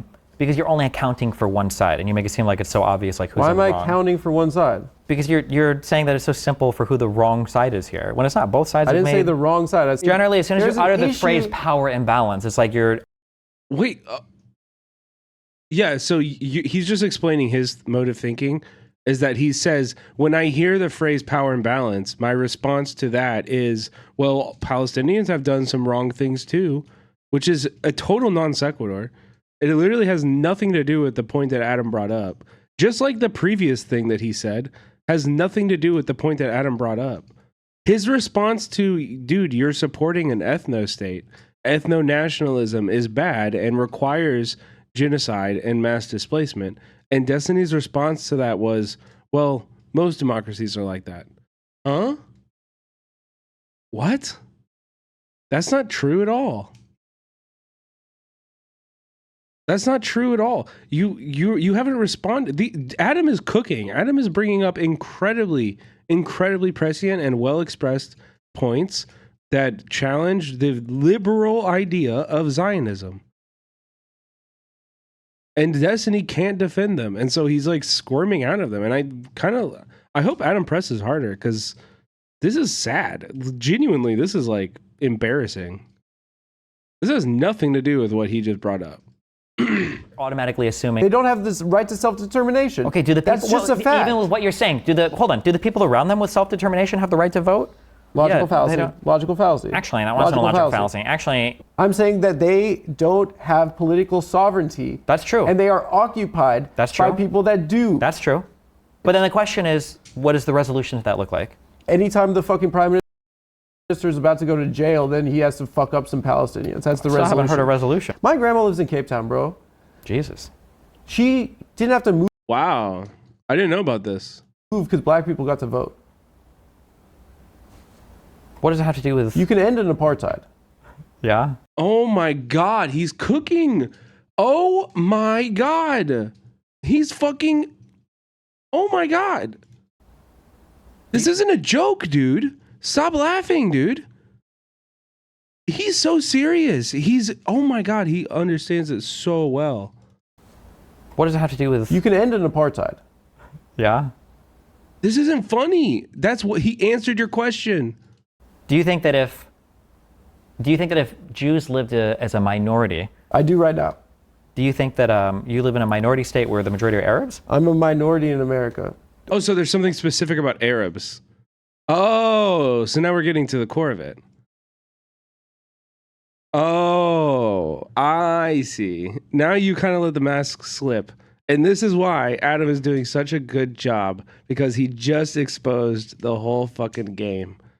Oh my God, Adam is absolutely cooking. Oh, so that's not what you were asking. He said, have you ever lived as a Jewish minority? He said, I do right now. And he said, well, no, that's not what I meant.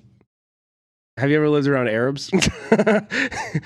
He's like, have you ever lived around Arabs? Because they're kind of evil people. You know what I mean? Like, they're kind of evil people. Are the majority here Arabs? Do you think that you would face the same pressure here that what you is would? it? What's the difference? I'm saying it's a country where people vote. Okay. Right? My top line complaint actually is I actually feel like no foreigner should ever talk about Israel-Palestine. They should Gaza Germany. Wow. So based, King. Yeah, you're right, dude. So every single person in Israel that moved there in the last 80 years, foreigner. So let's only let Palestinians talk about it. That's a great idea. I think actually that would solve quite a lot. Let's only let Palestinians talk about this conflict. Yeah. So stop letting foreigners dictate what happens to Palestinians. Stop letting Israel, tell Palestinians how to live. Wow. I'm down. I'm super down. Wait. Yeah, you actually fucking cooked. Wow. Germany. We had beef with them, no? I don't know how that would have worked, but maybe they should have. It's like people complaining about past wrongs. I can understand that. I'm sympathetic towards that, but that doesn't get you any closer to what does the resolution look like? And if you just say, well, one state. The resolution is that everyone can vote in a country. Okay, I don't think Jewish people are ever going for that. Okay, so now you're anti-Semitic. So what is it about Jewish people that makes them unable to live alongside their Arab brothers and sisters? You mean there's something unique about Jewish people that makes them unable to live with people of different ethnicities. Like that's patently anti-Semitic. I don't know what to tell you. That's an insulting. This would be a massive insult to every Jewish person I know. That is absolutely like bullshit. And I think understandably so. Demographic study of what people lost, reparations for what they lost. Do you think Truth and Reconciliation Commission for the and one man, one vote? Do you think that for the Jews that left all the surrounding Arabs? He's right, dude. He's answering his question so incredibly well.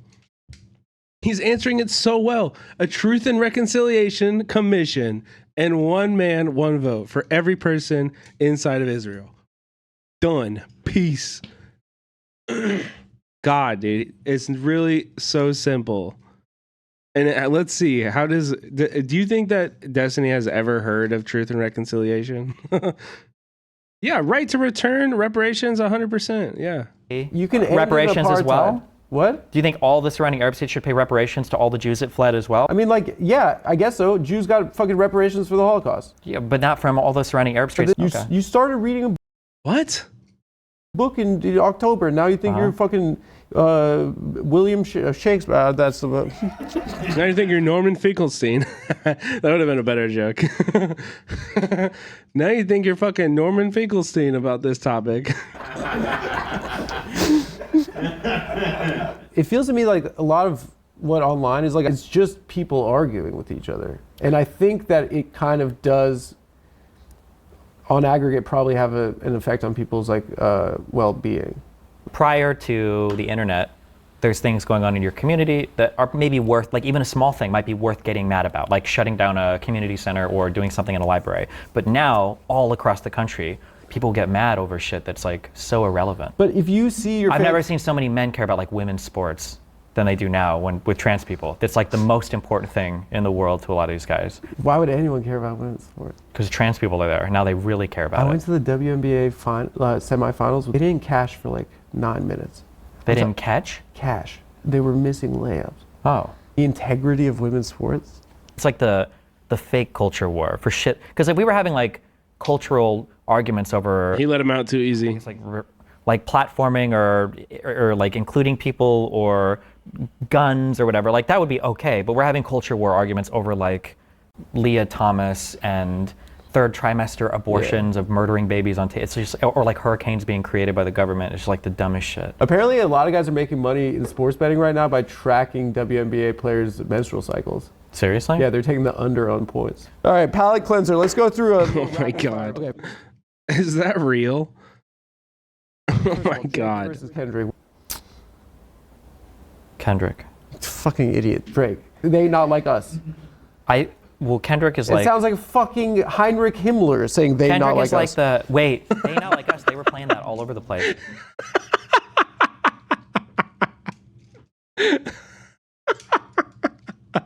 If it like wasn't crying. for this goddamn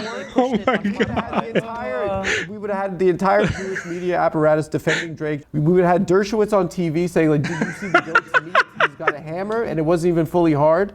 Goat debate, Jordan, LeBron.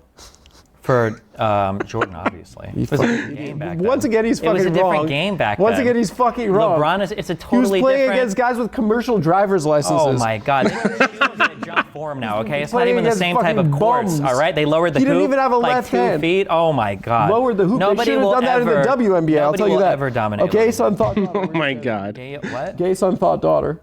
Gay son, thought daughter? Yeah, which one? Either one, as long as they're not trans. I'm going to have both, probably. You think so? Yeah, like my daughter. Gay thought son or like a thought daughter and my a gay son? My gay son's gonna be best friends with my wife, and like we'll be like pals. But he'll like come to me. He's like, "You won't believe what the bitch is up to today." And I'll be like, "This little fucker is crazy." Your gay son coming to you?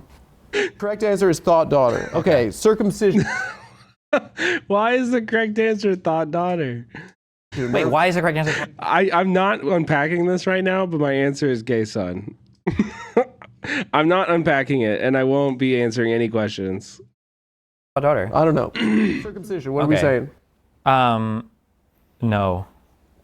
You're torturing babies. You're torturing babies. Well, first of all, I don't want that in my house. I don't want some Dominican foreskin in my house. He's never going to listen. Why is your son going to be Dominican? It should be the father's choice if the boy gets circumcised, the mom's choice if the girl gets circumcised. Okay. He's not going to respect me. Equal rights. If he's got some fucking gorgeous foreskin and I have a worse penis than him, he's not going to listen to me. My girlfriend, she's been saying that she's against it. I said, does your brother have one? She's like, yes. Circumcision. Does your dad have a circumcision? Wait, She why said, would yes. she know that? Because it's a family. And they talk about their a lot. You've never seen your dad's I don't think so, actually. Yeah, that's why you're a fucking freak like this. Jesus. You know who has a huge dong, apparently? Who? Yeah, that explains a lot. Biggest in Hollywood, I heard.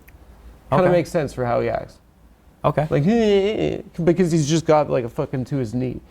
Dude, I went to a Korean spa this weekend with my girlfriend. Nick, I didn't tell you this. I saw the most remarkable penis I've ever seen in my entire life. It put a smile across my face. Hasidic Jew, his ball bag, like just above the knee. Like the longest balls I've ever seen, micro up top. He could have been a shower. Or no, a grower. He could have been a grower. I didn't see it grow. I'm just saying. Yeah, well, that's because maybe he's not getting horny. With some weird little fucking freak staring at his ball sack. Maybe it's not turning him on like it is you. It's okay. a fucking locker room. Like, no. Yeah, but you're my doing a day. close enough investigation, to delineate the size of the balls and the I'm dick. saying he's a good guy. He made my day. What I'm curious about is if there's video cam footage of this, are you in the corner with your fucking Inspector Gadget magnifying glass analyzing this dude's fucking crotch? It's the little things in life that you just know that like his dick? Things are going to be better in the world, you know? We're in this crazy time of Trump and misinformation, and sometimes you see old Hasidic guys. What the fuck? It's normal to know these details about people you live with for 16 years and grew up with. This guy comes out insane in normal conversations. No, you're right. Yeah, of course. Yeah, seeing your family naked is being naked around children. If when you're a parent, like being naked around your child is actually very good for their development because it like lets them know that they have bodies and that bodies are women's bodies are different before they develop sexuality, and there's nothing sexual about it. It's just like a normal part of like growing up. Like, you see other people's bodies and you realize your body is just like theirs and it's normal. It's just like, it's actually, I think many like parenting books will actually, like talk about this. Like, long, and his nuts were like, he had big old nuts too. It wasn't like just the bag and then just micro up top. It was just aesthetically, you expect your entire life you're never going to see that, right? But you have. Now I have. Good job. The profile of streamers is skyrocketing. We had Trump on Aiden Ross. Have you met this schmuck before, Aiden Ross? Yeah, he said I was a 40-year-old like 15 times in a row while we were fighting on Discord to each other. It was pretty crazy, yeah. How old are you? 35. That was disinformation. It was. 35-year-old. Half bisexual, not fully gay. So. Oh, you're bisexual? Yeah. Let's say, would you debate Donald Trump? Yeah, of course. Would you cook him? Obviously, yeah. What's your strategy going? It would just be personal insults the entire time. Trump doesn't debate on facts, so if you go there and you're like, we're going to do the child tax credit, blah, blah, blah, and he's like, you're gay. You're gay. And it's like, fuck. That'd be... Yeah, nobody, yeah. No, you're yes. Yeah. His supporters kind of know he's lying, right? But they say that he's our guy, and that's why he's lying. And that's why we... I do think that would be effective. I do think that would be effective against Trump. Like, it would go nowhere. Yeah, I mean, you have to say your policy and then hit him with that shit. I mean, like, what Kamala's most effective moment in the debate against Trump was when she insulted the crowd sizes. Right? That threw Trump off on his own shit. Like, he was shook after that. He hated that moment. But it's because he has like a very large conservative media sphere to draw from that are all supportive of him as the candidate, so he can do a lot of shows where he's never held accountable. But the left doesn't really have that. MSNBC? There's more commitment on the right to like a sycophantic support of the candidate, right? Like when Biden had his pretty bad debate performance, right? If Trump had a performance like that, do you think Fox News or the Daily Wire are like calling, maybe Trump needs to step down as a candidate? That's never ever happened. You're saying that Fox News is like state media? They're Trump media. You occupied a position that like that he was mentally competent to run for president again? Like mentally competent and like fast enough to do like the debating stuff, I think are two different things. We saw him debate Trump 4 years before that. Do you think that's Oh my God, we are after the election and he's still defending Joe Biden staying in the race? Holy fuck. People listen to this guy for their political beliefs. That's crazy. Dementia? The entire like liberal media apparatus. He said, "You think that's dementia?" Yeah, dude, I have eyes and a brain and ears. So yes, I do think it's dementia. Which of those three are you missing that you don't see this? Well, actually, when you talk to him, he's fine. And I do think the American people felt like, wait. Do you like think bullshit. that you think after that debate, you think the liberal media apparatus prior was to that even. Yeah, prior to that because they'd heard that. But do you think that they were lying about that, or do you think that that's just what they were hearing? I do think that they lost the faith of the electorate. I'm not asking. I'm asking. Do you think they lied about it, or do you think they were hearing that and so they reported because they thought it was true? I think people were afraid of Donald Trump winning. Maybe. Dude, we watched the debate. What are you talking about? Every single person who watched that debate left that debate thinking this man cannot be president for the next 4 years. He has a year max before he's like in a vegetable state, it seems. Like, what the fuck universe is he talking about? And the way to be sure that you beat Donald Trump is to lie about Biden so when he goes on stage and he has dementia, everybody the other thinks guy's you're not crazy. retarded. Yeah. Yeah, but then why wouldn't he have just avoided the debates? If you want to beat Trump, you should have a guy that's not retarded. No? Yeah, but then I'm just saying, what I'm saying is conspiracy theories used to be good, but like this one doesn't even make sense. It's not a conspiracy It is, because you're alleging with no evidence that all of them knew that Biden was gonna. All of them knew that Biden was. Yeah, exactly. No, Adam's right. The evidence was in front of you. Dude, what? Like, this kind of gaslighting is insane to me because it's like you can look at a person and like have the opinion that we all had about Joe Biden after that debate. We all saw it. We all saw the same thing. And do you think that like other heads of states, you don't think that they see that when they're like talking to him and negotiating with him? Like, huh? But they all said he wouldn't have the debate anyway. No, this only works if he doesn't have the debate. I'm not alleging that. What I'm alleging is that we were told that, yeah, maybe he sounds like shit right now, but behind closed doors, you're repeating this. But my question is, do you think they were lying about that, or do you think they genuinely believed it? I think it tracked as bullshit. No, I think it's actually irrelevant. I think that distinction is irrelevant, and I don't care. Like, they may have genuinely believed it because, guess what? Their paychecks were involved. So, yeah, their political careers were tied up in this answer. And so whether or not they were able to see it clearly, in my opinion, is not that valuable. The fact is that he was the way he was, and they kept pushing him. Like, at some point, they chose their own political ambitions and careerist dynamics, or their career's ambitions over what was best for the country. And like that never was addressed, by the way. All those people just like shifted right into the Kamala campaign and are doing just fine. Like, those people were never punished, never held accountable for that. And now Trump and fascism is about to, take over. They got the House, they got the Senate, they got the Supreme Court, they got the president. Like, all of that is because of the decisions of the people that we are talking about right now. To everyone. Okay, you're still not answering the question, but that's okay. Like, from what I perceive, like, we're in different worlds, right? That after Biden had that debate, the whole Democratic world fell apart. They were like, he's got to go. We got to get this guy out of here. This is horrible. This is terrible. Donald Trump will never have a response like that in the right-leaning world, ever. He lost in 2020. His candidates lost in 2022. His special election picks. He's a loser politically in every sense of the word, but nobody will turn their back on him. He just won as president. He did this time, yeah. But after 4 years of like losing elections, what I'm saying we got the apprentice back. He threw paper towels at Puerto Ricans and he talked about nuking hurricanes, but he never did the "you're fired" line.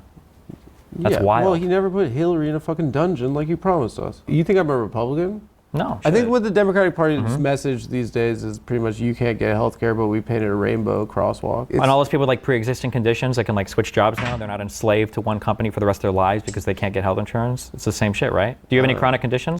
What? What? Huh? Oh my God.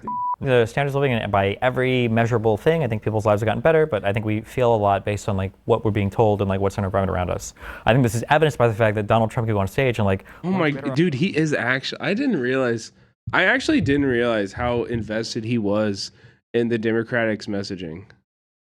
Like, he is genuinely just doing the same gaslighting as the DNC. Do you think he's doing this because he's like positioning? But then why would he make all those fucking stupid, edgy jokes? Like, whatever, do this. I don't care. There's a bunch of people who do this. You know, like, be the Democratic mouthpiece. Repeat whatever you hear on MSNBC. I don't care. Whatever. Fuck it. But, like, why do you have to also do the edgy thing? Especially as the DNC is, like, giddy for somebody to, like, you know, prop up as their Joe Rogan. Like, you're not even grifting well. You know what I mean? Like, you could grift better and you could probably make a fuckload of money and be way more popular. But you just insist on being like a disgusting cretin. You know? Like, why? 4 years ago, and everybody's like, yeah, and it's like 4 years ago we were in fucking lockdowns and the world was horrible. I mean, like, there's that statistic about like 50% of Americans can't afford $1,000 emergency. Yeah, but like those things, like 70% of people live paycheck to pay. Like people, I don't know how I feel about those. Those are weird ones. Yeah. But living, I don't know how I feel about those. Who asked? Who asked? What do you mean? How you feel about them? They're factual, like well researched. What are we doing? The paycheck is stressful, right? I'm going to be honest, okay? Yeah. I hate the middle class. When I was poor, okay, middle class people, they spend like they're rich and they LARP like they're poor people. And when I was poor, middle class people always act like they have so much more than they really do. And now that I'm rich, middle class complain like they're working class and they're not. That's just I hate them. That's just a weird perspective. It's not. It's What differentiates them from working class? What? Huh? correct. It's absolutely right. A middle class guy will say shit like, I live paycheck to paycheck. I can barely afford like the fourth car payment we have when we got our second child a car. Like it's like stressful out here. Like we only went to Disney World twice this year. That's like a middle class like paycheck to paycheck. That's your personal complaint. gripes with people. You should get people more money. The government. Yeah, but like. And you should offer a tangible way to do that. Well, here's the way. So Kamala Harris's policies were the most tangible way to do that. What are Trump's policies to do that? What were her policies? Beyonce and crap? It was Taylor Swift. It was a $6,000 child tax credit, which is a lot of money, which is immediately evidenced on your taxes. It was a big first-time home buyer credit, like $25,000, I think, or $15,000. And then it was a big tax deduction for new businesses. Those are like three like pretty quick, immediate ways. What are Donald Trump's? You're unhappy in your life, you know, the factory closed because the Mexicans doing tricks on it, bro. You get low taxes, and if you watch your neighbor next door get murdered and don't do anything, not only are you not a bad person, you're a fucking patriot. You're a real American patriot. Those are tangible concepts that people can understand, right? And those translate to like electoral success, in my estimation.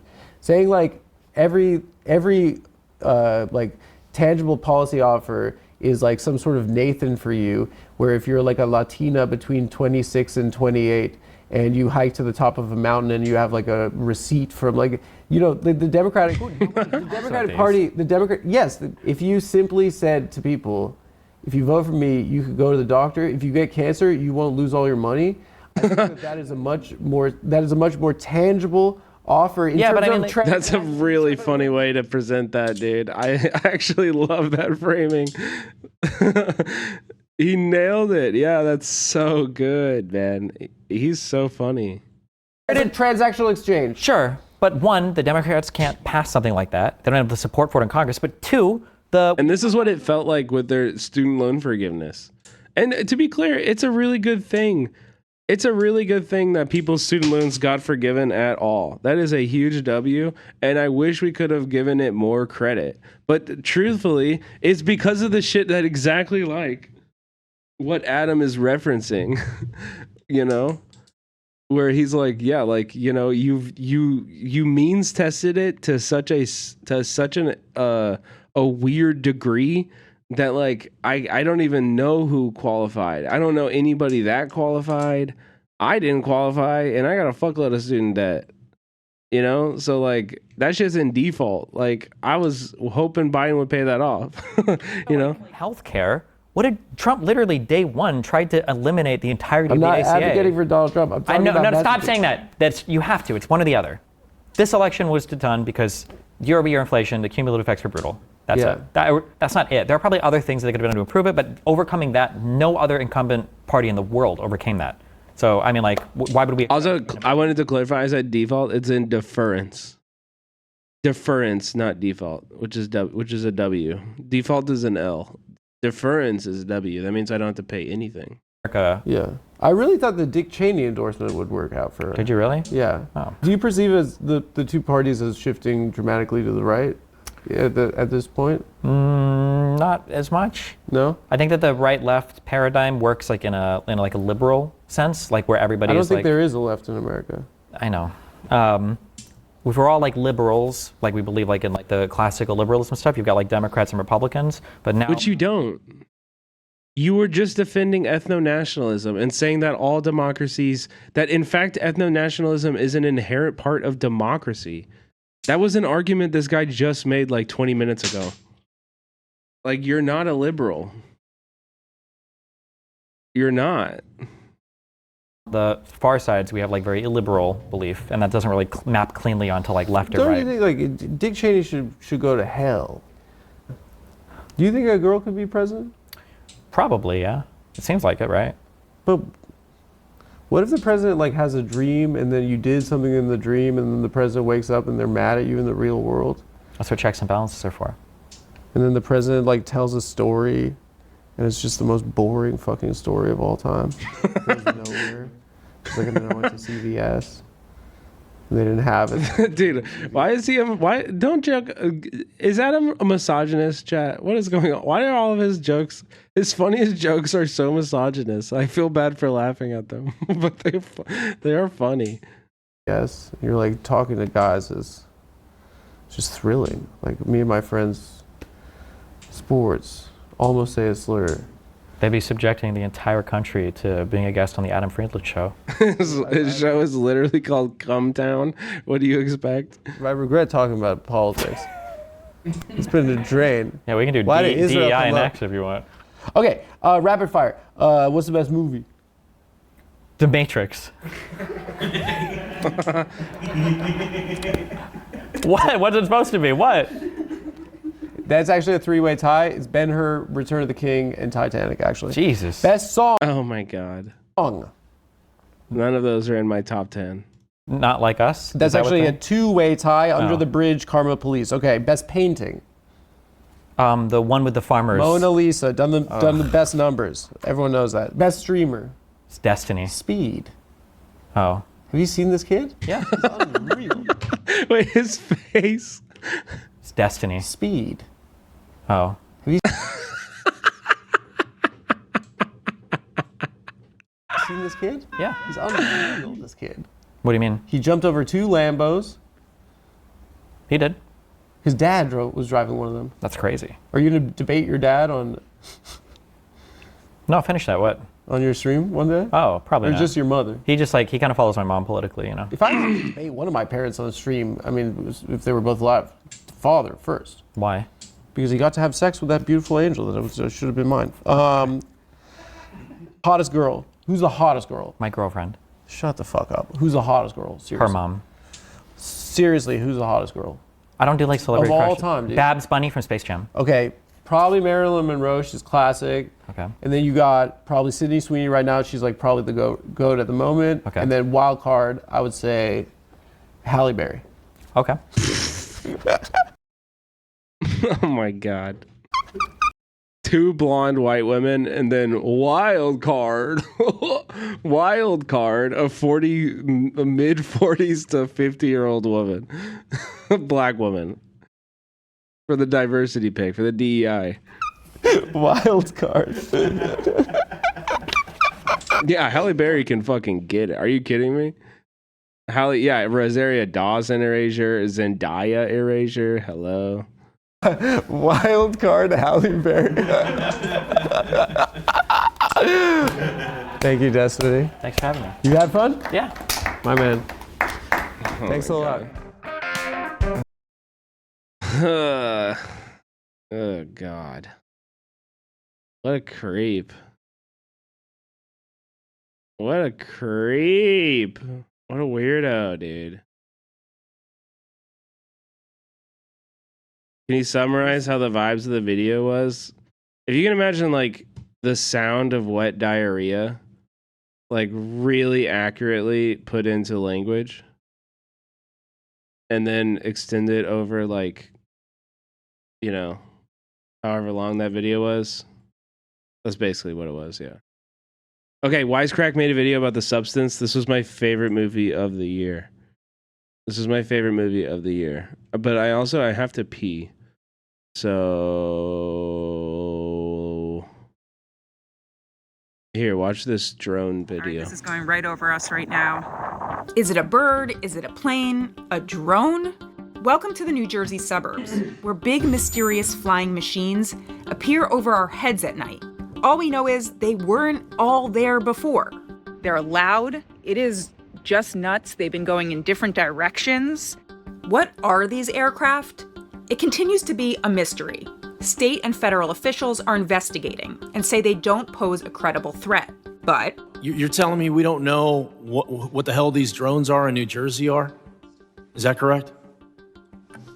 That's right. It's crazy. I mean, that's crazy. That's madness that we don't know what these drones are. And then this from a Pentagon spokeswoman. At this time, we have no evidence that these activities are coming from a foreign entity or the work of an adversary. So no, we don't know what they are. But I do know a bit about them after spotting them, talking to residents and experts. What is that? Yes, some of the videos show aircraft that look like planes. And some of them definitely are regular planes. But experts who have seen the reported drone footage categorize it into two buckets: quadcopters and fixed-winged aircraft. I didn't see one of the quadcopters, but Melissa Pedersen in Chatham believes she did. In her footage, this object goes back and forth in the sky. Experts I showed it to said it did look like a drone. I've spoken to residents in a number of towns up and down the state, and many report seeing similar low-flying objects. What I saw did not look like that, but it did appear to be flying lower than a regular plane. There we go. That is low. That's just hovering over something. And there was a lot of activity in the air, far more than usual, and I didn't see a lot of that reported on flight tracking apps with FAA data. At a New Jersey briefing on Wednesday, officials said the drones fly for 6 to 7 hours at night.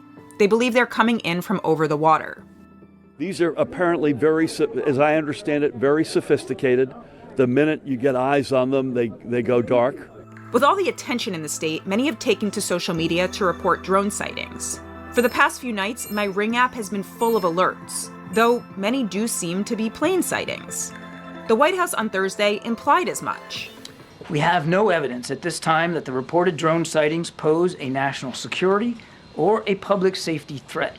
We have not been able to, and neither have state or local law enforcement authorities, corroborate any of the reported visual sightings. To the contrary, upon review of available imagery, it appears that many of the reported sightings are actually manned aircraft that are being operated lawfully. Still, mystery drone sightings have been seen across the country, including over Langley Air Force Base on Virginia's shoreline in December 2023.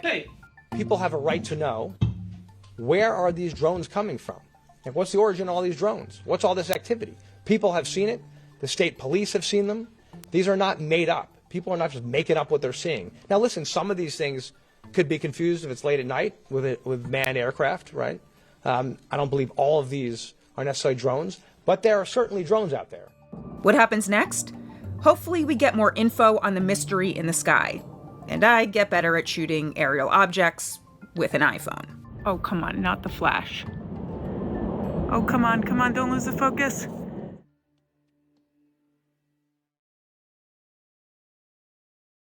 Standing side by side, then the cops won't hurt us. Surely the cops won't beat the out of a black vice chancellor. I mean, think of the optics of that. Sick of this grifter pretending to be a socialist, but not once have you invited. Okay, sorry. That's some IRL shit to deal with.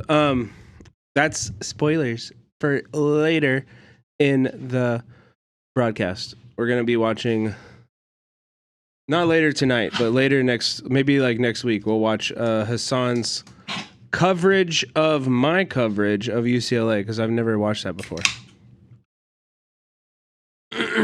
Yeah, it was a suicide. That's what they're saying, at least. Right, Scar? Okay, anyway, here's what we are actually watching.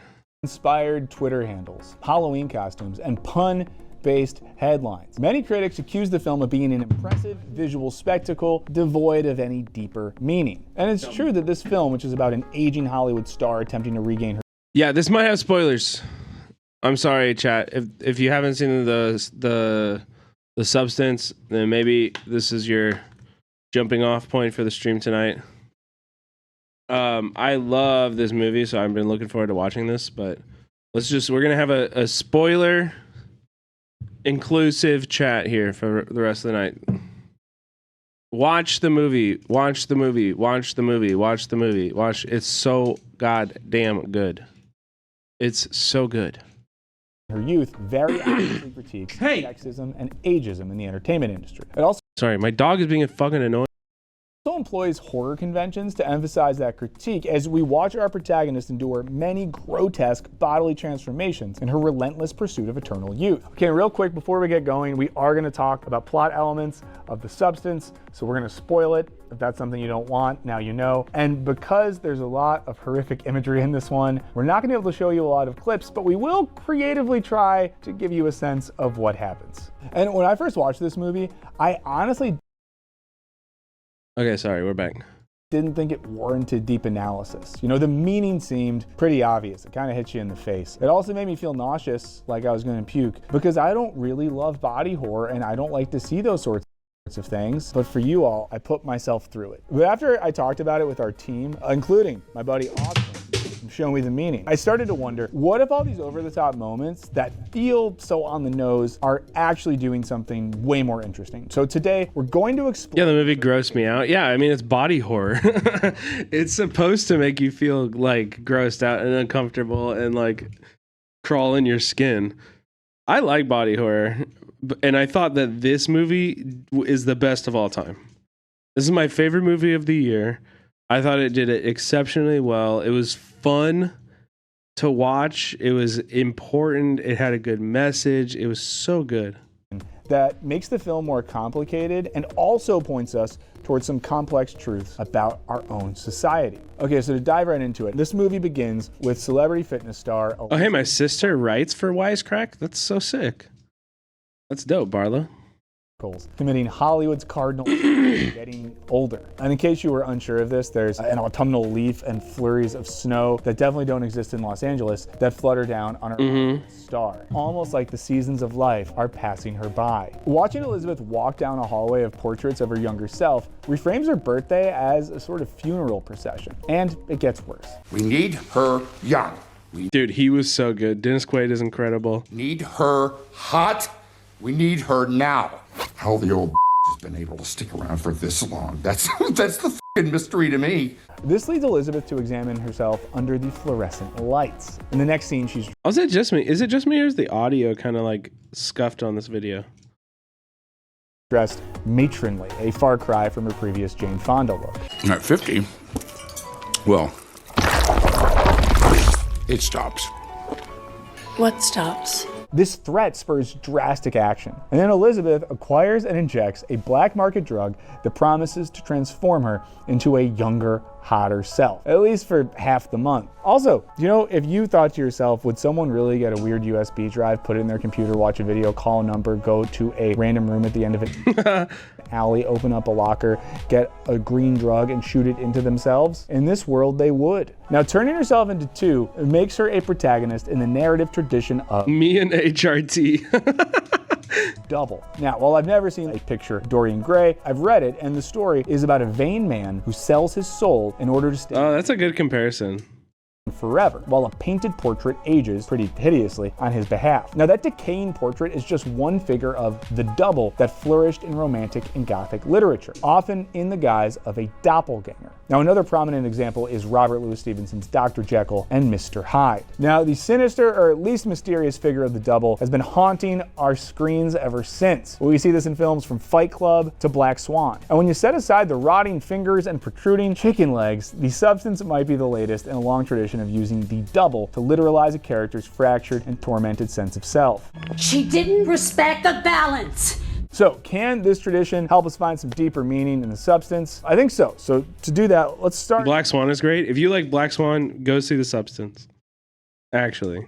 With the first psychoanalytic account of the literary double. We get this in the work of Freud's disciple Otto Rank, who argued that the figure of the double represents the desire to escape death and maintain a belief in one's immortality. So, like Dorian Gray, it could be that Elizabeth's desire to remain forever young is actually a manifestation of her fear of death. Have you ever dreamt of a better version of yourself? Younger, more beautiful, more perfect. You know, soon Elizabeth's body rips open to reveal her double, Sue. I'm Sue. Sue. Sue. Sue. Sue. Sue. And Sue does not need the male gaze to let her know that she conforms to expectations of feminine beauty. She immediately... Dude, Becca told me that they replaced her tits in this movie.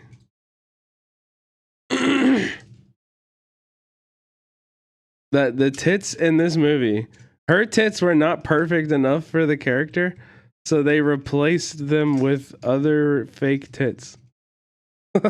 Participates in her own objective. They were prosthetics, yeah. Preening for the mirror and rubbing the contours of her body as her original self lies limply on the ground with an open wound. Now, Elizabeth has already paid a heavy price for Sue's pretty privilege. A shot of Sue physically eclipsing Elizabeth's enormous portrait telegraphs her narrative intentions to literally replace her double by auditioning for her old job, even donning her signature egg yolk yellow coat. We see the trope of the double gaining power and taking over the protagonist's life either literally or figuratively everywhere from Dostoevsky's The Double, portrayed by Jesse Eisenberg in 2013, to Starlight's shape-shifting doppelganger in the most recent season of The Boys. So this happens because the double fulfills a role the original is either repressed or can't access. In Fight Club, Tyler Durden actualizes all the narrator's repressed rage. In adaptation, the awkward, tormented Charlie projects an... Oh my god.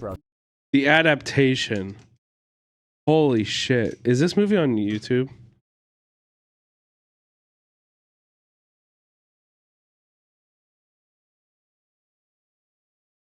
Bro.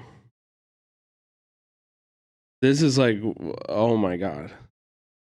This movie is so fucking good. Masterpiece. Andy Kaufman never who rules Hollywood. Charlie Kaufman is the director. Andy Kaufman, I think, is his twin brother's name. Or is that a different person? Yeah, Charlie Kaufman. This charm and ability to churn out commercial hits. Now, that's why author Aaron Dorfman explains the double is usually created upon a feeling of lack and limitation. So good, dude. Frustrated desires. The doubles. What movie? It's called The Adaptation.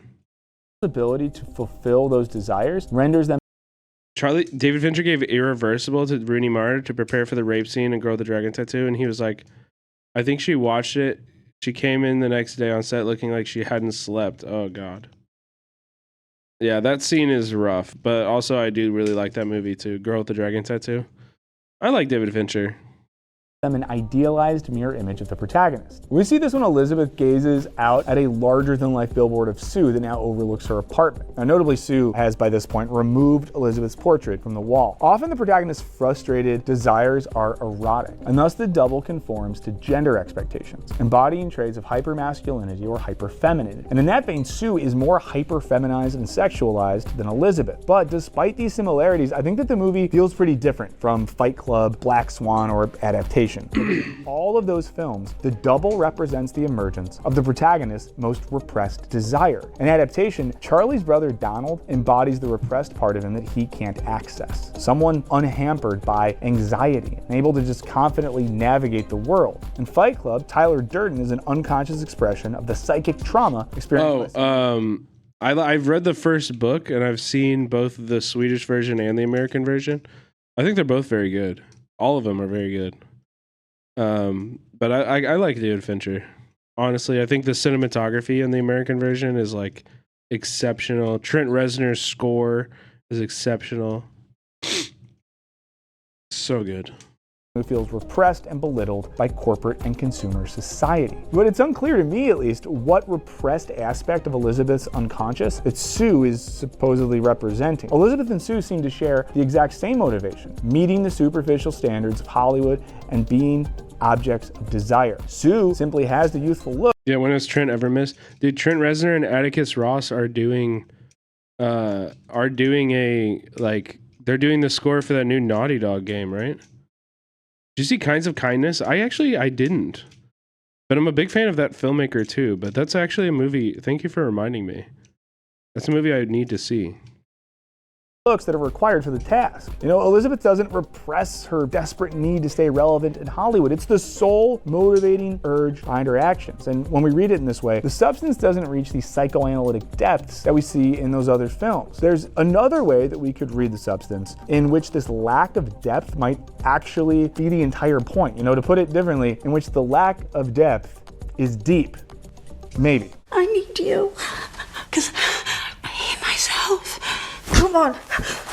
You're the only lovable part of me. You have to come back. So in that scene, there's no deeper meaning to interpret, right? It's all right there. The only part of herself that Elizabeth loves is her capacity to elicit erotic desire. So rather than the Rank's theory of doubles, where double manifests the protagonist's psychic repression and fear of death, the substance depicts a world entirely without an unconscious, meaning that everything just is what it is. Everyone means what they say. There's no deeper tensions or repressed meanings. It's a world where psychoanalysts probably don't have jobs because I don't get what they would do. Now, this surface level of meaning is apparent from the film's first image of an egg yolk doubling, a depiction of the genetic process that the substance induces. In this film, emotions are not complex. Cause and effect are just easy to interpret. You know, when you see your billboard image destroyed, well, it causes a real-life car crash.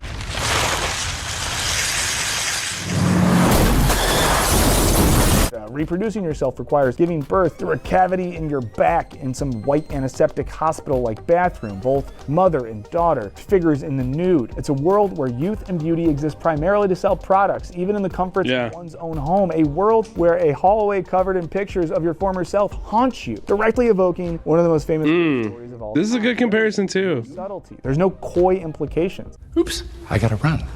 But it's always great to see you. You know, Sue's body is constantly shown in close-up, reduced to isolated parts that are so blatantly sexual. People actually, I've read a bunch of like Letterboxd reviews of the movie from women who are like, the framing was so exploitive and like there's too many ass shots. Like it is like the cinematography in many ways is like gratuitous, but like in my opinion that's the point. And like it's a woman directed this. It's a movie about Hollywood's like obsession with the woman, like the female figure, and with like young women, like female bodies. Like it's about that, right? Like so I don't necessarily, it wasn't like something that bothered me.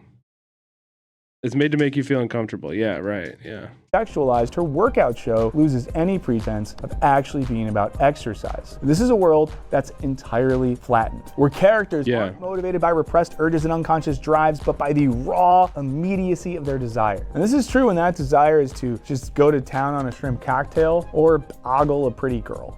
Let me introduce you to the shareholders. They have been dying to meet you. And it's true when that desire feels less primal and more a very simple desire to be desired with no deeper motive. And that's, you know, what we see repeatedly with Elizabeth and Sue. We're doing the cover of Vogue. Just one more day, okay? This is a world of black and white.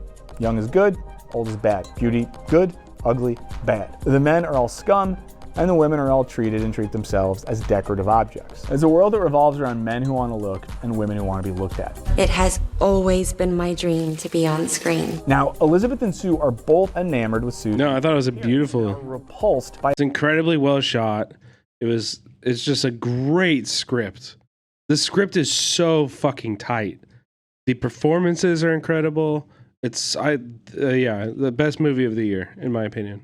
Elizabeth's age and decay. And in case you haven't seen the movie, she doesn't just get like normal old, she becomes a bridge troll. That's basically what happens. One of her fingers turns into like a troll finger, and then her back gets all hunched over, and she becomes a bridge troll. But the bargain between the two doesn't appear to be about anything deeper. They're not working through questions about their identity or humanity. They're just obsessed with the power that Sue's unblemished vitality commands. Her deepest desire is superficial, to be the object of an adoring gaze. Any adoring gaze. Wow. Wow.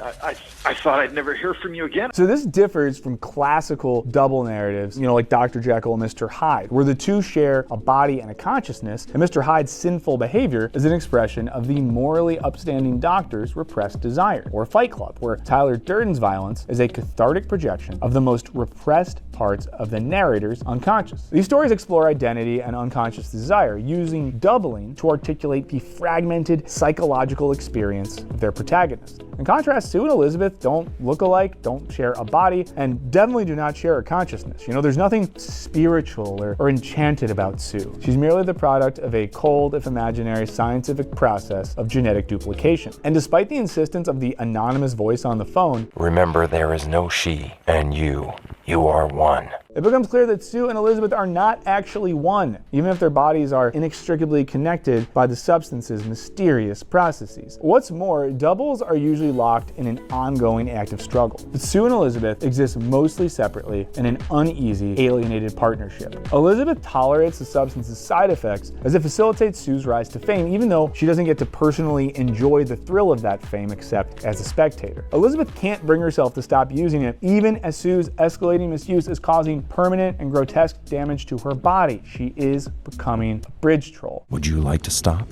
To go back to being just you? On your own? Is that Glenn Close? No, it's Demi Moore. Now, we can see parallels in a story that's written by the magical realist writer Jorge Luis Borges. Now, in Borges and I, the narrator describes the experience of having a double named Borges, who really gets to experience life. The narrator I was joking. The one called kind of mean. Is the one things happen to. Borges, we learn. That's kind of mean to Glenn. She's a hella accomplished actor. Come on. Don't roast her like that. But successful, and the narrator exists solely for that success. He explains, besides, I am destined to perish definitively, and only some instant of myself can survive in him. Little by little, I am giving over everything to him. In the story, Borges describes giving from his personal life so that the other Borges, the public figure, is able to continue existing. He knows he's going to die, but this other could live on forever. He will perish, but his double can survive. And being faced with your idealized double as Have you seen Denis Villeneuve's Enemy? I don't know. I think I have. Yeah, that's the Jake Gyllenhaal one. Yeah, I did see this. This came out at the same time as like that Jesse Eisenberg double movie. And I saw this one and not the Jesse Eisenberg one. But this one was better. I heard. I don't know. I never saw the other one, so. Elizabeth learns can be a troubling and ultimately deadly experience. Spoiler alert, Borges' metaphor becomes more crass and immediate in the literal inability of Elizabeth and Sue to coexist. There's a version of this at play in our society, in which the reduplication of our image and even our personhood in digital form creates doubles or triples that will potentially live longer than us. Like this video is probably gonna outlive me. And at times it might feel like those digital doubles become more meaningful or powerful than our actual organic selves. The digital self has all sorts of cultural and economic value, and our organic self is just there to provide the raw material. Now this gets literalized in the film. Yeah, I've seen Prisoners. Her power as her organic reproduction, Sue takes it all. Tell them who your little beauty secret is. But as Elizabeth increases, I think Villeneuve, I think his best work is Arrival. The Dune movies are incredible, great films, but Arrival is next fucking level, dude. That movie is so good. Isolates herself from the outside world, she, like Borges' narrator, sees her double as the one things happen to out in the real world. I'm being told that you are going to host the New Year's Eve show. Can you confirm this? Yes, that's right. In both cases, it's the public self for whom things happen. And Elizabeth and Borges... Yeah, sound design in Arrival is so good. The script is so good. Even as it steals more and more of their vitality and power. And again, to be clear, for Borges' narrator, this is just a metaphor. Well, for Elizabeth, it's very, very literal. As the public self eats away at her, Elizabeth's private self atrophies, and she eventually descends into a state of escalating. I feel like 2049 was good, but I need to rewatch it outside of the hype, because honestly, I felt like it came with like so much hype when it came out that like I was like, okay, like it was... But if I was to give you like a true opinion about it, I'm not sure that like 2049 is going to have the same staying power as like the original Blade Runner. Like I think the original Blade Runner is going to be a movie that people like revisit for like the rest of our lives. I'm not so sure about 2049. I think that honestly might get like kind of lost. Madness. So, if Sue isn't the manifestation I don't know. of Elizabeth's repressed unconscious, and I think like the plot was not as like meaningful or good as the original. Gaze, well then what does she ultimately mean when we're thinking about this film? Now, one way we can think about it is that Sue is sort of Elizabeth's digital self come to life. You know, sort of like if your most popular picture on Instagram just showed up at your door one day and said, hey, I live here now, this is my house, go to the bathroom, go to the garage, you shut up, but I'm in charge now. While the fantasy... Yeah, it was incredibly shot. Narcissist's for sure encounter with his reflection, meeting your double has been throughout history, you know, merely a dream or a fantasy. Often one closely intertwined with imminent death. Roger Deakins always pops off. Jean Baudrillard argues that this has all changed. He writes, ours is the only period ever to have sought to exercise this fantasy, that is, to turn it into flesh and blood, to transform the operation of the double from a subtle interplay involving death in the other into the bland eternity of the same. Now, Elizabeth's desire to replicate herself in a youthful form is really a desire for the reproduction of her eternal sameness, for a new semblance of the images that she sees in the hallway. This phenomenon is hardly exclusive to Hollywood performers either. The film depicts a hauntingly beautiful nurse who consumes the substance simply to look beautiful while treating injured patients at a hospital. He shows how in a society reduced solely to the image, all of us now have public bodies and are pressured to value ourselves primarily as images. When we meet his other self, a decaying old man, he reflects, it gets harder each time to remember that you still deserve to exist. He's suggesting that not being camera worthy, not having your image constantly replicated and circulated for social cachet is in itself a form of erasure, of functional non-existence. There's something monstrous about a society so fixated on bodies, one where isolated images of Sue's crotch are the most reasonable way to communicate eroticism. Now, this is exemplified by the emergence of the monstrous Eliza Sue, a disgusting and parodic image. Okay, actually, if you haven't seen the movie and you're still in chat, please just come back in 5 minutes. I really don't want to spoil this for you. Please leave. Please go see this movie, leave, and then come back in 5 minutes. I think we're gonna go over some Twitter stuff, and then we're gonna play video games. Okay? This is your last warning.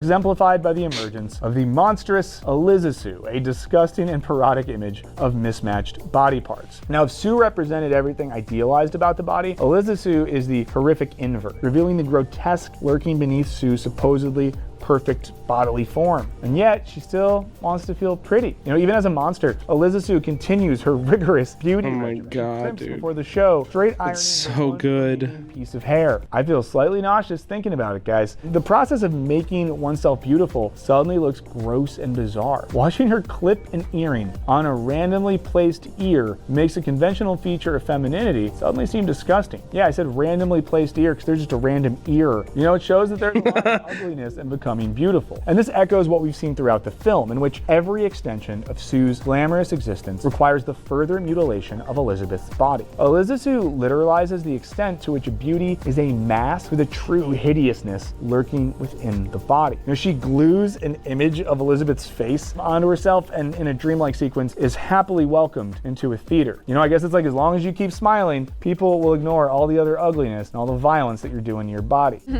Pretty girls should always smile.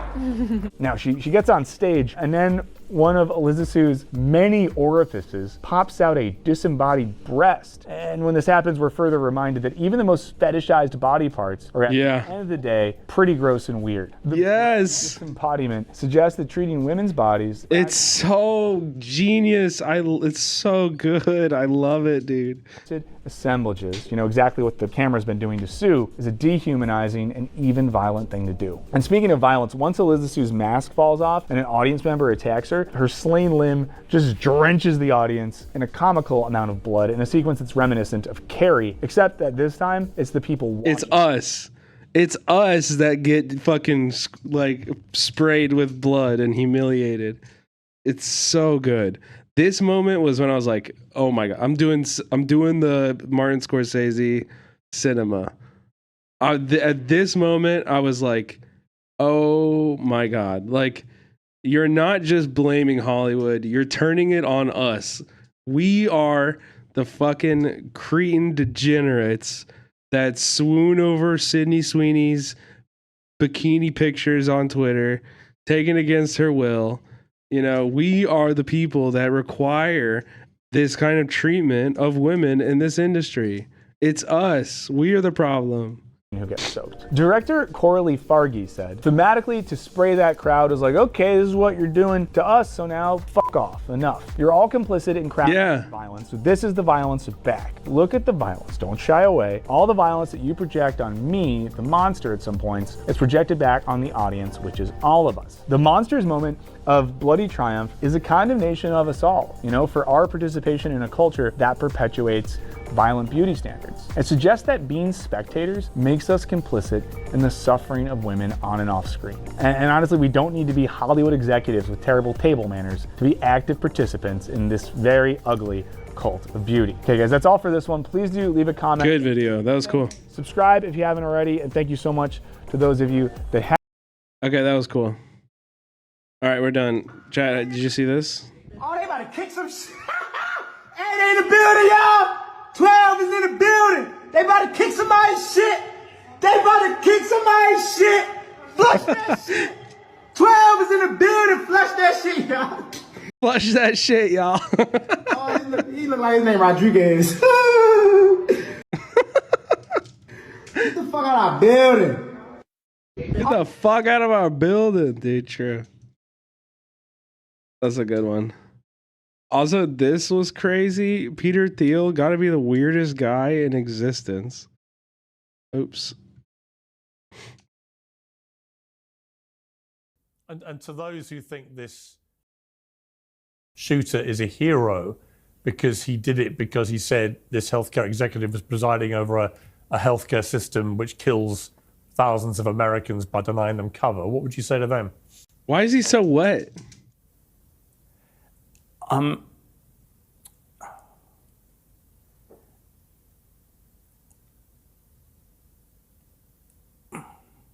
It's I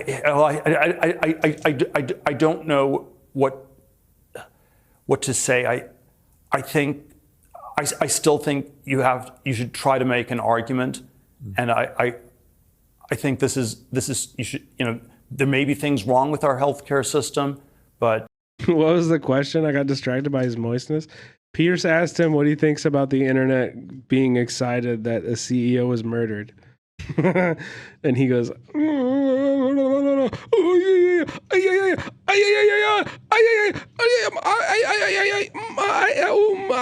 is this Peter Thiel?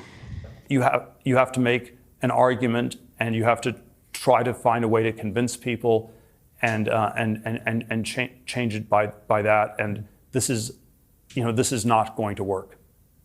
You know, why are you so sure? I don't know. I'm not sure. Are you sure about that? And, I don't. It's the substance kicking in. True. Yeah. It's yeah. I mean, there are all sorts of things one could say about it, but I don't think, and I think, you know, I think the motives feel. I don't want to go into all the particulars here, but I don't think. I don't think there's anything heroic about him. And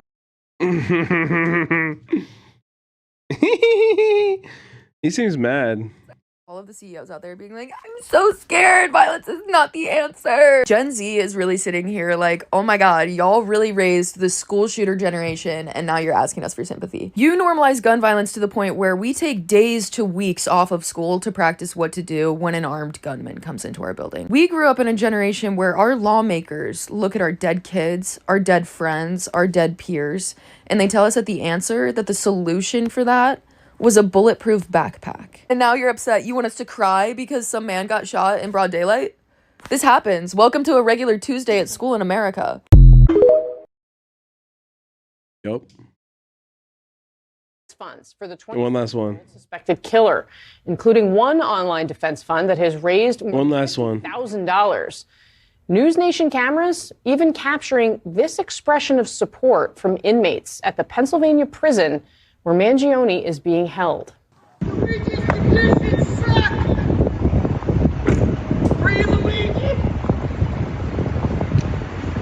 Free Luigi. It's Friday, which means it's time for Michael Smerconish, CNN political commentator, host of CNN Smerconish. Michael, welcome. Always wonderful to see you. Happy Friday.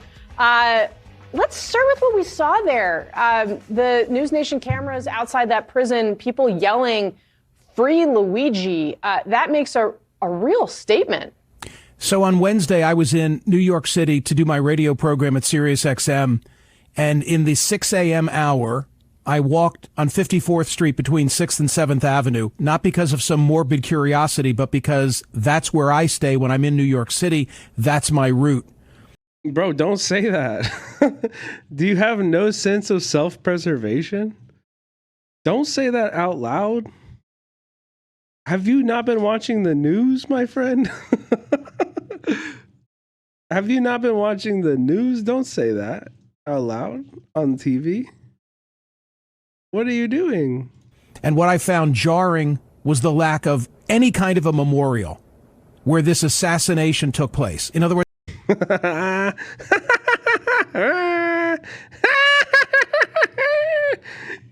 I'm walking on the sidewalk where 1 week prior, in the exact same hour, the 6 a.m. hour, this healthcare CEO, father of two, was gunned down in cold blood.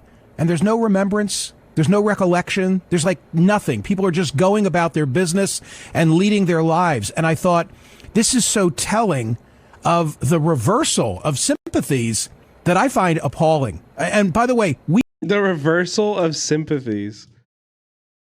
Because he's literally like, people used to, even working class people used to have mad sympathy for, for capitalist stooges. And now they have sympathy for each other more. We can do two things at once. We can mourn the decedent, the man who paid with his life unnecessarily, and we can... For what? Recognize the errors in our healthcare system and try and work to bring about change. I've never seen... I got to pull up Megatechnics. Decades that I've been behind this microphone taking telephone calls from across the country, I've never seen the visceral reaction as I have in this case. My callers appropriately mourn the loss of life and at the same time say, but I've got a relative who can't get coverage, or I've had this issue of my own. We can do both things. I would like to think that change comes from it, but for goodness sakes, can we please be appropriate in how we recall what happened a week ago Wednesday? Because it was god-awful. Yeah, of course. It was absolutely god-awful. It's true. When I heard about it, I dropped to my knees. When I heard about it on that day, I remember it was December 4th. I opened up my phone in the morning and I heard United CEO murdered in New York. And I got out of bed and I dropped to my knees and I said, no, please, God, it should have been me. It should have been me. Oh, God, it was so awful, man. Oh, no. One kind of question I've sort of wrestled with a little bit is whether this may, because it's exposed all this anger, ultimately lead to some change, some political change, because obviously that would suggest that violence in this case affects political change, which is not a place we want to go. in American politics. But that said, clearly there are millions of Americans, and honestly, I can't find anybody. I'm pretty sure everybody's sitting at this table. I have my own story about dealing with these healthcare companies, right, and how hard it is. I think that you've really put your finger on the conundrum for politicians. And that is, how do you take action but not be perceived as responding to the violence and therefore rewarding it? I'm sure you're aware of the fact that there are wanted I don't know, but you better do it quick. I don't know how you walk that tightrope, but if I were you, I would do it quick. You know what I mean? Like, you better do it fast, because there's got to be a lot of other people out there who are looking at this response.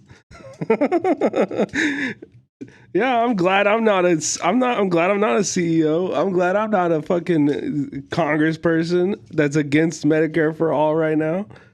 Because you gotta actually do your job, and you better do it fast. You know what I mean? Every day you don't do it, you're gonna be looking over your shoulder, and that sucks. That's really bad. Tisk. That's really sad. You know, these people actually having to do something that benefits the working class. It's just a shame. Posters being placed in Midtown Manhattan as we speak, that are identifying corporate CEOs and healthcare individuals. I mean, it's horrific, and we don't want to condone and encourage that sort of behavior. So how you strike the balance and say this man's murder was horrible, and we're going to deal with it legally and through the law enforcement system, and at the same time be responsive to the concerns that so many have. There's nothing more important, right? If you don't have your health, what's the old adage? You have nothing if not your health. So I get it. But we've got to be able to do both. Just awesome. All right, third time tonight. Am I supposed to be sad because a leech got his ass popped? Giving fucks isn't covered in my plan, dog. Solidarity is needed in the class, y'all. Time for pitchforks with some torches and a fat mob. They take our fucking money, man, the system's time they feel some fear, we will cheer when they get hit. Free my man Luigi, cause we know he didn't do shit. And motherfuck McDonald's if they truly, really snitch. Give a fuck about CEOs, wow, never with that beanie. Got an L up on my beanie, posted up like Free Luigi. It was clean just like a squeegee. Take 'em out like eeny meeny. I would be my one wish if I had a lamp pop out a genie. Baby girl, I guess I'm greedy. And every CEO is super seedy in a system where the profit's always gonna supersede. They fucking needy. The game is rigged and they playing on easy. Give a fuck about a sleazy money hoarder, do 'em greedy. They say that violence ain't the answer, baby, I tend to agree. If we lived in a utopia where everyone was free. But since we live in a society controlled by people's greed, what the fuck we gonna do when we struggling just to eat? All right, last video.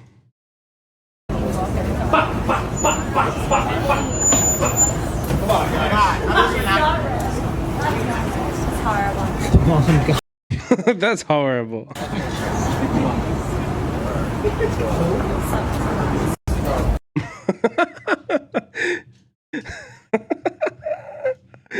Oh God. Oh yeah, by the way, UCLA police chief has been fired. Pour one out. Let's go, Ikamishu. Thank you for the 5 gifted subs. I appreciate that. We love the late gifters.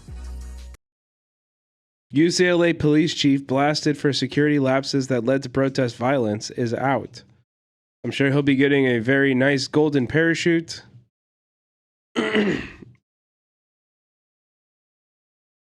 He'll be getting to do a good golden parachute. You know, nothing will ever change. He'll just be fine. He'll be just fine. Okay, chat. I really am sad because I really fucking wanted really bad today to play Indiana Jones.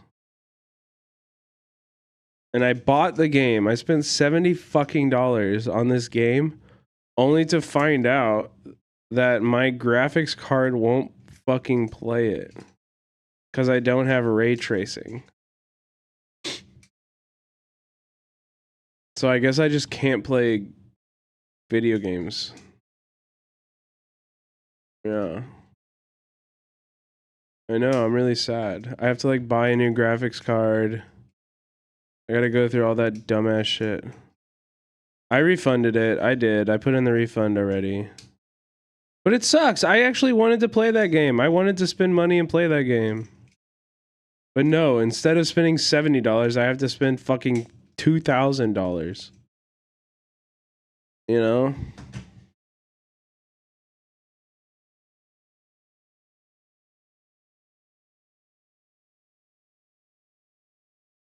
It sucks.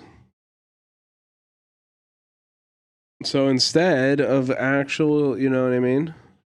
Which game, which card? I have like a Radeon 5700 XT. And the game was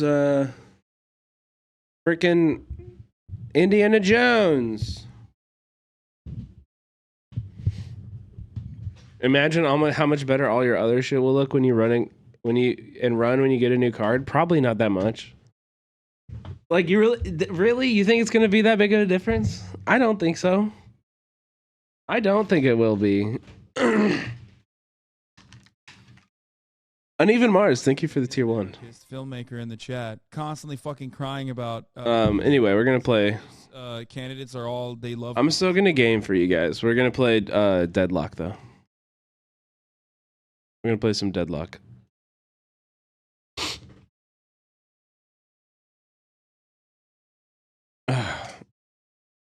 I know people are telling me about the tariffs.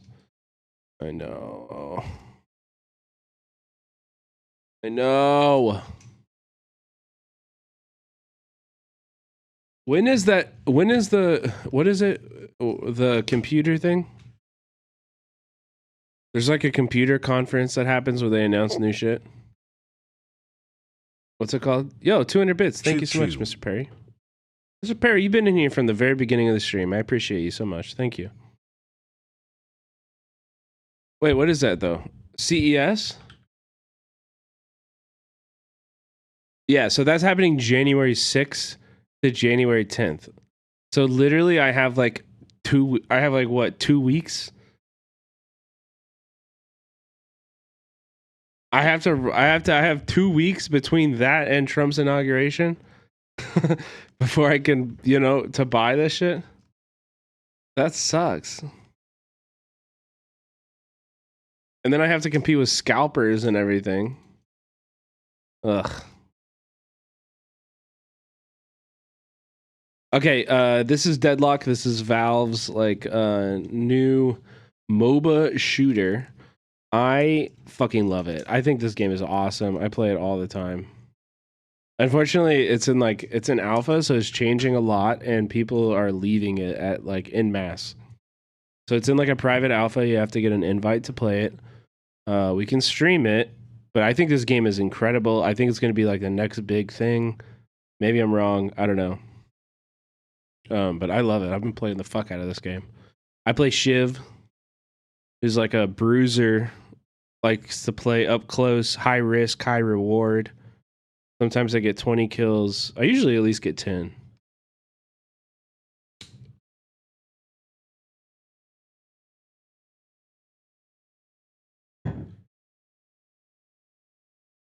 RP TF2? Yeah, but this isn't like TF2. It's like a MOBA. It's more like League than TF2.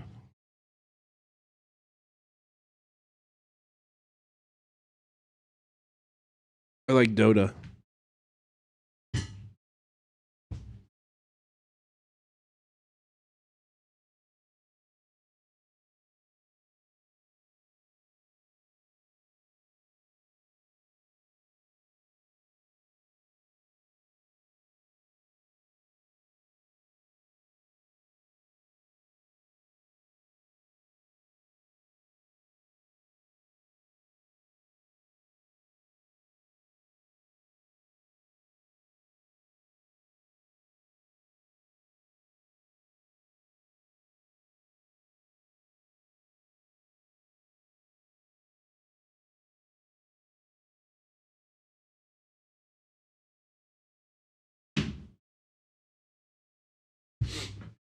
Damn, like I said, long queue times. Like I said, takes forever to get in a game because it's fucking dead. Yeah, I think today it hit under 10K, like concurrent players for the first time. It's okay. Like I said, it's early alpha. I think once it's available to the mass public, it's going to be a very different thing. It's a fucking Valve game, and it's actually really good. Like, it's a really good new Valve game. I would be shocked if this flops.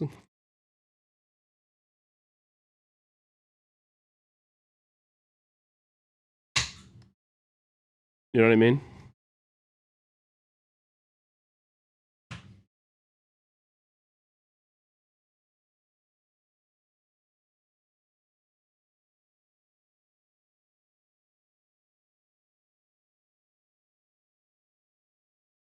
Chat, we got a hype train going. If you enjoyed the stream tonight, let me know by subscribing. Show some love. Maybe you could subscribe for one of the unsub chatters in here who doesn't have the ability to subscribe this month. Try Rivals and I'll gift 10. I mean, damn, yeah, okay. Yeah. That's the best offer I've been given to ever play a video game on stream. Yeah, easy.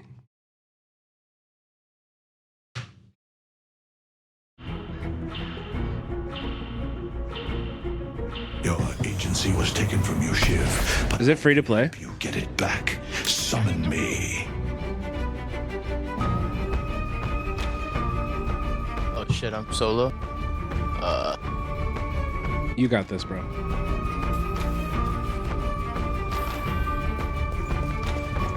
I believe in you. Oh, it's against something that I believe in myself too.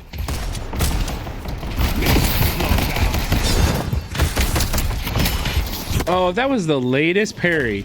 That was the latest parry I have ever seen in my entire life. What the fuck? I got 0 out of that wave before I died. That's really bad. I actually did not like, I've never liked Overwatch. Oh my god, they're denying everything. What the fuck? I've never liked Overwatch. I tried it multiple times, had friends who liked it, and I just don't like it. I don't know.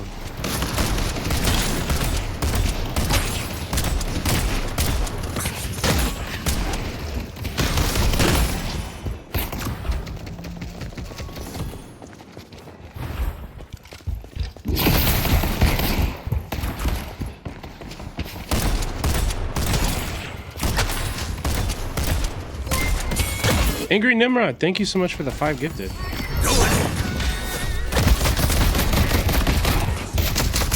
Oh my god, I'm fucking shit up. I'm actually playing like ass. Softening him up. Keep fighting.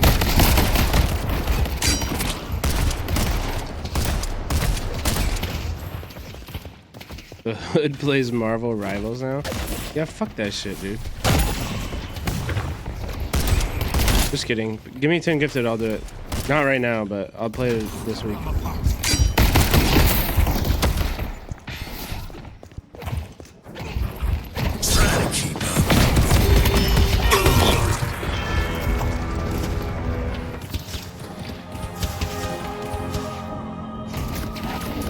Adding a 6900, a Radeon 6900? Does it have ray tracing? Dude, this guy's parry is insane. He doesn't parry until the minute that I hit, like the second that I hit him. Like it feels like a script.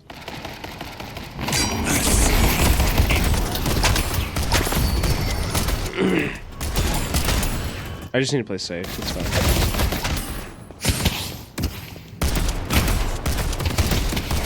No AMD. Wait, so you just can't play? You just can't play that game with AMD? That's what you're saying. Magged up in California, where you can't even have a gun. You'll go to jail. Whatever fight you're about to start,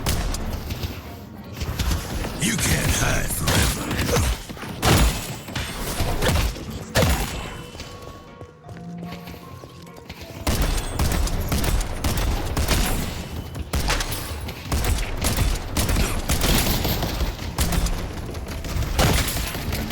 Our purple walker is under attack. Drone blades. You got expensive taste. I love it.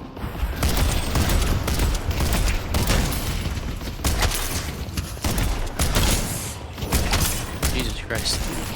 They want you to pick. Okay, he sucks at aiming though. I own that card and I'm playing the game right now. Okay, sick. Wait, maybe I googled it with I googled Indiana Jones the game with my graphics card, and people were like, Jesus. "No, it won't play it. Like you just can't play the game." Was I lied to? Like, can I play it? Should I buy it again after I refunded it?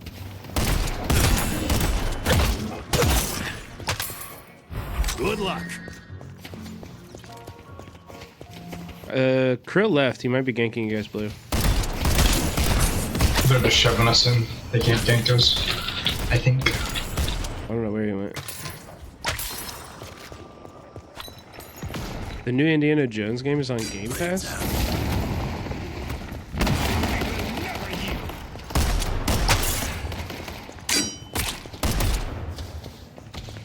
Is it? Nah. Coordinate.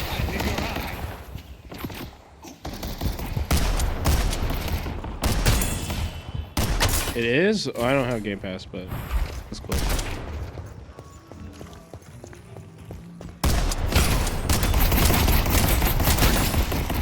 They're gonna bleed. That's crazy. That's a brand new game.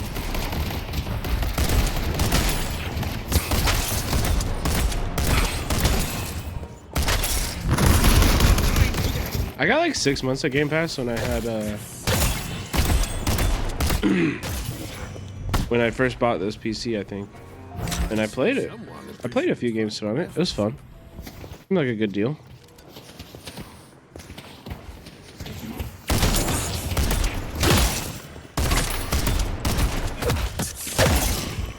Knife out.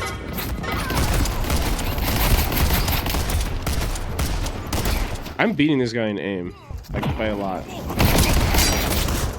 He's just hitting his abilities and parries way better.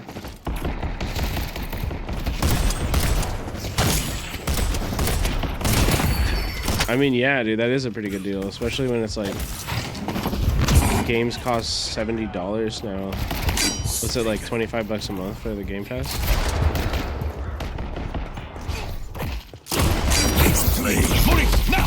Yeah, you got nothing from that. Yo, I can get a little help. Oh, he's 1 HP. I'll come.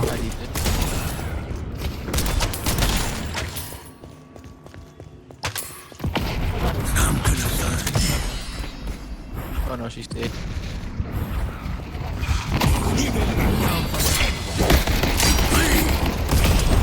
I can send Ultin to help you guys seize green. Here.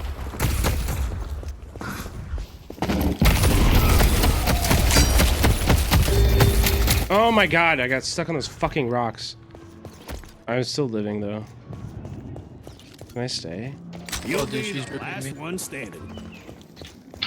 Did I just die if I stay? She's not, she didn't go.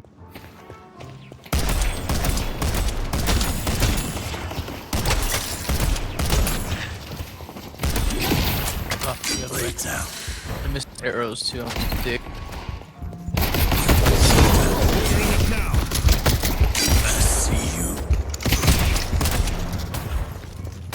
I'm doing good damage. I'm not really. That was a good trade. It was a really good trade, actually.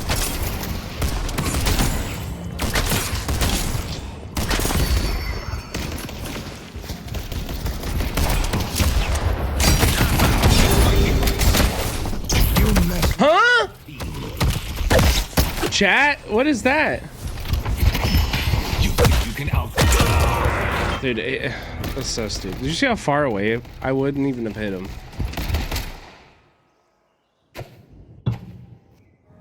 Like, if he doesn't parry, I don't even hit him with that melee.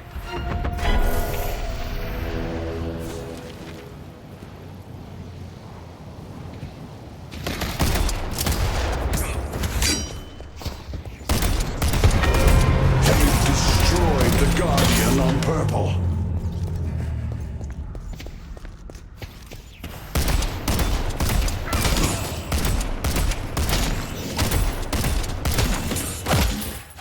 We're actually like not even behind on them.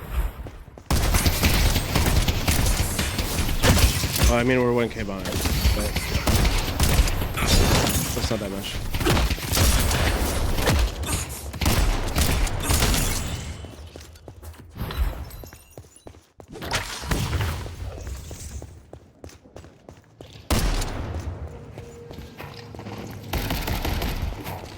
Bleed. Arcane, how do you feel about Carter leaning into his pro Fortnite destiny? Ever since he won that tournament, the guy's been letting it go to his head, man.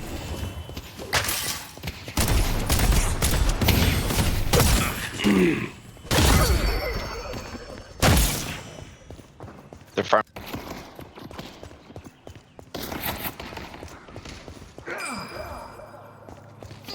I got him. That's good. That's all I want. Sounds good.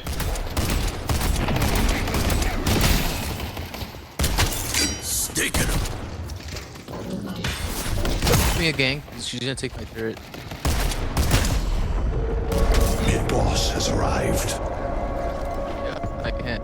They've destroyed the Guardian on yellow.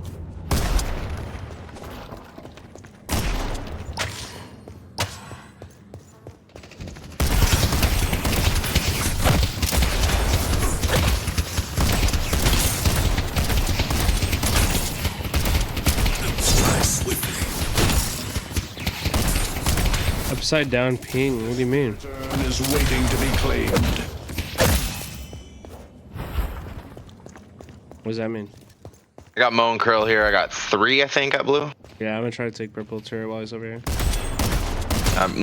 Curl's heading back yellow, purple. Stay yellow and match her. I'm gonna go help team. Okay. Oh yeah, he is. I need to buy, bro. I just bought. I'm gonna go help blue. I'm sending ults in Haze. Ult with me. Oh, you don't have it. Alright, doesn't matter. I'm sending it. Both. Let's get them to back up a little. It's good. Oh, Carter in Australia. Hell yeah.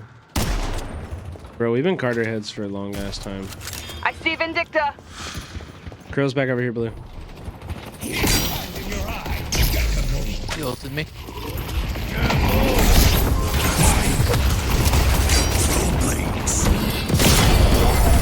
Nice. That sucks.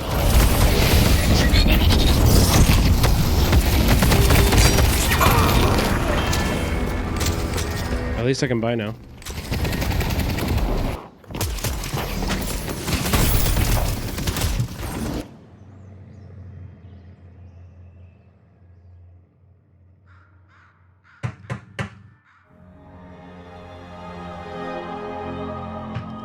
No, that's cool. I wish Our purple walker is under attack. a cool side effect of getting a new PC build is that I can give Becca this one, and maybe we can like game easier together.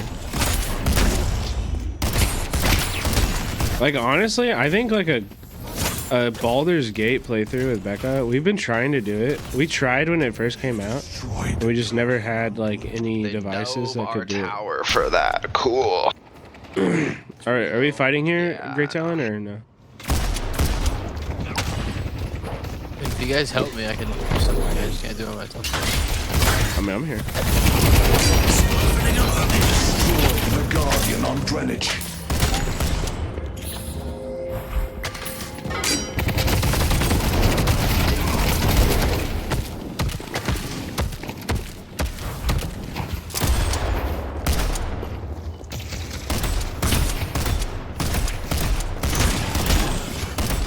So yeah, it's like a normal MOBA. You play. There's like an economy, big economy game.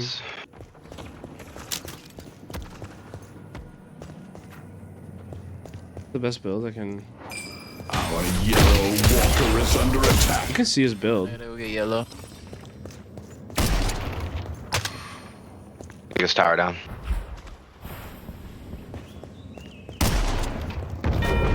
They've taken our yellow walker.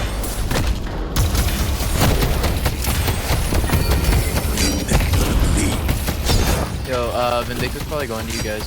Furnace behind us, Care. Guys, Vindicta's just kill probably from going Furnace. behind you as well.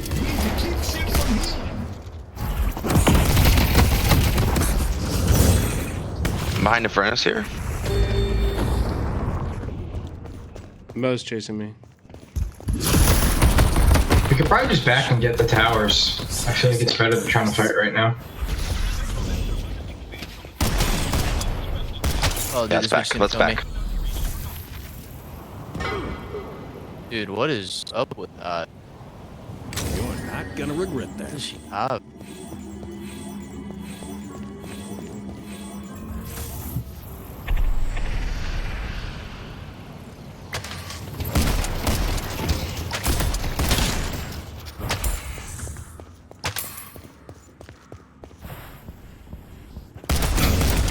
Dude, his damage is insane. Holy.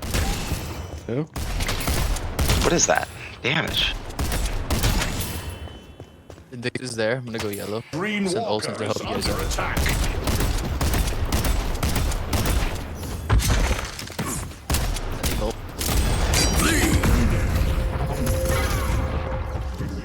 I thought we were fighting that. My bad.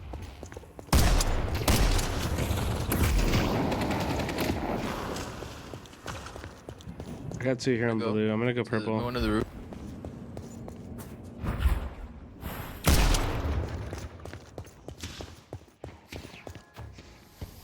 The spirit urn is waiting to be claimed. I will bolster your mind and spirit.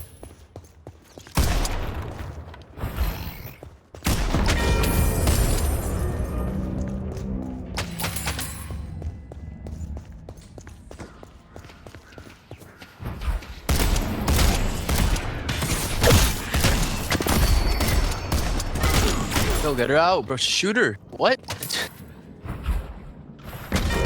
Dude, she's just there in the air. We don't even have to do that. He was dead. Take his tower shift. Yep.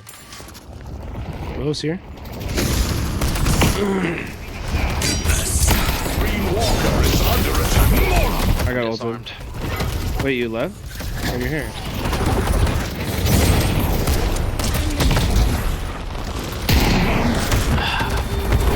I think Dynamo just ulted. He did.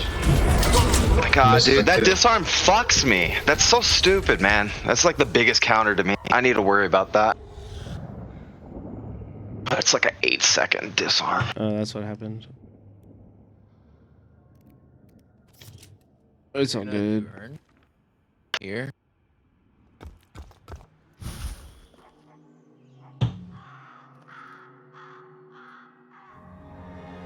Yeah, this krill's good.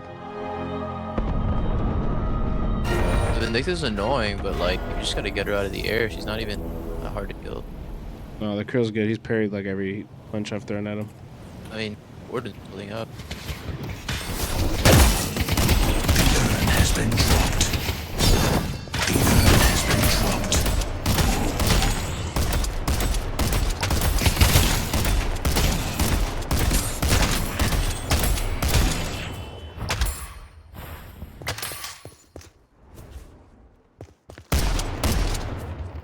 Wait, no way, Dynamo. Dude, no way. I fucking darted him. I have this guy right here. Blue walker is under attack. I'm going blue. Gotta get back. I gotta fire more. I see Krill.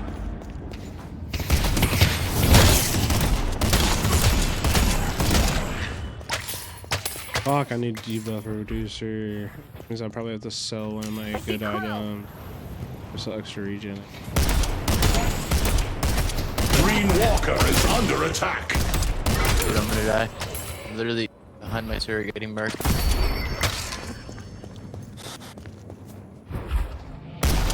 I won't lie.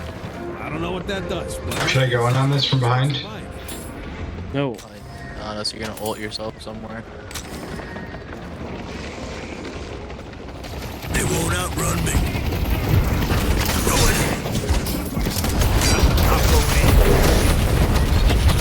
They have infinite health, I swear to God. Do we have a heal bane? I'm gonna send ult in. I can go behind him and ult, but I'm I'll sending probably die ult. for this. Try to haze ult. You gotta get unstoppable ASAP. You do it. Here it comes. Bo's diving me here. Warden ulted. Fall back, fall back. I stunned them and stopped. He immediately stunned me. Fuck, man. Alright, we can. I can't. Back off, back off. Did he get unstoppable? Yeah, well.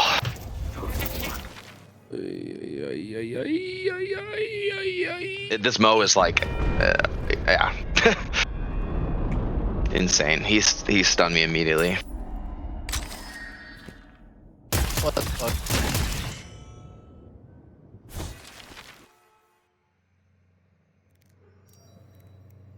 Vindicta's a problem. Okay, I got heal bane and debuff reducer. You still need to knock the Vindicta out of the air. The knockdown, Elvin can get it, I think. Yeah, I'll get one.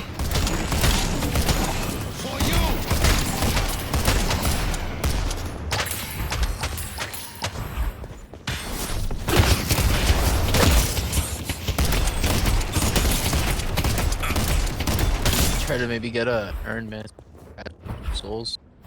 We did get the last turn, by the way. They dropped it off and I picked it up. Nice.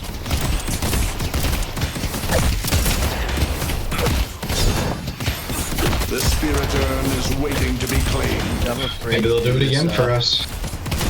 Let's go to York. I gotta buy I'm here. This. I'm trying to get the.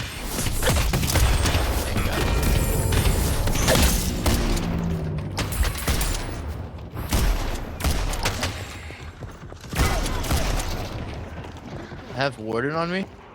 Yeah, just fall back. I'm gonna try to like hide and jump out. Dead? Jesus Christ, man. Dude. I'm just walking.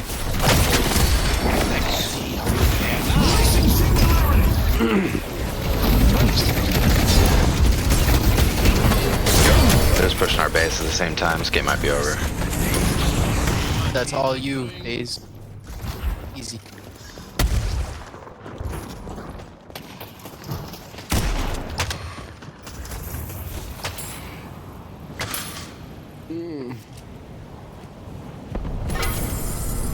I got one of those for the missus. Fix it.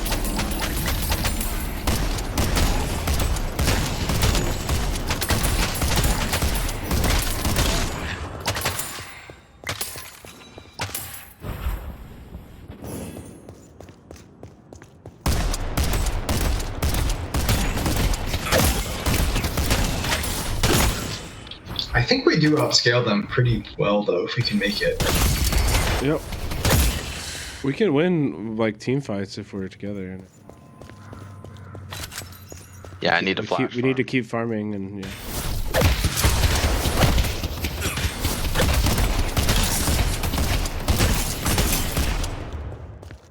Yeah, they've updated it.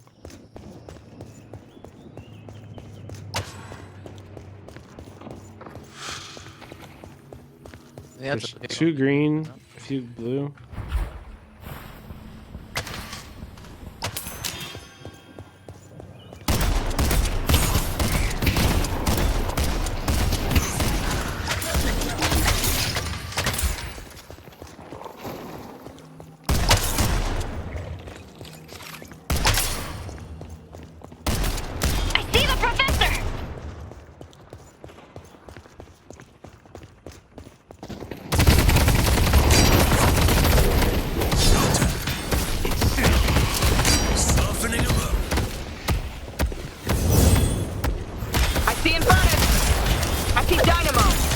I don't think we want to fight here.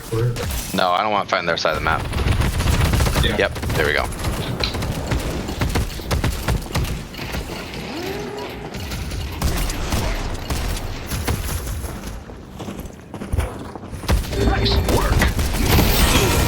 it anyway. Mirage is in our jungle.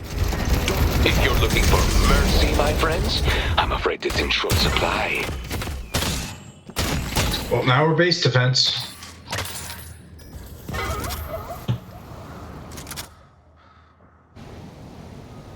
I got unstoppable now if it matters. Breached our stronghold.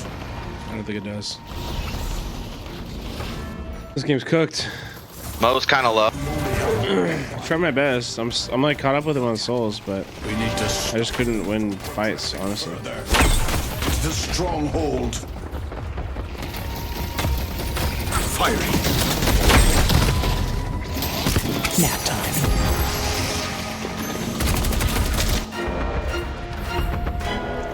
I think our damage output's not good enough.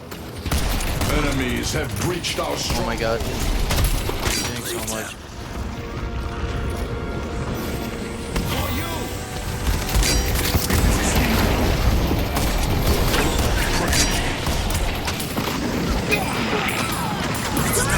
At least I got Mo. I got Vindicta. I got ult. I got push them, push them, push them, push them, push them. I got ult. Go after them.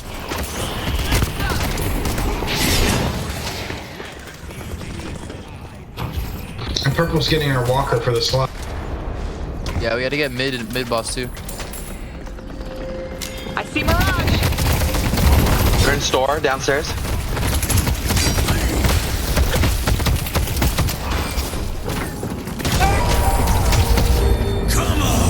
I don't know if I survived this. I think I just die.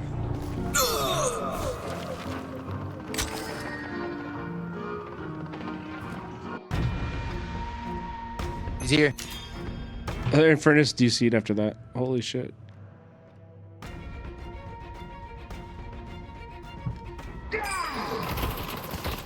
Alright, I think we gotta get mid boss, no? Okay, oh, no. it goes on me, of course. Oh, dude, I have fucking Vindicta on me.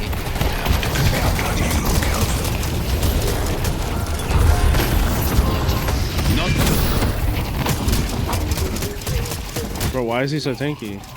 Vindicta, where is she? Show them why you are legend. I have ult to seize Vindicta to get after her if you can. Get her. I'm very lowish. I can't. I have no ult Let's yet. go, back off. I'm gonna go get bridge buff. We should maybe get, Try to get left side bridge buff. They're both up right now. I'm getting one. I think I'm dead. I'm behind her. I just don't really want to show. I stunned her. Down, she's falling. I got sniped from really far. Did we get bridge buff? I did.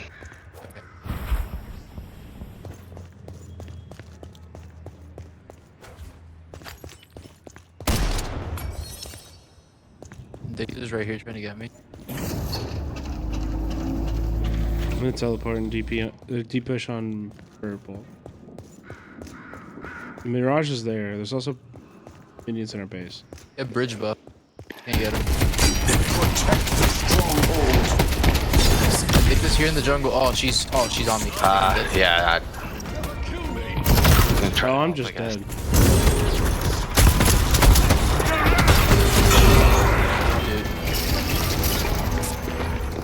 I did not see the warden.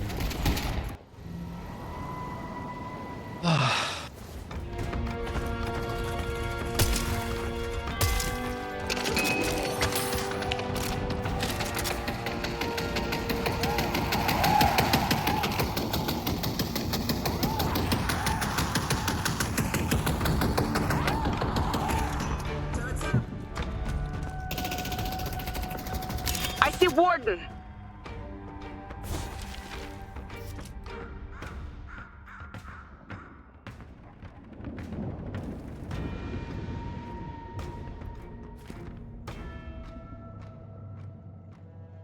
I think that's Warden ult down at least.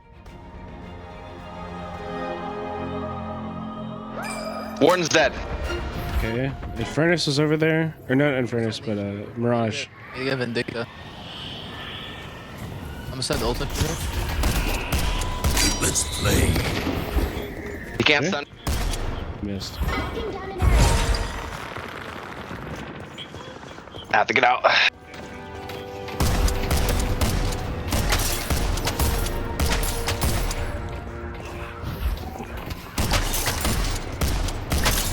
Vindicta stunned and fallen.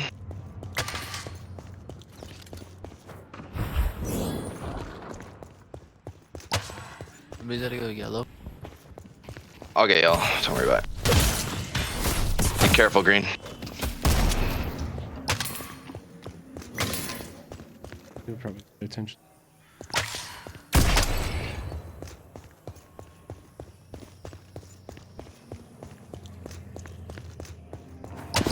An excellent choice.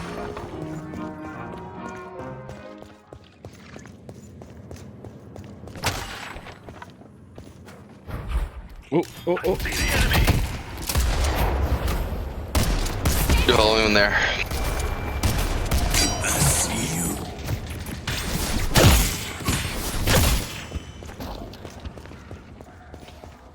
Warden here too, blue. Got Mo on you. Mo and Mirage yellow, so blue is 2 people missing.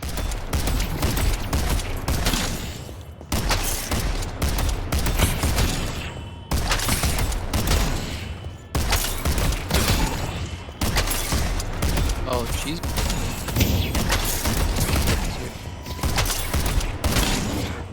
Here there, Iceman. Yeah. Oh, there's like a bunch behind you. Goodness, we gotta get out of here. Yeah, she's dead. Or not, maybe? Oh. Don't go help her, just let her get out if she can.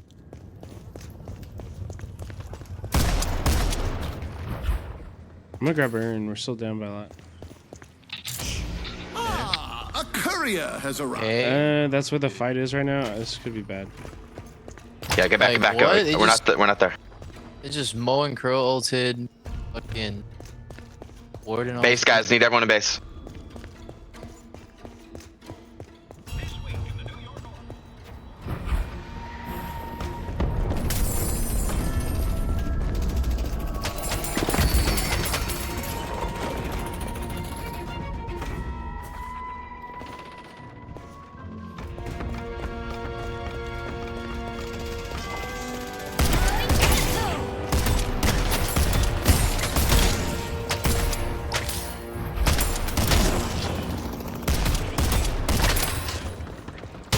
Huh? Was my ping fucked up? What was that? Wait, my ping is really bad right now. Are we good on the stream? The spirit urn is waiting to be claimed.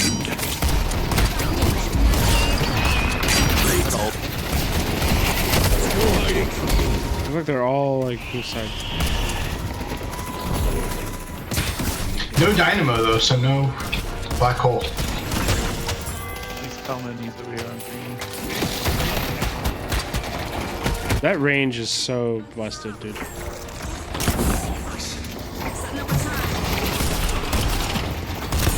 Oh, she's trying to get me, punch her. I'll be ready. I think we should let him push a little bit. I think they're winning at this long range.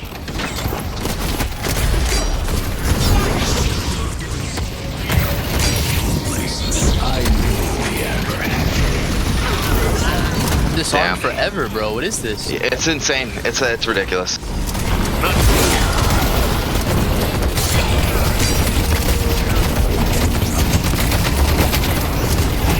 Good kills though. We win. It's their strongest. I have ult in a few seconds. Keep fighting. Yeah, get Mirage first, or Infernus. I have ult. Mirage is low. I have ult. Go. Mirage is very low. He's 1 shot. Don't know where he is. No! Dynamo's coming from behind. Dynamo's behind. He has an ult. Get in base, Ivy. They outplayed us so bad. Hello. Oh man. I think it'll be a 3v3 though. I don't think they win off this.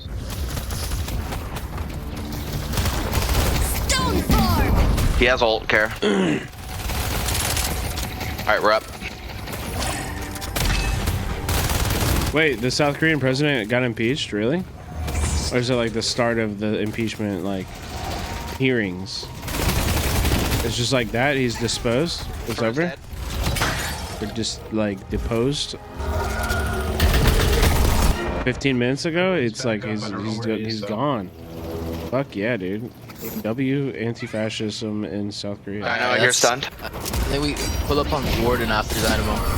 We got this. Let's go. Everybody faster plan us. Mid. Oh, well, these are the back guy. Mid. Go mid or no? Boss, yeah. I'll take on what I'm up. Does anyone want the yellow wave? Yeah, you guys got it. I'm starting mid. I don't need it. They're doing earn too. We can fight for that after. That means Warden's leaving. Mirage is nearby. I'm actually just gonna go to you guys and then I'll get the little yellow wave.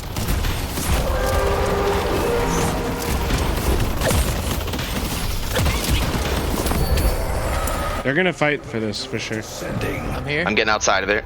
The urn has been dropped. Get him. Get his ass.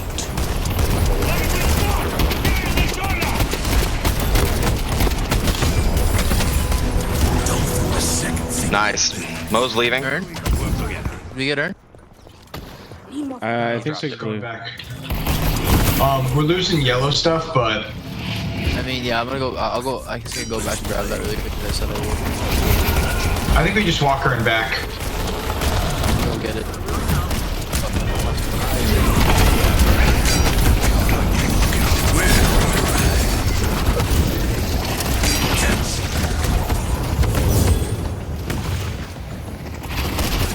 I think we back off. Maybe we only have 5. It's back. And we Ivy, drop their urn and pick me up. Drop their urn and pick me up. Flights on cooldown. Oh, your flight's. Oh. Care guys. I thought you had ult. They were close. My bad. I should have looked up top.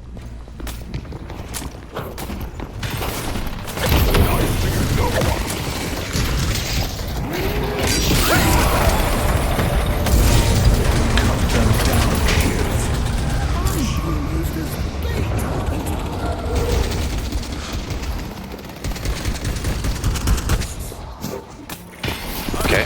Got it. Got it. I'm probably gonna die. I screwed up. Maybe not. Back up. Yeah, you're good. Going, guys. Guess I'm coming yellow now. One more body for the pie.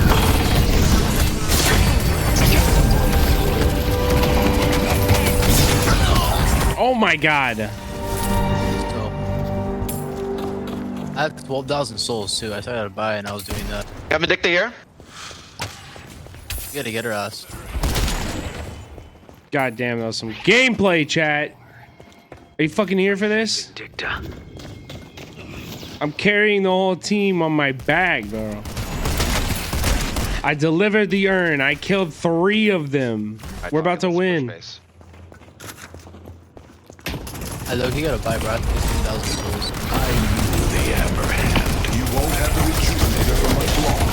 Give me this bitch. Invicta, it's not down.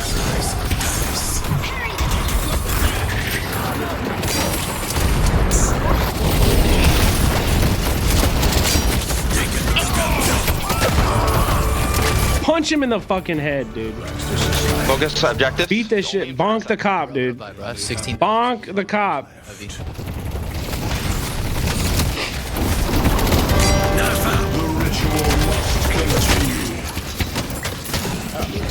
What do you think you are? Who do you think you are? I am. You dumbass. What are you doing? What are you doing? Why are you challenging me? Fuck! Dude, if I hit that, I get a... If I hit that, I literally get Leech lifesteal. I would have got Spirit lifesteal. I would have got healed from fucking so many different... I would have killed him and gotten healed a ton. Dude, how the fuck do they see me? What's happening? Also, look at all these flex slots we have open now. God damn. You get restorative locket. I'm here. Yes. Mirage ult is always kinetic dash. Always gets you. Yeah. They're to our left, I think. Mid.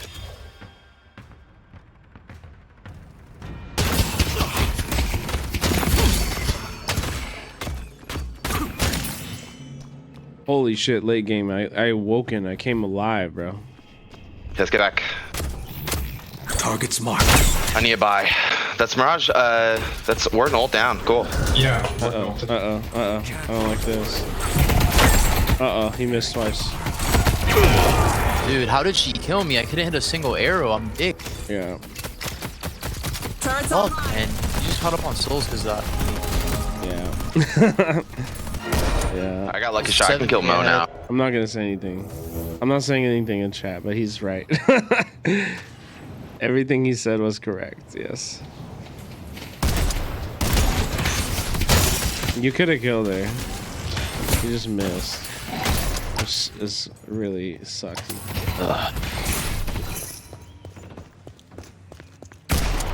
It's gonna leave a bad taste. Warden here. Warden here. Oh, Mirage. It's Mirage.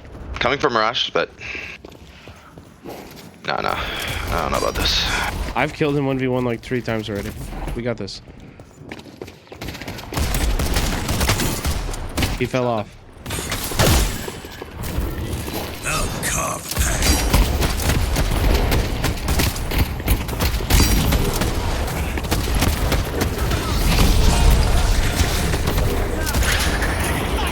Pearl is here. I'm gonna defend purple instead of coming. he's just surrounded. Sending ult in.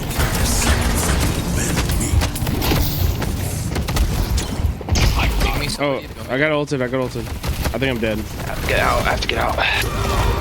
The spirit urn is waiting to be claimed. I'll try it. Yeah, of course. I got nothing against. I've just literally never played it because Overwatch games are not interesting to me. But if y'all want to see me play Marvel Rivals, then shit, bro, I'll play Marvel Rivals. I don't care. I wish they would pay me to play it. Yeah, I'm diamond, or I peaked diamond. But honestly, I haven't played Deadlock. I haven't played Valorant once since Deadlock came out. I like 100% traded my addiction to Valorant to Deadlock. I didn't think I would die that fast.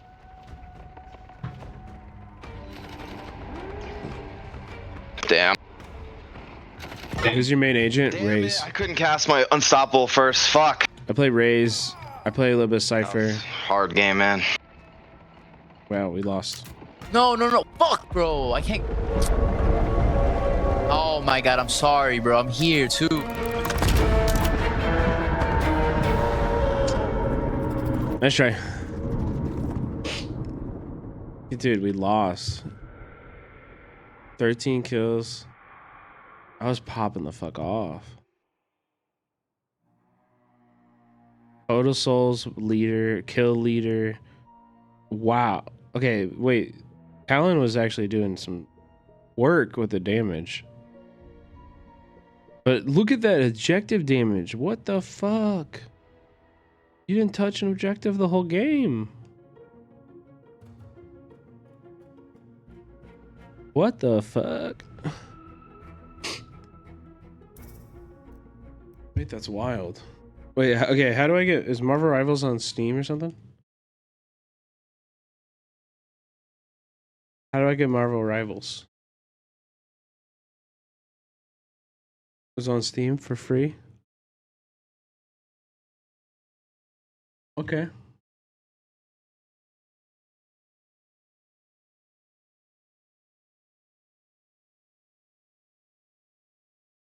$47 gigabytes. Oh my god.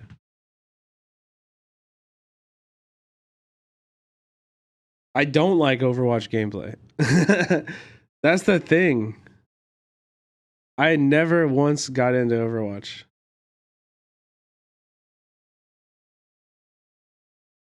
Don't play then? Well, yeah, if everybody wants, if chat wants to watch it, why not?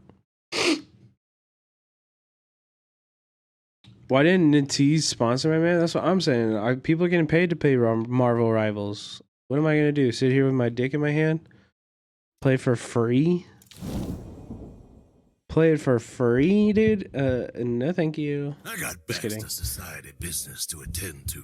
Somebody in chat said they'd pay me 10 subs if I played it. That's the best deal I've